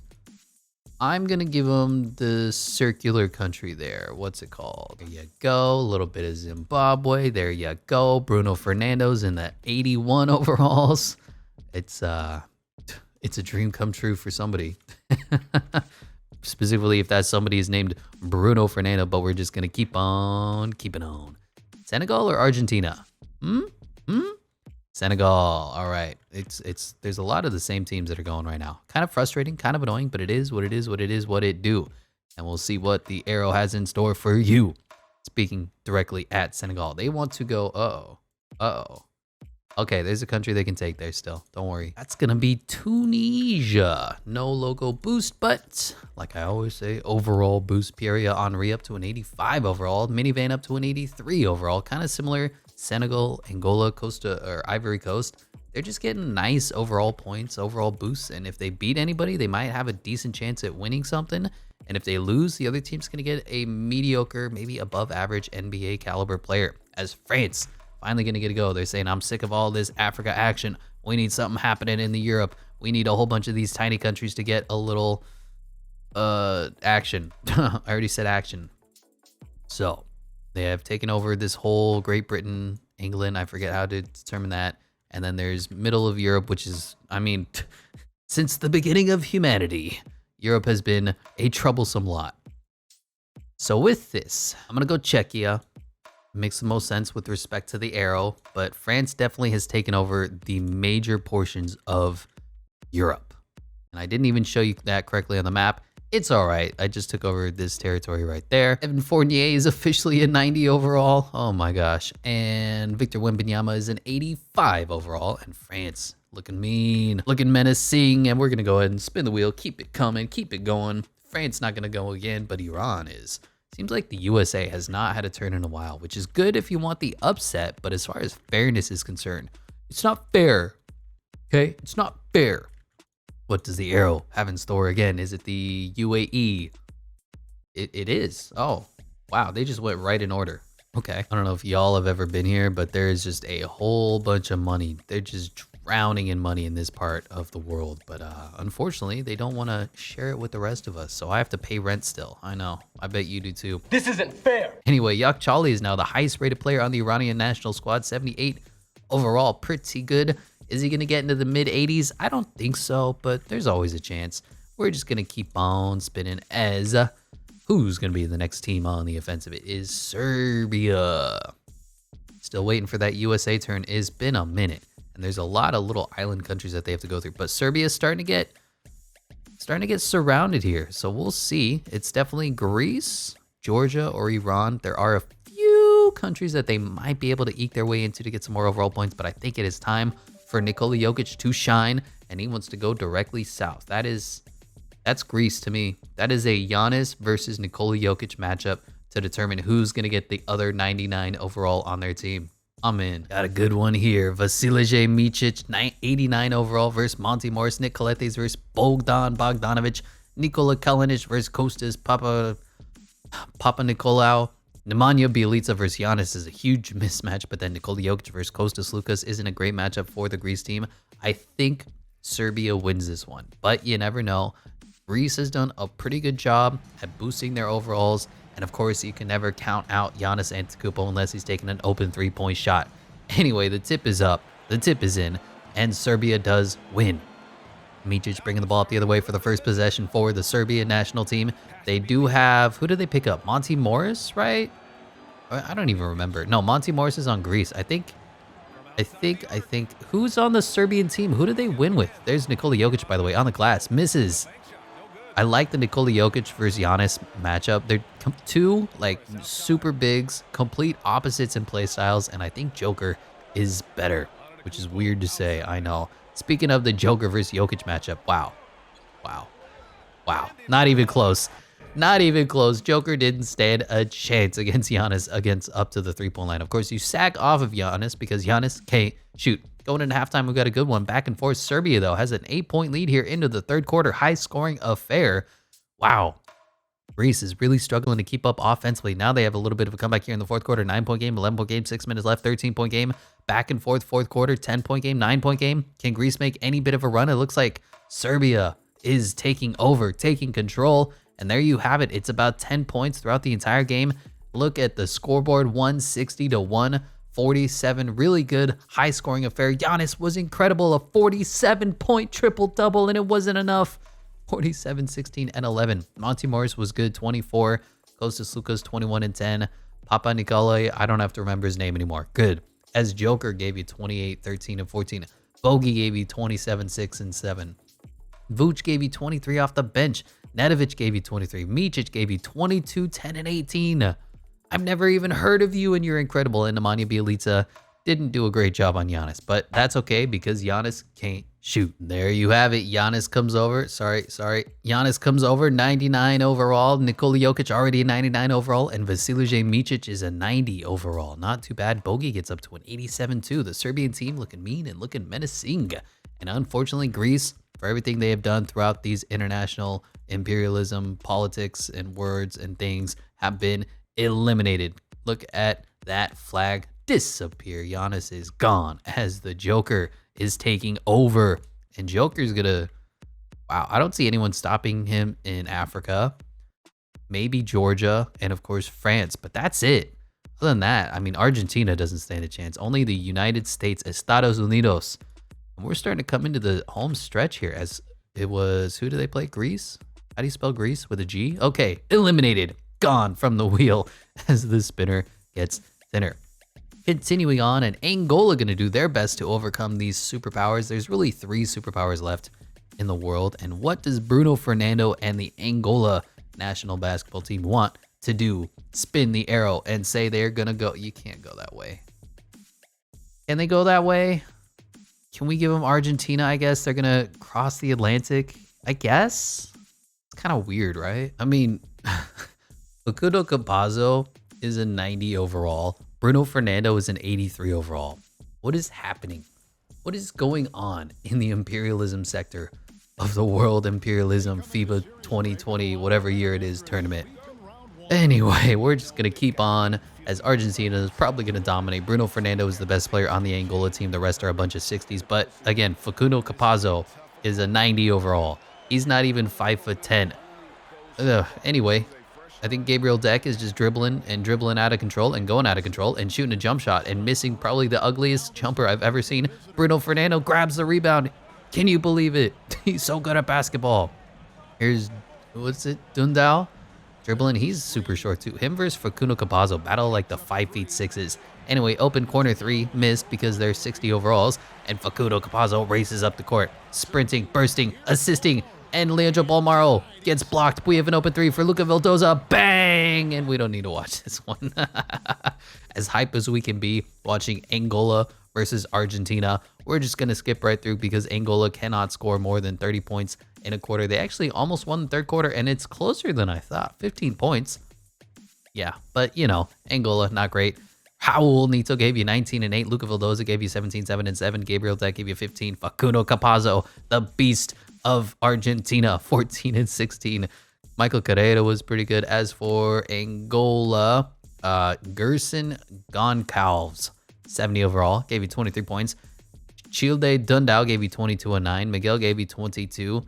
Where's Bruno Fernando? He's supposed to be their best player. He only played 15 minutes and scored 2 points. Now, as much fun as we're having at the expense of Angola and Argentina, Facundo Campazzo is now a 91 overall, which you need to take into account. They have a new starting center who's an 82 overall, who's the highest rated center by almost 10 overall points. So you have to take that into account. And Luca Vildoza is an 89 overall. I'm just saying, there's an outside possibility that Argentina could win something out of this whole bizarre imperialism experience, as another part of the world is being taken over by the Argentina Blue. I mean, we didn't expect them to beat Brazil. We didn't expect them to deal with, was it Australia or Brazil? I don't remember, but I mean, they're part of 3 continents now. Look at Facundo Campazzo's freaking head. It's there, man. It exists. You can't ignore Argentina. And Angola has officially been eliminated. And then there were, what, 1, 2, 3, 4, 5, 6, 7, 8, and I think 9 teams left on the wheel as France, one of the major superpowers, is one of them, and they're going to go ahead and get a turn. I'm mostly expecting them to get some overall points unless they go directly south because there's a whole bunch of countries for them to take over, but we will spin the arrow.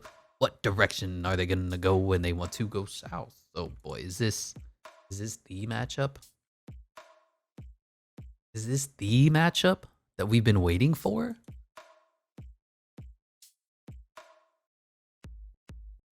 Or is it Senegal? Ha! I know you wanted the Serbia matchup, but we got to take care of Senegal first. We got Pierre Henry versus Luka Doncic, Evan Fournier versus Brian Calbadio. You have Georges Niang versus Franz Wagner. Probably the best matchup of this entire lineup. Victor Wembanyama versus Maurice Nador, and Joel Embiid versus Gorgia Jang. Oof, good luck, Gorgia. You have little to no chance of doing anything. And then Rudy Gobert is coming in as the reserve. I think they have another guy who's in the 80s, and then Nando De Colo, who's also a 79 overall backup point guard, who's better than most of the players on the Senegal team. But Evan Fournier, who is a 90 overall, I know, is going to be dribbling the ball. And Luka Doncic gets it. Weird screen from Joel Embiid. 3 in the key. Don't know what's happening. Luka just dribbling the air out of the ball. Misses. Oh, he makes it. It is Luka Doncic. He is a 98 overall. He is averaging 20 points per game. And let's see how Senegal can respond. Probably not. Pierre Henry for 3. Missing, baby. And Evan Fournier grabs a rebound. Sprinting the other way with ridiculous ball handling skills. Ridiculous shooting skills. He's a 45% three-point shooter. He's a assist machine, scoring machine. Luka gives it to Victor Wembanyama, and it is already 4-0. Ugh. This is all I can say. Good luck, Senegal. Don't get blown out by 50. In the first quarter, it's a 20-point lead. In the second quarter, it's a 30-point lead. In the third quarter, no, it's a little closer. Look at that. They won the third quarter. Senegal won a quarter. I don't believe it, but France does win by about 30 points. It could have been worse. Let's just leave it at that. Georges Niang gave you 26 points. Not too bad. Gorgia Jang is okay. The Pierre Henry, highest overall player, was not particularly good. 13, 8, and 10. As for France, Luka, Let's 30, take another 16. look at that exceptional drive, thanks to Mobile One. You're toasting the defense and getting in close. They'll take possessions like that one all day. Excuse me? I'm working here, hey. Rudy Gobert gave you 16 and 10 off the bench. Franz Wagner 15 and 9. Victor Wembanyama 15 and 5. Ricky Rubio 13. And Joel Embiid only played 13 minutes. Was he in foul trouble? What the hell? What a bizarre stat line for a 99 overall. And France picking up another backup point guard, Pierre Henry, 85 overall, which means Evan Fournier is going to go up to a 91 overall, which is ridiculous to say. And Victor Wembanyama, 86 overall. Thank you, Senegal, but you have been eliminated as your country gets filled in by the Empire of France. Georges Niang, gone. And I guess we will give them another flag down here, kind of like how Serbia is actually missing a flag up here. We're about, I think once we get to the 5 teams left, maybe 4 teams. So once we get rid of Ivory Coast and Iran, then I'm more than happy to give out the rest of these countries and the rest of these overall points, because we don't need to hit every single country. It's going to take forever. We just need to hit most of them. Anyway, going to the wheel. Unfortunately, who was it that got eliminated? Senegal, you have been demoted. Gone from the wheel as the spinner gets thinner. Next team on the offensive is going to be Georgia. And who does Georgia want to take on? Look at them. All those Southern Asian countries. Yeah, they're probably going to get some overall points if we're being completely honest. But we'll go ahead and spin the arrow. See what direction are they going to go as we spin. And they're going the only direction they really can't go. Yeah, you own everything, my friend. You can't go north unless you want to loop around the underneath side. And I don't even know how to do that on a map. So I'm going to give him South Korea just because we'll say, here's the argument. All right. I always like to tell you the argument. I'm right here, and then we're going and we're following the arrow. That's South Korea, right? Good enough for you? Good enough for me. Little red action there, and overall boosts to Shengelia and Goga. Kind of getting used to these names now as 83 overall, Goga Bitadze. This has been a weird one. It's been a long one too, because there's a freaking 195 countries, but it's definitely been a weirder version of NBA imperialism. Our first ever world imperialism experiment, and it's been kind of fun. Anyway, we have America. They have Japan, Greenland, some of these South American, Atlantic, Haiti, Dominican Republic, Puerto Rico. What does the arrow have in store, and what kind of solution should we be going for? So I'm thinking Jamaica, boom, something like that. Not a lot of change for them, but they are getting nice overall points. Up to a 98 overall is Spider Mitchell. It takes forever to upgrade these guys to the next overall point because they already have so many 99s. Here it is, Anthony Edwards, 98 overall. Ridiculous stats. They're about to join the 99 overall club on their very next turn. Gonna go ahead and spin the wheel some more though and see who's going to be next left of these 1, 2, 3, 4, 5, 6, 7 teams, and it is Georgia again. Almost was USA. We already know where Georgia is. Let's just spin the wheel and see what direction are they going to be going. And they want to go, oh no, is this a Georgia versus America matchup? Oh no. You know, they didn't get Hong Kong yet, so we're gonna give Georgia Hong Kong, which means avoiding the USA-Georgia matchup, but still getting overall points. Works for me. Once again, Shengelia and Goga gonna get overall boost 89 and 84 respectively. Got a lot more countries to go. We'll see how this goes, as hopefully it's like Ivory Coast or Iran gets a turn. Speaking of, Iran is going to be next on the offensive. And we'll take a quick peek at them. Ooh, so if they go west at all, they're going to have to take on the Great Wall of Serbia. If they go north, there is a country here. South and east, there are some overall points available to them, but we'll go ahead and spin the arrow and see what direction does the Iranian squad want to go. And they want to go south again. They've continuously been going south here, and that's kind of been working, keeping them alive. We'll go ahead and give them Yemen, just more overall points for the Iranian squad. And that means who's going to get it? Yakchali up to a 79 overall, and Haddadi up to a 77 overall. And just keep it on. Simple as that. Spinning the wheel. We're spinning the wheel. And who's going to go next?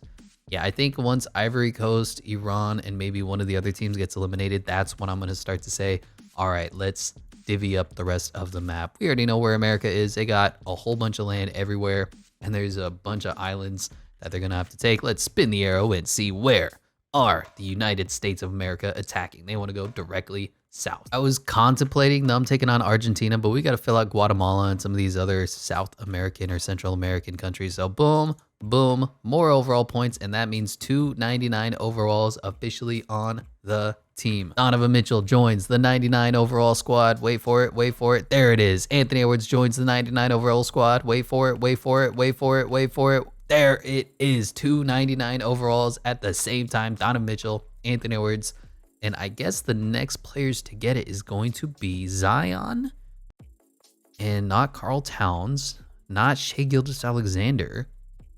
Is there a good small forward on this team? There isn't. That's kind of weird.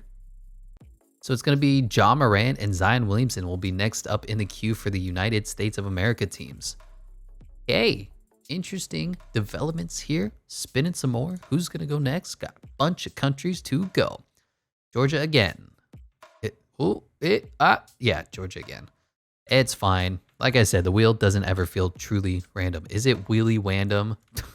Just filling out Uzbekistan. There's a lot of weird shaped countries here because of all the mountain ranges and whatever. But continuing on, overalls boost 90 overall. Shengelia, 85 overall. Goga. What a development. And we're spinning, and I'm waiting for somebody to fight. I'm waiting for a matchup because it's been a while. It's been a minute, and Argentina is definitely one of those teams that we could have go on the offensive, go on the attack. So Argentina's everywhere. They've got literally the southern part of Earth taken care of. So if they go north at all, there's just so many countries, man. So many countries, so many opportunities, and they want to go northwest. I didn't actually know this, but French Guiana is actually not even their own country. So oopsie doopsie, we'll just go ahead and fill that out and pretend like that never happened. A whole bunch of weird politics I don't have to worry about. So, okay, there's my Google search. I'm just learning about facts and things. So we'll look at this, and we could take on those little islands, those tiny little islands. You know what? I'm ready. Let's do an Argentina versus America matchup. A matchup for the ages. Facundo Campazzo versus Shai Gilgeous-Alexander. Luca Vildoza versus Donovan Mitchell. Anthony Edwards, 99 overall versus Leandro Balmaro. Jaren Jackson Jr. versus Gabriel Deck. And Jarrett Allen versus Bruno Fernando. I don't expect to see any, unique fireworks here. I expect a romp and a rout by Team USA, but Facundo Campazzo is in the 90s, and so is Luca Vildoza. I don't know what that says about the rest of the world that they lost to Facundo Campazzo, but Argentina is the home team. They're the defending team. They've won a lot of games. Anthony Edwards is a 99 overall. And, hey, Bruno Fernando is here playing lockdown defense.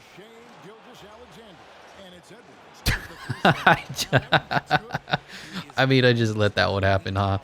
Anyway, let's see what Facundo Campazzo and the Argentinian squad can do in response to Team USA. Here's Luca Vildoza dribbling on Donovan Mitchell. Has the size disadvantage, but turns the ball over pathetically. And Donovan Mitchell, 99 overall, coming the other way. Kind of getting left wide open here. He's only 6'1", though, so that is something to worry about when he's on the defensive end. Shai Gilgeous-Alexander now handling the ball. Looks like we're just going to do pure Donovan Mitchell ISO. Gets a screen, open for three, bang. I mean, he's got a 99 3 by now, right? There's just no way that Team USA loses anything. But we're going to the Simcast. It is 42-26 in the first quarter. Actually, back and forth here at halftime. Argentina fighting. Now we have a 10-point game. Look at the score, though. Oh, my God. 118-103 going into the fourth quarter. Like, what? And unless Argentina goes on a huge run, this is all but over. 15-point game, 5 minutes left.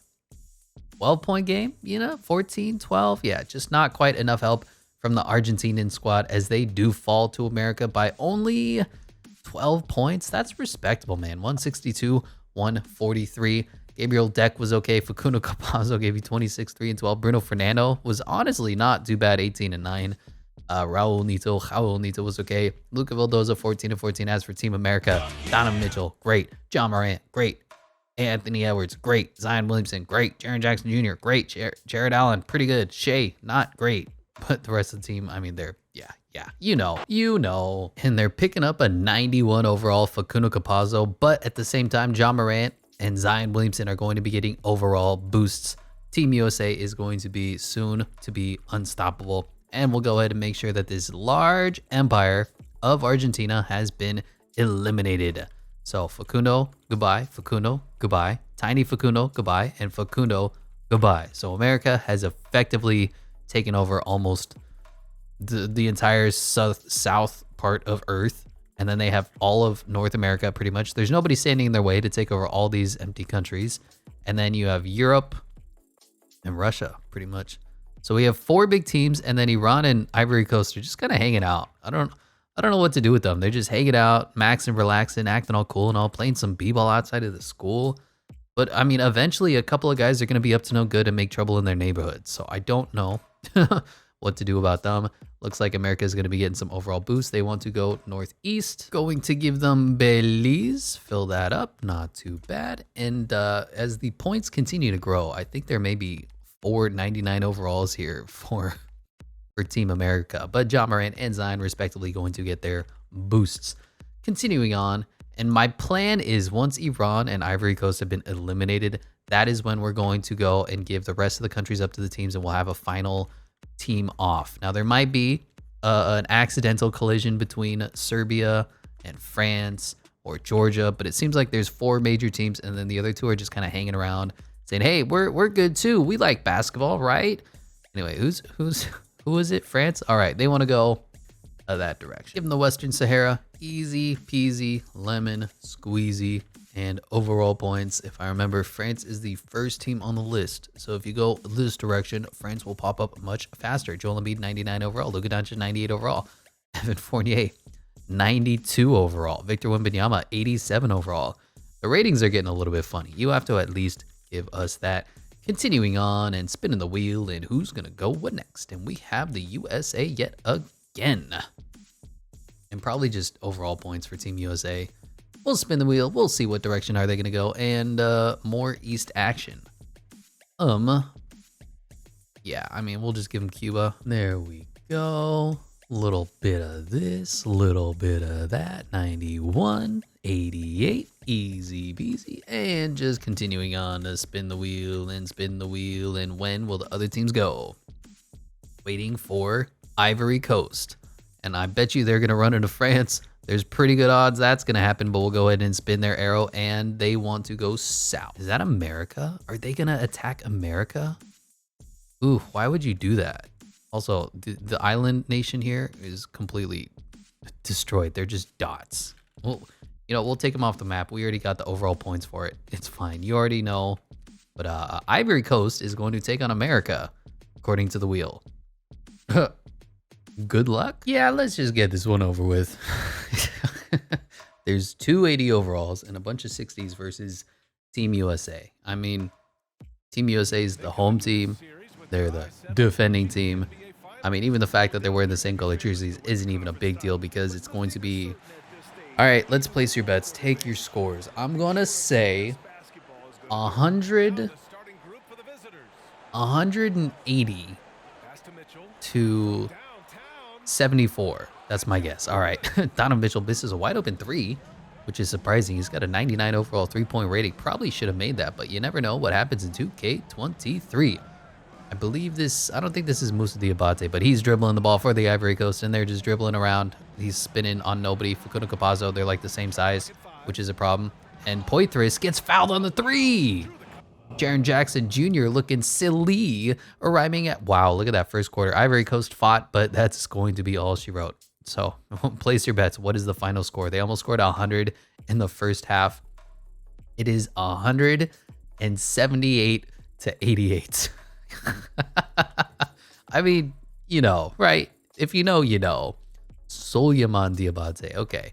Poitras and Costello. Only 3 players in double-digit scoring for Team Ivory. Ja Morant up to a 92 overall. Zion Williamson up to an 89 overall. And is the case, Costello comes over and is immediately one of the worst players on the new team for Team America. Ivory Coast has been eliminated from the tournament. They are gone. And basically what I'm going to say is that once Iran goes, that'll be the end for round 2 for this Imperialism. We'll split up the remaining countries among, what is it, 1, 2, 3 countries. And then that'll be basically it. It's the final battles for the world imperialism. This has been a long one. It's been a pretty fun one, though. I've had a good time. I hope you've had a good time watching, enjoying along. Ivory Coast has been eliminated. Let's see who's going to go on the offensive, who's going to go on the defensive. And wow, just the immediate team that I wanted, Iran, is going to go next. Well, I got a funny feeling that they may be trying to go on the offensive here as they're going directly east. Oh, what? Does this little stretch of land here in Afghanistan take them into Russia and Georgia? Yeah, it does. All right. There we go. Good luck. Is all I can say. Jeremy Lin versus Sajad Pazrofte. You got Thad McFadden versus Benem Yakchali. You got Laurie Markkinen versus 63 overall Martin Aghajanpour. You got Haman Hadidi versus Dornike Shengelia. And Ahmad Al-Dawari versus Domantas Sabonis. Gonna be I mean, it's gonna be a lot like the Team America one was. I'm gonna say Georgia doesn't score 180 points. I'm gonna say it's 137 to 72. That's gonna be my predictions. Anyway, Iran does win the tip, so for whatever that's worth, here's a pass to Yakchali. Al-Dawari has a lot of size on him, so does Haddadi. Really, this Georgian team is a little bit undersized comparatively, so that might be a point of concern. Probably not going to be. Here's a free throw line jumper, misses, and Laurie Markkinen grabs the rebound. And the highest rated Finnish player is going to kick it over to Jeremy Lin. And what is this play going to be? Who's it going to be run for? They got a couple of 90 overalls on their team. They get a 3 for McFadden, and he greens it. Splashes right in the face of the Iranian bench, and we are hopping into Simcast. Close game here in the first quarter, and it's already over. Oh, Iran almost won the second quarter, and it's already over. What was my prediction? It was like 130 to 70 something. Yeah, no, it's 152 to 106. you know, Sabonis was good. Jeremy Lin was good. Shengelia was good. Laurie wasn't even that good, but look at the depth. As for the Iranian team, Yakchali was actually really good. 34, 7, and 4. Just did not get enough help. Kazarofte, 19 and 7. Haddadi, 14 and 7. And Ahmad Al-Dawari, 12, 9, and 7, not good enough. There we go. More overall boosts for Shengelia and Goga. Shengelia up to a 91 overall, Goga up to an 86 overall, and Yakchali is going to be coming over as an 80 overall, so he may be able to give the team something. I think he's going to take the place of McFadden, who actually plays pretty well in the games that we've been watching. So that is it for round 2. Iran has been eliminated. The Georgian Empire takes over. And with that, instead of just spinning the wheel over and over and giving these team points and that team points, and then we're going to be like, oh, well, then what happens with here? And then what happens here? Maybe those teams will play this team. We have 4 teams left. So I'm going to divvy up the rest of these countries as best as I can, give everybody their overall points, and then we will have a final tournament, 4 teams left, of who is the true winner of global imperialism in 2023. How it's going to work is that 3 of the teams are going to get 14 overall point upgrades. America's only going to get 12. It's just the way that the maps worked out. If I took one away from the other teams, I feel like it wouldn't be fair. And America got off to such a heavy start already. They have like 299 overalls, and they're all just homegrown talent. They're already such a good team. It's not really important. So how we're going to be filling this out is that America is going to get Central and South American states. They're going to get the Bahamas. They're going to get El Salvador. They're going to get Honduras, Nicaragua, Costa Rica, Panama, Antigua and Barbuda, however you say it, Dominica, St. Lucia, Barbados, St. Vincent and the Grenadines, and Grenada. Georgia is going to be getting a lot of these Southern Asian countries: Tajikistan, Pakistan, India, Sri Lanka, Nepal, Bhutan, Bangladesh, Myanmar, Thailand, Laos, Vietnam, Cambodia, Oman, and Singapore. France is going to get a lot of Europe and parts of Africa. France is the one we had to struggle the most with, but they're going to get Iceland, Cabo Verde, Denmark, Belgium, Netherlands, Slovakia, Poland, Morocco, Ghana, Togo, Benin, the Equatorial Guinea, Gabon, and Congo. And then Serbia is going to be getting basically all of the East Africa. And I think there were these 2. No, they don't even get that. That's property of France. But they're going to get Eritrea, Ethiopia, Somalia, Kenya, Tanzania, Uganda, Rwanda, Burundi, Mozambique, Madagascar, Malawi, Zambia, Comoros, and the Mauritius.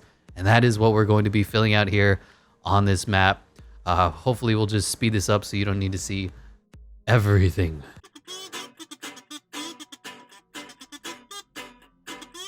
Oh no. Oh no, I forgot these 2. Oh no, I forgot Albania. I forgot Albania and North Macedonia. So we'll give those to Joker, and that'll make a total of 14 for the American teams as well. And we'll take 2 of probably the African states, and we'll give that to America instead of Serbia. That's fine. It's all right. We're doing this on the fly, but that means everybody's on completely fair ground.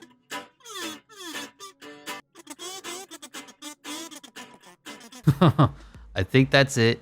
America got hit their countries. France got theirs. They're a little broken up, but it's what we had to do. Serbia got theirs. And then Georgia basically took up the entire continent of Eurasia outside of the major European ones. So this is going to be it. Now we need to make sure that we have all the overall points going into the right players. That's going to be 28 total overall points. We'll start with Georgia. Shingeli is going to go up to a 99 overall. 1, 2, 3, 4, 5, 28. So that's a total of 28 points. 14 countries, 2 points per country. So Goga is officially a 99 overall. Shingeli is a 99 overall. They have Lauri Markkanen, 94 overall. Domantas Sabonis, 92 overall. And Yakchali got up to an 87 overall. The next team is Serbia. And it's just so weird that Nikola Jokic isn't going to get any of these overall points. And Giannis is already a 99. So now 28 points to go. 9 for Micic, and Bogi I think is going to get to a 99, and Lucic will be the final guy. 28. So Joker 99, Micic 99, Bogdanovic 99, Giannis 99, and Lucic up to an 86. That is for Serbia. 2 more teams left. It is, I've already forgotten, America and who is the other one? France are going to be the final remaining teams getting 28 overall points. Oof. Joel Embiid already a 99. Luka Doncic already a 98. Evan Fournier is going to be a 99 overall. That's just bizarre to me. Victor Wembanyama is going to be a 99. And I think, is that going to be Rudy Gobert, the other high 90s player? Oh my gosh. 27, 28. Rudy Gobert is up to a 94 overall. So Joel Embiid 99, Evan Fournier 99, Victor Wembanyama 99, Luka Doncic 98, and Rudy Gobert 94. Ricky Rubio, Pierre Henry, and Franz Wagner are all behind them. Where was Henry from? Senegal. That's right. He was a little bit better than Georges Niang was. And finally, USA, who's going to have an abundance of talent. Donovan Mitchell's already a 99. Anthony Edwards already a 99. John Morant's going to be a 99. That will be 7. Plus 10 for Zion will be a 99, and I think who do we do next? Maybe Jaren Jackson Jr. because they need size, because there's way too many point guards on this roster. So yeah, we'll probably do Jaren Jackson Jr. get him into the 90s. 4, 25, 26, 27, 28. Jaren Jackson Jr. up to a 95 overall. Oof. All right, that was a lot of busy work. It was basically pressing fast forward on everything that we have to do to make sure that we're getting competitive, fun, and not just spinning over and over and over and hoping that the teams run into each other. So I hope you are okay and content with that, because I know I am. It was a lot of work to get done, but we're hours and hours and hours into this. It is time to get to the final round of NBA Imperialism. A blurry Goga Bitadze, a blurry Nikola Jokic, a fiery, ferocious Joel Embiid, and the United States of America have such a massive team as a whole. So which team will be on the offensive for the first round of NBA Imperialism, or the first round of the third round of NBA Imperialism? And it is going to be Georgia. So Georgia is right smack there. So if they go east, it's going to be a USA battle. If they go west, it's most likely going to be a Serbia battle, with a small chance, if it's kind of a northwest, of a battle with France. But let's see what the arrow has in store for Goga Bitadze and his army of 99s, and that is just directly north. I don't think you can go that way. Like, unless you want to sail through the North Pole, we're going to have to rerun that one. Sorry, Goga. Try again. North is the only direction you can't go, but keep it going. And that's... Jeez. One more time. Come on, Goga. Okay, this to me reads as a battle against America, right? So we look at the arrow, it's a little north, but it's mostly east. So we're gonna say they're gonna travel across what used to be solid land and go completely through Alaska to take on the American army. Goga Bitadze versus the Americans. Okay, Jeremy Lin versus John Moran is a mismatch, but the rest is okay. Yak Chali versus Donovan Mitchell, not great, but Lauri Markkanen versus Anthony Edwards gonna be fun. Shengelia versus Jaren Jackson Jr. and the GOAT, Goga Bitadze versus Zion Williamson, who's playing center for some reason. Don't ask me. Greg Popovich is listed as the coach for Team USA. I'm not going to question the genius of a man who's won how many titles? 5 championships on his own? Anyway, we are going... Oh my gosh. All right. Buttons, pressing, black screens, loading, intros. Yeah, this is copyrighted music, so I can't listen to it. Here we are. Another round of World Imperialism. Team USA, the defending, the home team, while Georgia is on the attack. And we'll watch a little bit more of these games, because these is really, it's a battle of titans, man. These are two good teams, two possibly unbeatable teams. You say that, and John Morant goes directly to the free throw line for the first points of the game. There's a bunch of 99 overalls on the court. The depth isn't as good for teams not named Team USA and I guess Team France as well. But this is going to be a good one. 99s everywhere. Lauri Markkanen, Domantas Sabonis is a sixth man. That is just how good Team Georgia is. And Team USA, of course, you cannot doubt them out. But a quick 2-0 lead for John Morant as Jeremy Lin is running the offense for Team Georgia. Kicks it to Shengelia, who kicks it to Yak Chali. Yak Chali pulls up, long two, hand in his face. And it's just enough to affect it. Zion Williamson coming the other way, being picked up by the 99 overall Goga Bitadze. I mean, Zion's a 99, Goga's a 99. It's just, it's fun. That's all I can say. John Morant pulls up for 3, hand in his face, misses, and Shengelia grabs the rebound. We'll probably go about 5 minutes here and then watch the conclusion if it's a big finale, but Yak Chali does have the ball. He's dribbling. He's looking for an opening. Here's Lauri Markkanen, hand in his face, and it doesn't matter. Anthony Edwards, too short. 3 for the Finnish Warrior. I don't know what his nickname is. Lauri Markkanen gives Georgia the lead, 3-2. John Morant just blows by the entire Georgian defense. One-man army. John Morant flies right by it. Jeremy Lin caught with his hands in his pants. I don't know what that means. Getting a double screen for Jeremy Lin going around. Zion Williamson puts up a little floater, doesn't get it. Rebound goes to Donovan Mitchell. Coming the other way, Team USA with a 1-point lead. 4-2-3. Donovan was open for a second. Now they're going to John Morant, who's just probably going to ISO up on the 76 overall. Jeremy Lin kicks it to Zion, who's trying to post up against, I think that's Shengelia. Doesn't have the size, does has the strength, and he just puts it up and goes right through the Georgian defense. 6-3 lead for Team USA. It's so much funny how much better the teams play when they have good players and good ratings. Like the 60 overalls literally just drop the ball when they run into nobody. They'll just dribble out of bounds for no reason. Meanwhile, like John Morant will blow right by Jeremy Lin. Jaren Jackson Jr. open for a 3 here, does not take it. Anthony Edwards being picked up by the 7-footer Lauri Markkanen, definitely can blow by him. We'll see if he does. Looks like it. John Morant, nope. Donovan Mitchell for 3. In and out. That would have given him a commanding 9-3 lead to start this one as Team USA is up. Shengelia trying to go by Jaren Jackson Jr. does, misses the layup, and Jaren Jackson Jr. comes down with the rebound. Good positioning, good size, and Anthony Edwards transition 3, but Zion's right there for the rebound, doesn't pick it up. And Yakchali is coming the other way for Team Georgia. Jeremy Lin going to run the offense. Probably taking too many jump shots. I'd like to see them get the ball to Goga, who's in 99 overall, to Lauri Markkanen, but Jeremy Lin is taking an elbow jumper and missing. Yeah, not a great offensive debut for Team Georgia. Jeremy Lin is ice cold, and I think he's taken like 3 or 4 shots for the team in the first few minutes. They have multiple 99 overalls on their team, but their names is not Jeremy Lin. Here's John Morant, speed demon, being picked up by Jeremy Lin, who's ice cold, dribbles, and just goes right by and throws it down. Mismatch all night, mismatch every possession. Terrible start for Team Georgia. They are 1 of 6 from the field. Okay, Georgia, wow, gets great positioning, but they're just throwing the ball around like hot potato. It ends up back in Jeremy Lin's hands, which is probably not where you want it. He's going to pull it for 3 and miss, which he does. Goga Bitadze flies for the rebound, has positioning, puts it up, gets the and 1. Look at the big fella, Goga.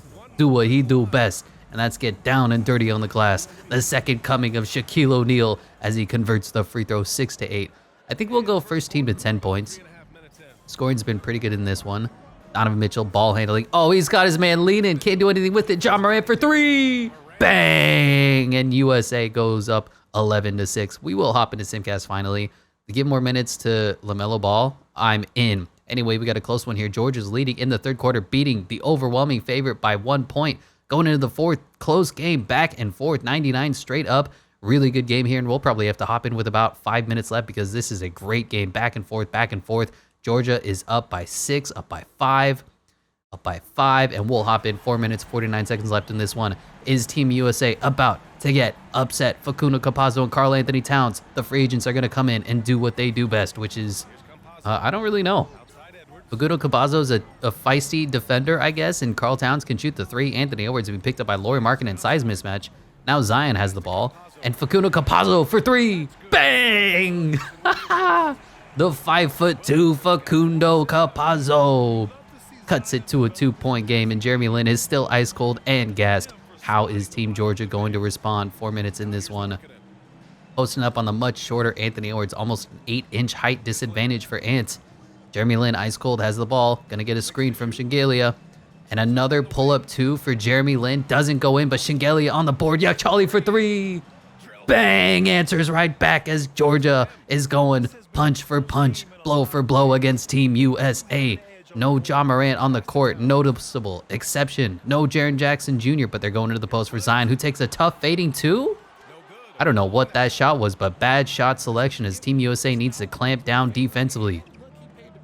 Jeremy Lin dribbling the ball, always unfortunate. Significant size disadvantage for Team USA because they have too many guards, but here's Facundo Campazzo. Plays good enough D on Jeremy Lin. Don't know what the play is, and he reaches in and draws the foul. And where's John Morant? Why is he not in? Where's Jaren Jackson Jr.? Why is he not in? What is Greg Popovich doing with these rotations? Anyway, Berjanzi is handling the ball. Now it's somebody in the corner whose name I can't read. Gets a screen. Yakchali pull up 2. Hand in his face. Doesn't matter. 7-point lead for Team Georgia. And I was not expecting this. Georgia on the upset alert against Team USA. Team USA not playing their best players. Ant jacking up a 3. Missing. Zion's on the offensive glass. Puts it right back up. Might be an and 1. Doesn't get the call, but it's back down to a 5-point lead. 3 minutes left. The clock is ticking. Team USA needs some stops bad. How is Lauri Markkanen and the Georgian squad going to respond? Being picked up. Struggling defense here. Lauri right underneath the basket. Gives it to Shengelia. Nothing going here. Lauri Markkanen once again running the play. Screen and roll. And no defense is being played. Karl Anthony Towns just gets out hustled and outworked. Bad defense from the man from Dominican Republic as he gives up the foul. Oh! And Laurie misses a free throw. Laurie goes 1 of 2 from the line, only a 6-point game. So noticeable exceptions I'm seeing. Ja Morant has 5 fouls. Of course he does. I'm so done with the way fouling works in this game. If you're 99 overall, you're never going to foul out of an important elimination game, but they don't care. Who else isn't playing? Zion. Jaren Jackson Jr. isn't playing. He has 17 minutes and he has 5 fouls. Yeah, no, totally. As for Team Georgia, my guy Goga, does he have 5 fouls too? Yeah, he does. I'm okay, game. Do what you got to do. Donovan Mitchell running the offense for Team USA. And what is this play? It is going to nobody. And here he goes. Gets a screen from Karl Anthony Towns. Pulls up. Open for 3. In and out. Tough miss for Team USA. That would have cut it to a 1-possession game, as Team USA has just been out-hustled, outworked, and they're on the upset bubble. Yakchali now being picked up by Donovan Mitchell. Size mismatch. Gonna get the screen. And it's a weird one. Don't know what happened. Oh, his shot gets blocked by Zion, but Shingelia on the offensive glass puts it up, and it's an 8-point game now. 2 minutes, 11 seconds left for Team USA. They are struggling to put together stops. Get the block, but can't get the rebound. Shoot an open 3, miss. And the play is going to be for Spider Mitchell again, and he just goes around, gives it to Zion, who blows the layup, gets his own rebound, kicks it. Anthony Edwards in the corner. Misses again. Team USA can't buy a bucket. Zion once again in the corner for Ants. And he misses again. It's like I was shooting. Team USA can't buy a bucket. They can't get a stop, and this is about to be an upset alert. Team USA losing in the 2023 World Imperialism Finals. Zion coming the other way. Nothing doing, no offense, down by 8. They need offense and they need defensive stops. Maybe turnovers. 3 for Donovan Mitchell, left wide open, does connect, and it's back to a 5-point lead, but scoring is just one half of the equation. Team USA needs to get a stop defensively. Jeremy Lin gonna run the Georgian offense yet again. It looks like a couple of Iverson cuts. Alley-oop! And he throws it down. Wow, is that Shingelia? 99 overall, back up to a 7-point lead. And it's looking like the door is about to close on Team USA. Gives it to Zion, puts up a little floater, answers right back. But once again, 5-point game. 2 possessions. They need a stop, a score, another stop, and another score if they even want a chance in this one. And Georgia going to be running the offense. Team USA down by 5. Dribbling, pulls up, bad shot selection as he is ice cold. And he misses. What does Team USA have to respond? Facundo Campazzo bring the ball up the other way. Jeremy Lin still ice cold. Donovan Mitchell has the ball in his hands. Gonna get a screen for nobody. Good offense. Great plays. Donovan Mitchell pulling up for 3. Misses. And it's time to play the foul game. Team USA about to be eliminated. LaMelo Ball is checking in. Why?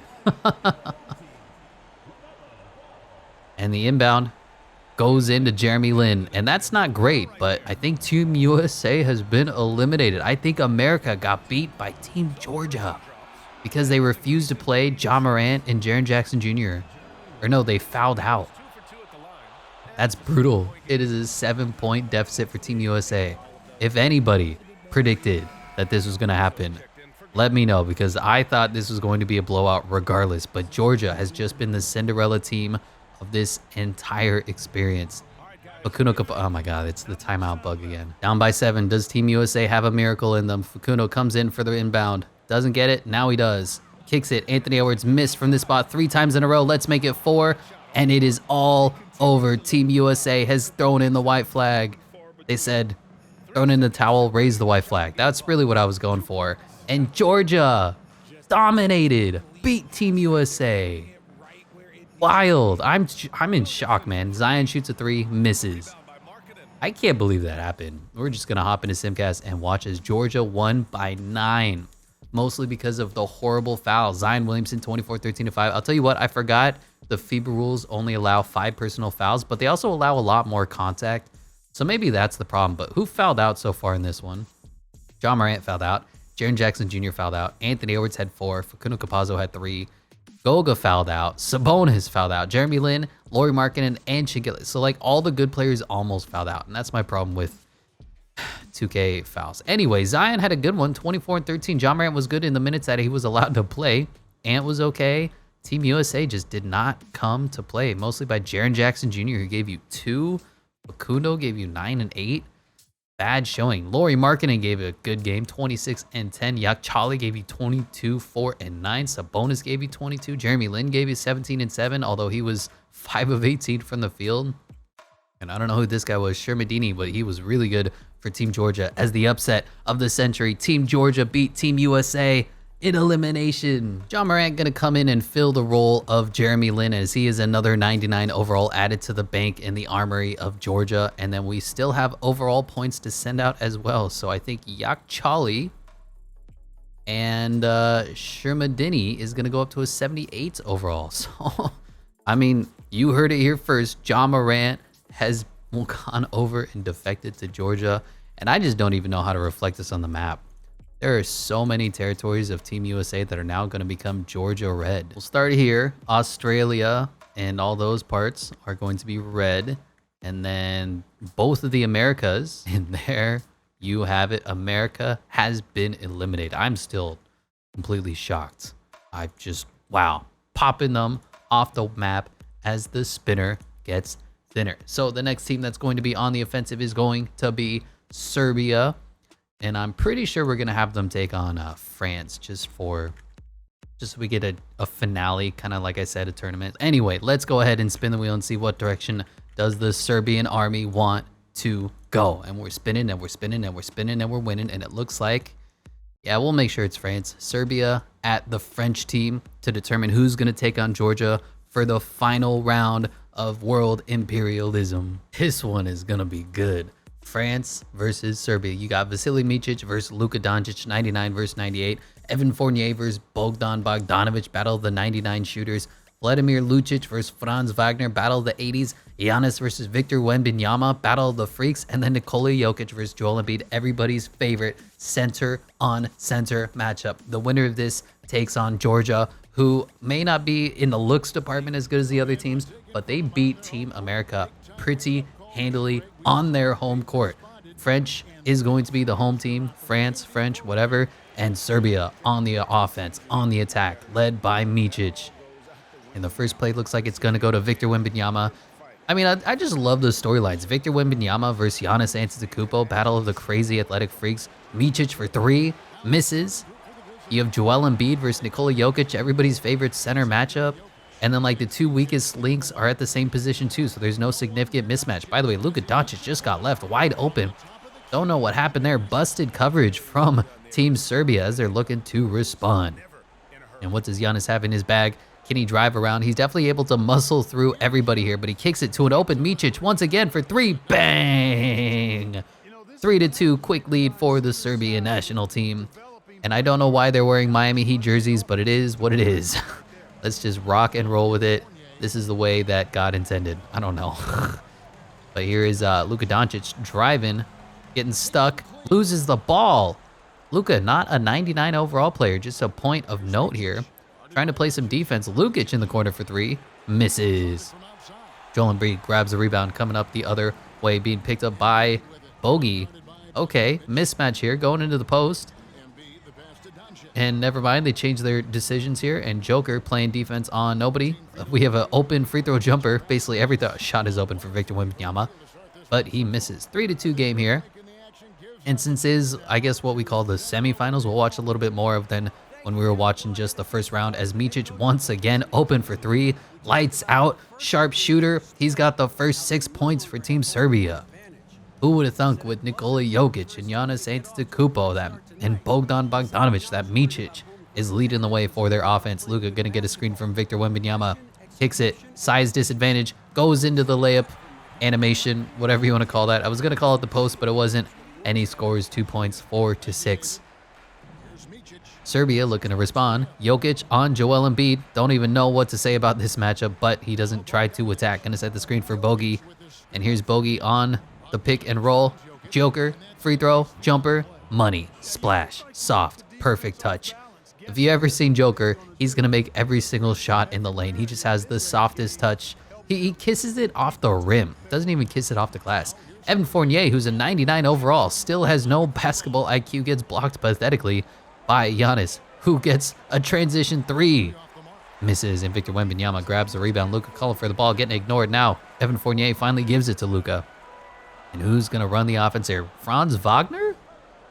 On Giannis? That's an idea. Don't know what this play is. Evan Fournier might be open for a long three. Doesn't take it. 7 seconds left in the shot clock. Gets his screen. Goes around the defense. Pulls up for a floating 2. I don't even know if that's a short range jumper or what, but he converts as Evan Fournier is a 99 overall. That just doesn't make sense in my brain. Lukic now has the ball being picked up by Franz Wagner. And not a lot of movement in this offensive set. Finally kicked the ball to Mikic, who's going to dribble handoff to Bogdanovic, who gets a screen from Joker. A little bit of action going here, and it's an offensive foul. Bogey just out of control with the ball in his hands, barrels right over Franz Wagner. Great defensive play. And Joel Embiid on the inbound, going to kick it to Franz Wagner, who seems to be the point guard for this team instead of Luka Doncic, instead of Joel Embiid, instead of Victor Wembanyama. It's Franz Wagner, who's going to go around, pull up for 2, miss. Joel Embiid does not get the rebound. Bogey comes flying in. He can't jump, but he can rebound, and Micic is going to run the offense for Team Serbia once more. Joker passes it to Lukic, and we have Giannis operating out of the post on the smaller Franz. Goes right around, right into Joel Embiid though, but Joker grabs the rebound, gets blocked. Joel Embiid showing he's the real MVP as Evan Fournier's in transition, almost throws the ball out of bounds. Luka runs out of bounds and then gets a bailout foul call. That'll be the second on Bogey. Oof. Not what you like to see. Hopefully he can alter his play so that he's not just another 99 overall player that fouls out. We're going to go first team to 10 points in this one also because it's a good one. And the pass is up and in to Victor Wembanyama, to Franz Wagner. I love how they go away from the 99 overall players. That's smart basketball right there. Evan Fournier has the ball in his hands. Not a lot of offense. He's getting a double team, passes it, and there's Joel Embiid laying it up, tying the game 8-8. Too easy offense for Team France. And maybe Joker can finally get involved in this offensive set. Fake screen from Giannis, who then just runs away to the dunker spot. I don't know what this possession is, but Jokic finally sets a screen. Don't know why I called him Jokic. And it's a miss. Evan Fournier on the rebound. Kind of a weird bounce on that ball off the rim. And Evan Fournier kicks it to Luka Doncic, who should be punishing this mismatch, but he doesn't. Evan Fournier once again has the ball in his hands, probably way too often. Kicks it to Joel Embiid, being picked up by the Joker. Battle of MVPs, battle of centers, battle of the future of the NBA. And he throws an alley-oop. Bad pass from Joel Embiid. Don't know what you're doing there. Just attack the Joker. And here we go. Open 3. Doesn't take it. Nedovic in the game.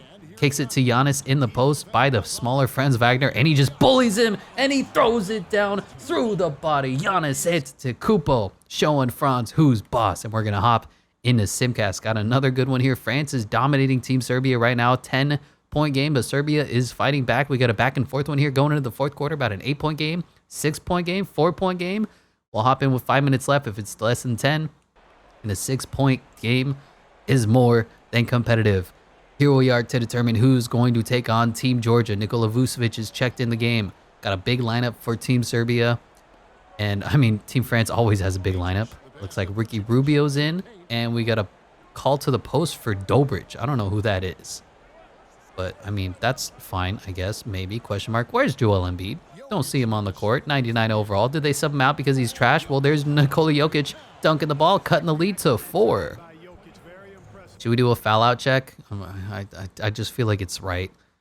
Who's got fouls? Luka Doncic and Joel Embiid fouled out. That's fun. And for Serbia, Bogey fouled out. Giannis and Vucevic about to foul out. That's also fun. Yeah, if we ever do this again, I'm modifying the FIBA rules to just eliminate foul outs because it doesn't happen that often. Come on. And Ricky Rubio is about to choke this game for Team France. He just dribbled the ball off nobody. Joker passes it to Vucevic, gets the and one. They're about to cut it to a 1-point lead. Ricky Rubio looking silly, doesn't know what he's doing with his damn life. And Vooch is up with the free throw and in. Nicholas Batum is checked into the game, and that's a sign that things are not going good for Team France. Ricky Rubio going to run the offense for Team France, and Nicholas Batum has Joker on him. That should be a mismatch, but he's not going to attack it. Victor Wembanyama trying to go over Giannis, and look at the height disadvantage. He's a Greek freak, and he looks short compared to Vic. Evan Fournier has Vucevic on him. This should be an attacking ISO mismatch, but he just shoots in his face and misses. Yeah, that's about what you expect from Evan Fournier. Anyway, Lukic has the ball, being picked up by Franz Wagner. Gets a screen from Joker. We have an open 3 for Vucevic. Bang! 2-point lead for Team Serbia. And how can France respond? They need to generate some offense, need to generate some points. It is not looking good. They still have Victor Wembanyama, who's a 94 overall. Franz Wagner, Ricky Rubio's an 86 overall. They just need to get their stars playing. Franz accepts the screen. Vic rolling. And he's got a wide open layup here. Almost hits the and one, but he's going to the free throw line. First free throw from the Freak from France is up. And he finishes. Oh, 1 for 2 from the free throw line. Micic grabs the rebound. And we got somebody in the paint. Doesn't get it off to Joker. Had an opportunity. Rudy Gobert has checked in. He is a 94 overall, so you got to give a little credit where credit is due. Giannis versus Victor Wembanyama is going to be a crazy matchup. And Giannis is taking a floater jumper. Bad possession. If Giannis isn't dunking it, you have to really question your life choices. Victor Wembanyama was available in the corner for a second. Evan Fournier did not see him. Eli Okubo is checked in the game. That's a problem. And he kicks it to Fournier, who's got Vucevic on him. Victor Wembanyama, hand in his face, corner three, splash. Maybe it was a two-pointer. It is 122 to 120. No, it was 3 because he missed a free throw. And that is how France takes their lead right back. 122, 120, 2 minutes left. Open 3 in the corner. And he missed. And Giannis doesn't grab the rebound. Evan Fournier comes up with it. Evan Fournier running the offense for Team France. How are they going to respond? Franz Wagner kicks the ball to Victor Wembanyama, who's going to the post over, who is this, Lucic? Micic? Doesn't matter. They're too short. And Victor Wembanyama gives them a 2-possession lead, 124, 122 and a half minutes left. Giannis being picked up by Victor. What a matchup. I'd love to see this in real life. Giannis trying to go through the body. Does he have the strength? Does he have the ability? Agility? He does. Sort of. Goes to the free throw line. But remember, Giannis can't shoot. First free throw is up. And in. Giannis does have some rating boosts, so I'm sure these free throws are going to be good. Second free throw is up. And in. Giannis. Clutch. 122, 124. By the way, there are 5 timeouts for Serbia, 4 timeouts for France. So just get ready for a lot of fun whenever they start actually calling the timeouts. Anyway, Ricky Rubio has checked back in, getting a screen by Victor Wembanyama. Has an open 3 at the top of the key, and he misses. Giannis grabs the rebound, and we have a transition break for the Greek Freak. He's going to be picked up by Franz Wagner. Is he going to go through? Is he going to go around? He does, and he misses. Victor Wembanyama coming the other way. Rudy Gobert trailing right behind him. Pulls up for 3 of his own. Misses. Franz on the rebound. Puts it back up. Gets the foul. Looking to extend this lead. Make this a 2-possession game. 1 minute, 37 seconds left in this one. Franz's free throw is up, and he misses. Franz choking. And who's going to be checking in here? Nedovic is checking in for somebody. Okay. Serbia looking to press all the buttons that they can as Franz Wagner goes 1 of 2 from the 3-point line, free throw line. Those are the words I'm saying. It's a 3-point game, 1.5 minutes left. Giannis and Joker need to respond. And Joker just does not get enough touches in this offensive system. I don't know why, but it's just Giannis ISO on Victor Wembanyama. Corner 3 for Micic. Oh, he missed. Wide open. That would have tied it up. That was a huge shot. And Micic can't convert. Franz Wagner kicks it to Rudy Gobert in the post. Not a good possession here. Don't know what's happening. The play's blown up. 12 seconds left in this one. Are they going to a post? Victor Wembanyama on Giannis. Fadeaway. Hook. Green. 5-point lead for Team France as Victor Wembanyama has started to take this game over. Nobody can contend with somebody who's 8 feet tall. And this looks like to be a counter post with Giannis on Victor Wembanyama. Vic just not good enough to play defense. Picks up his 3rd foul. Giannis going to the free throw line. And Giannis can't shoot. It's at least kind of funny that they're using their Miami Heat jerseys, right? Like a little funny. Anyway, back to a 3-point game. This has been a really good one. These are kind of the finals that we've been waiting for. There's been a lot of like 180s to 170s, and now Victor Wembanyama makes a tough shot, hand in his face. Giannis's hand was right there. It doesn't affect Victor Wembanyama, who's ice cold clutch. Oh, no more timeouts? All right, we're actually playing basketball here. Giannis in the post, going through and going over and flexing on Victor Wembanyama. 1-possession game, 38 seconds left. Team France looking for the dagger. Gonna drain the clock just a little bit. No, they're going to an alley-oop, and Giannis snatches that out of the air. Kicks it up to Micic. And how is Serbia gonna try to tie this game up? Goes for the rebound, goes for the pass, and I don't know what happened, but he just threw it away. Rudy Gobert picks it up. Rudy Gobert does have elevated ratings. We'll see if he can convert on his free throws, and he doesn't. Misses the first one, so all hope is not lost yet as we're gonna be calling more timeouts. Oh my gosh, open three, missed. What happened? Defensive breakdown and Serbia could not take advantage. I think that was Micic in the corner again. And Rudy Gobert going back to the free throw line looking to end this game. Team France looking to be, Rudy Gobert misses again. Team France looking to be the challenger to Team Georgia for the final of NBA World Imperialism. Gonna get an open three here, down by 5 and a miss. And Team France does move on. That is going to do it. A couple of missed opportunities for Team Serbia there. They had their chances. They just could not convert as France moves on to take on Team Georgia in World Imperialism Finals. And we'll be hopping into SIP, guys. We don't really need to see this. 133 to 126. Victor Wembanyama was great. 33, 10 and 5. Luka 23, 5, 6 and 1. Joel Embiid 16 and 8. But he fouled out. Franz Wagner 13. Rudy Gobert 13. Evan Fournier 12, 8 and 8. Really wasn't that good. But Ricky Rubio pretty good off the bench. 10 and 10. As for Team Serbia, Joker was incredible. His usual self. 29, 10 and 7. Giannis was serviceable. 19 and 9. Micic just struggled. 18 points on 18 shots. 4-12 from the 3 and missed the most important one. Vooch was pretty good off the bench. Bogey didn't give you a lot. 1 of 8 from the field.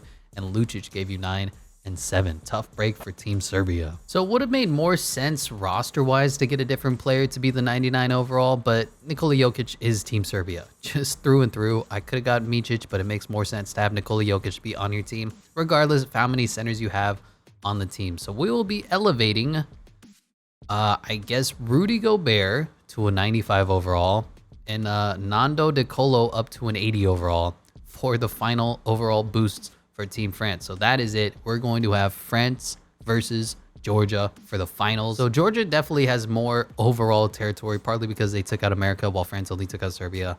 But Georgia has been a surprise team for this entire video, but that's going to be it.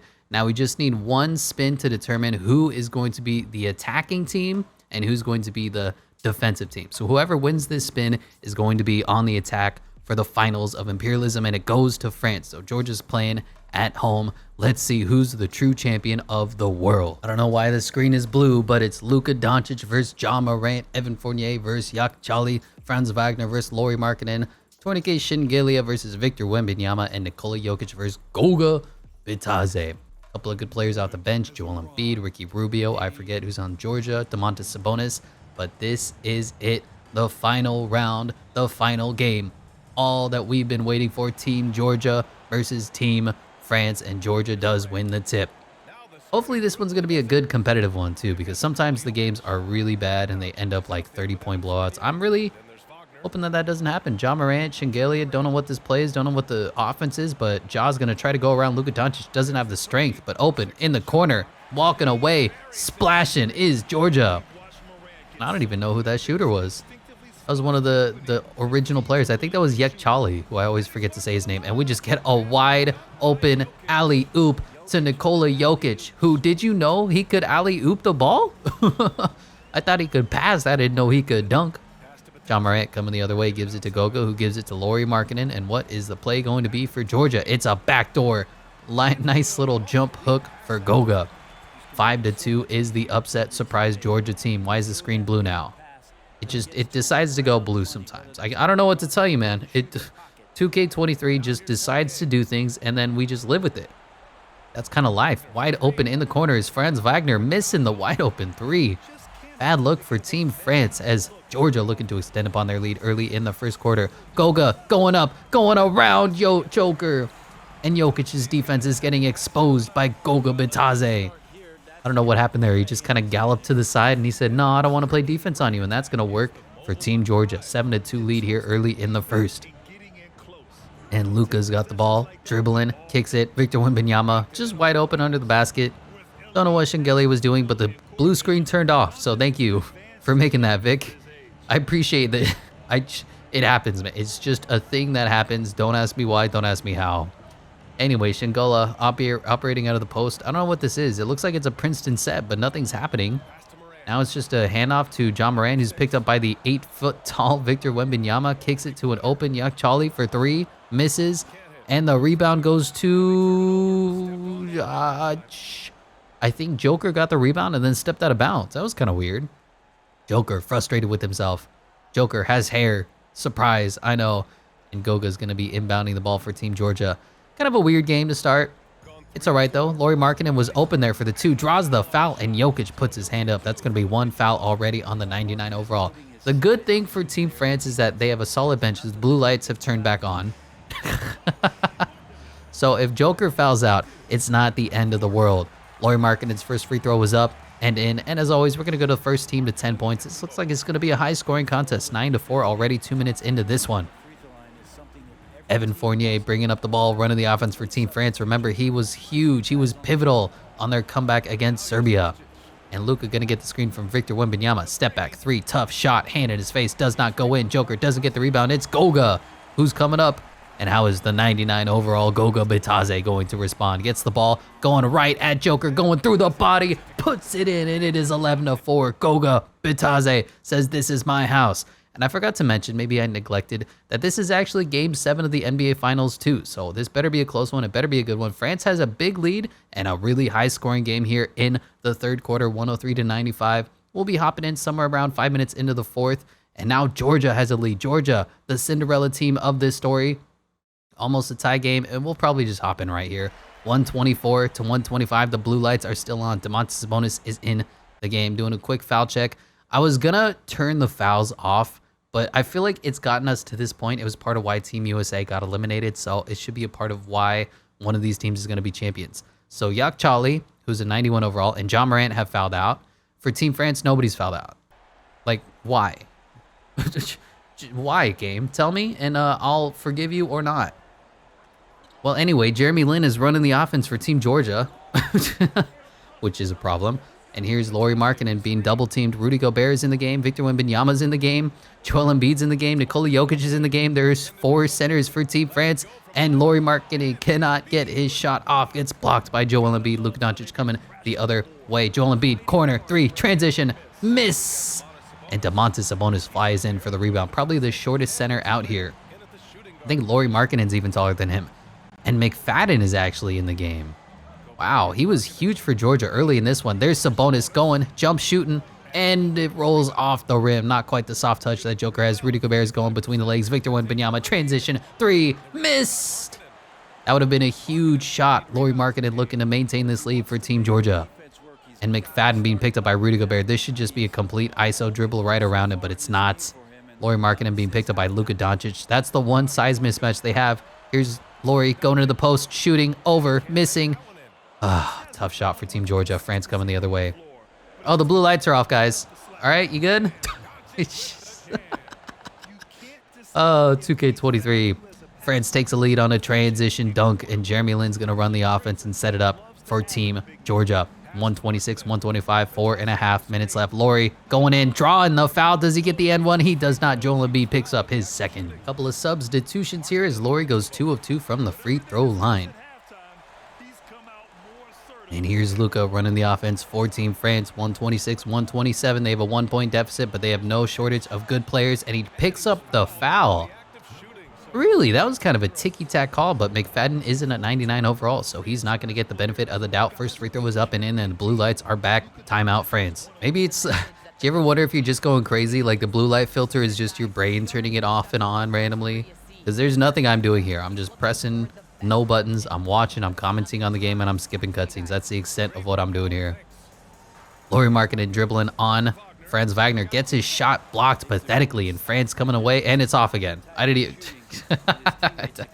Anyway, here's Luka Doncic throwing the alley-oop to Victor Wembanyama. Doesn't even have to jump. 3-point lead for Team France. And how can Georgia respond? They're down some of their best players. They still have Goga. They still have Jeremy Lin.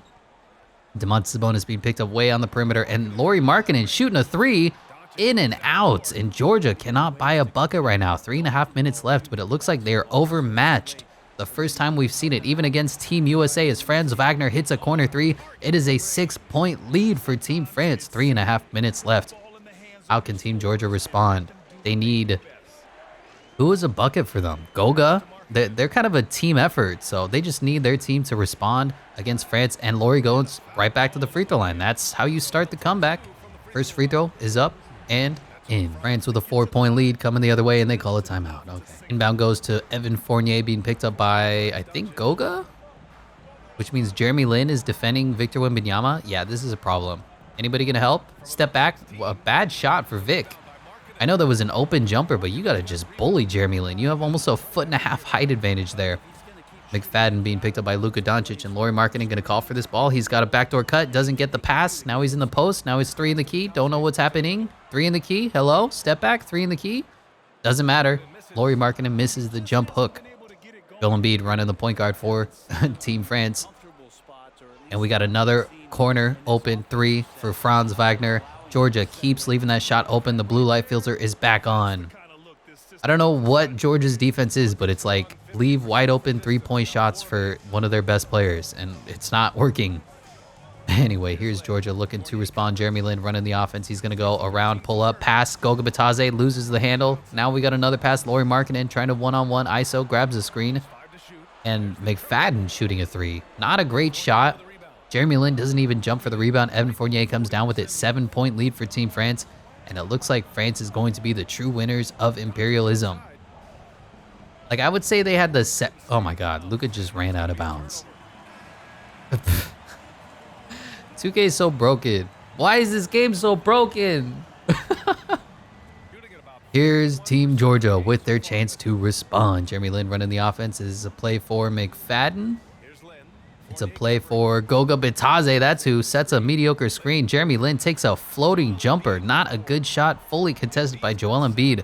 And we're kind of seeing the downfall of Georgia here. They were making these shots before, grabbing the offensive rebounds. And Team France just has too much size, too much skill. We got 99 on 99 here. Joel Embiid versus Goga Bitadze. And surprise, Joel Embiid is the better player. 9-point lead now for Team France. Desperation here for Team Georgia. How can Georgia respond? Jeremy Lin once again running the offense. McFadden might be open here in the corner for 3. Gets it to him. Doesn't take the shot. Open 3 for McFadden. Doesn't want it. Takes a instead contested jumper right in front of Joel Embiid. 100% smothered and misses. And this is what happens when the AI plays itself, is bad things happen. Evan Fournier has the ball being picked up, grabbing a screen. And Goga Bitadze playing defense. Joel Embiid open. Long 2. Dagger. Bucket. Georgia. Desperation time now. 11-point deficit, and I think Georgia's magic has run out. They came all this way. They upset the Americans, but they could not beat France with the size of Victor Wembanyama, with the skills of Luka Doncic, and with the other 2 centers in Joel Embiid and Nikola Jokic. Victor Wembanyama shoots, and he misses, but it's pretty much over. We're just going to enjoy this. Lauri Markkanen is dribbling the ball off his foot. The blue light filter is back on, and Georgia does fall.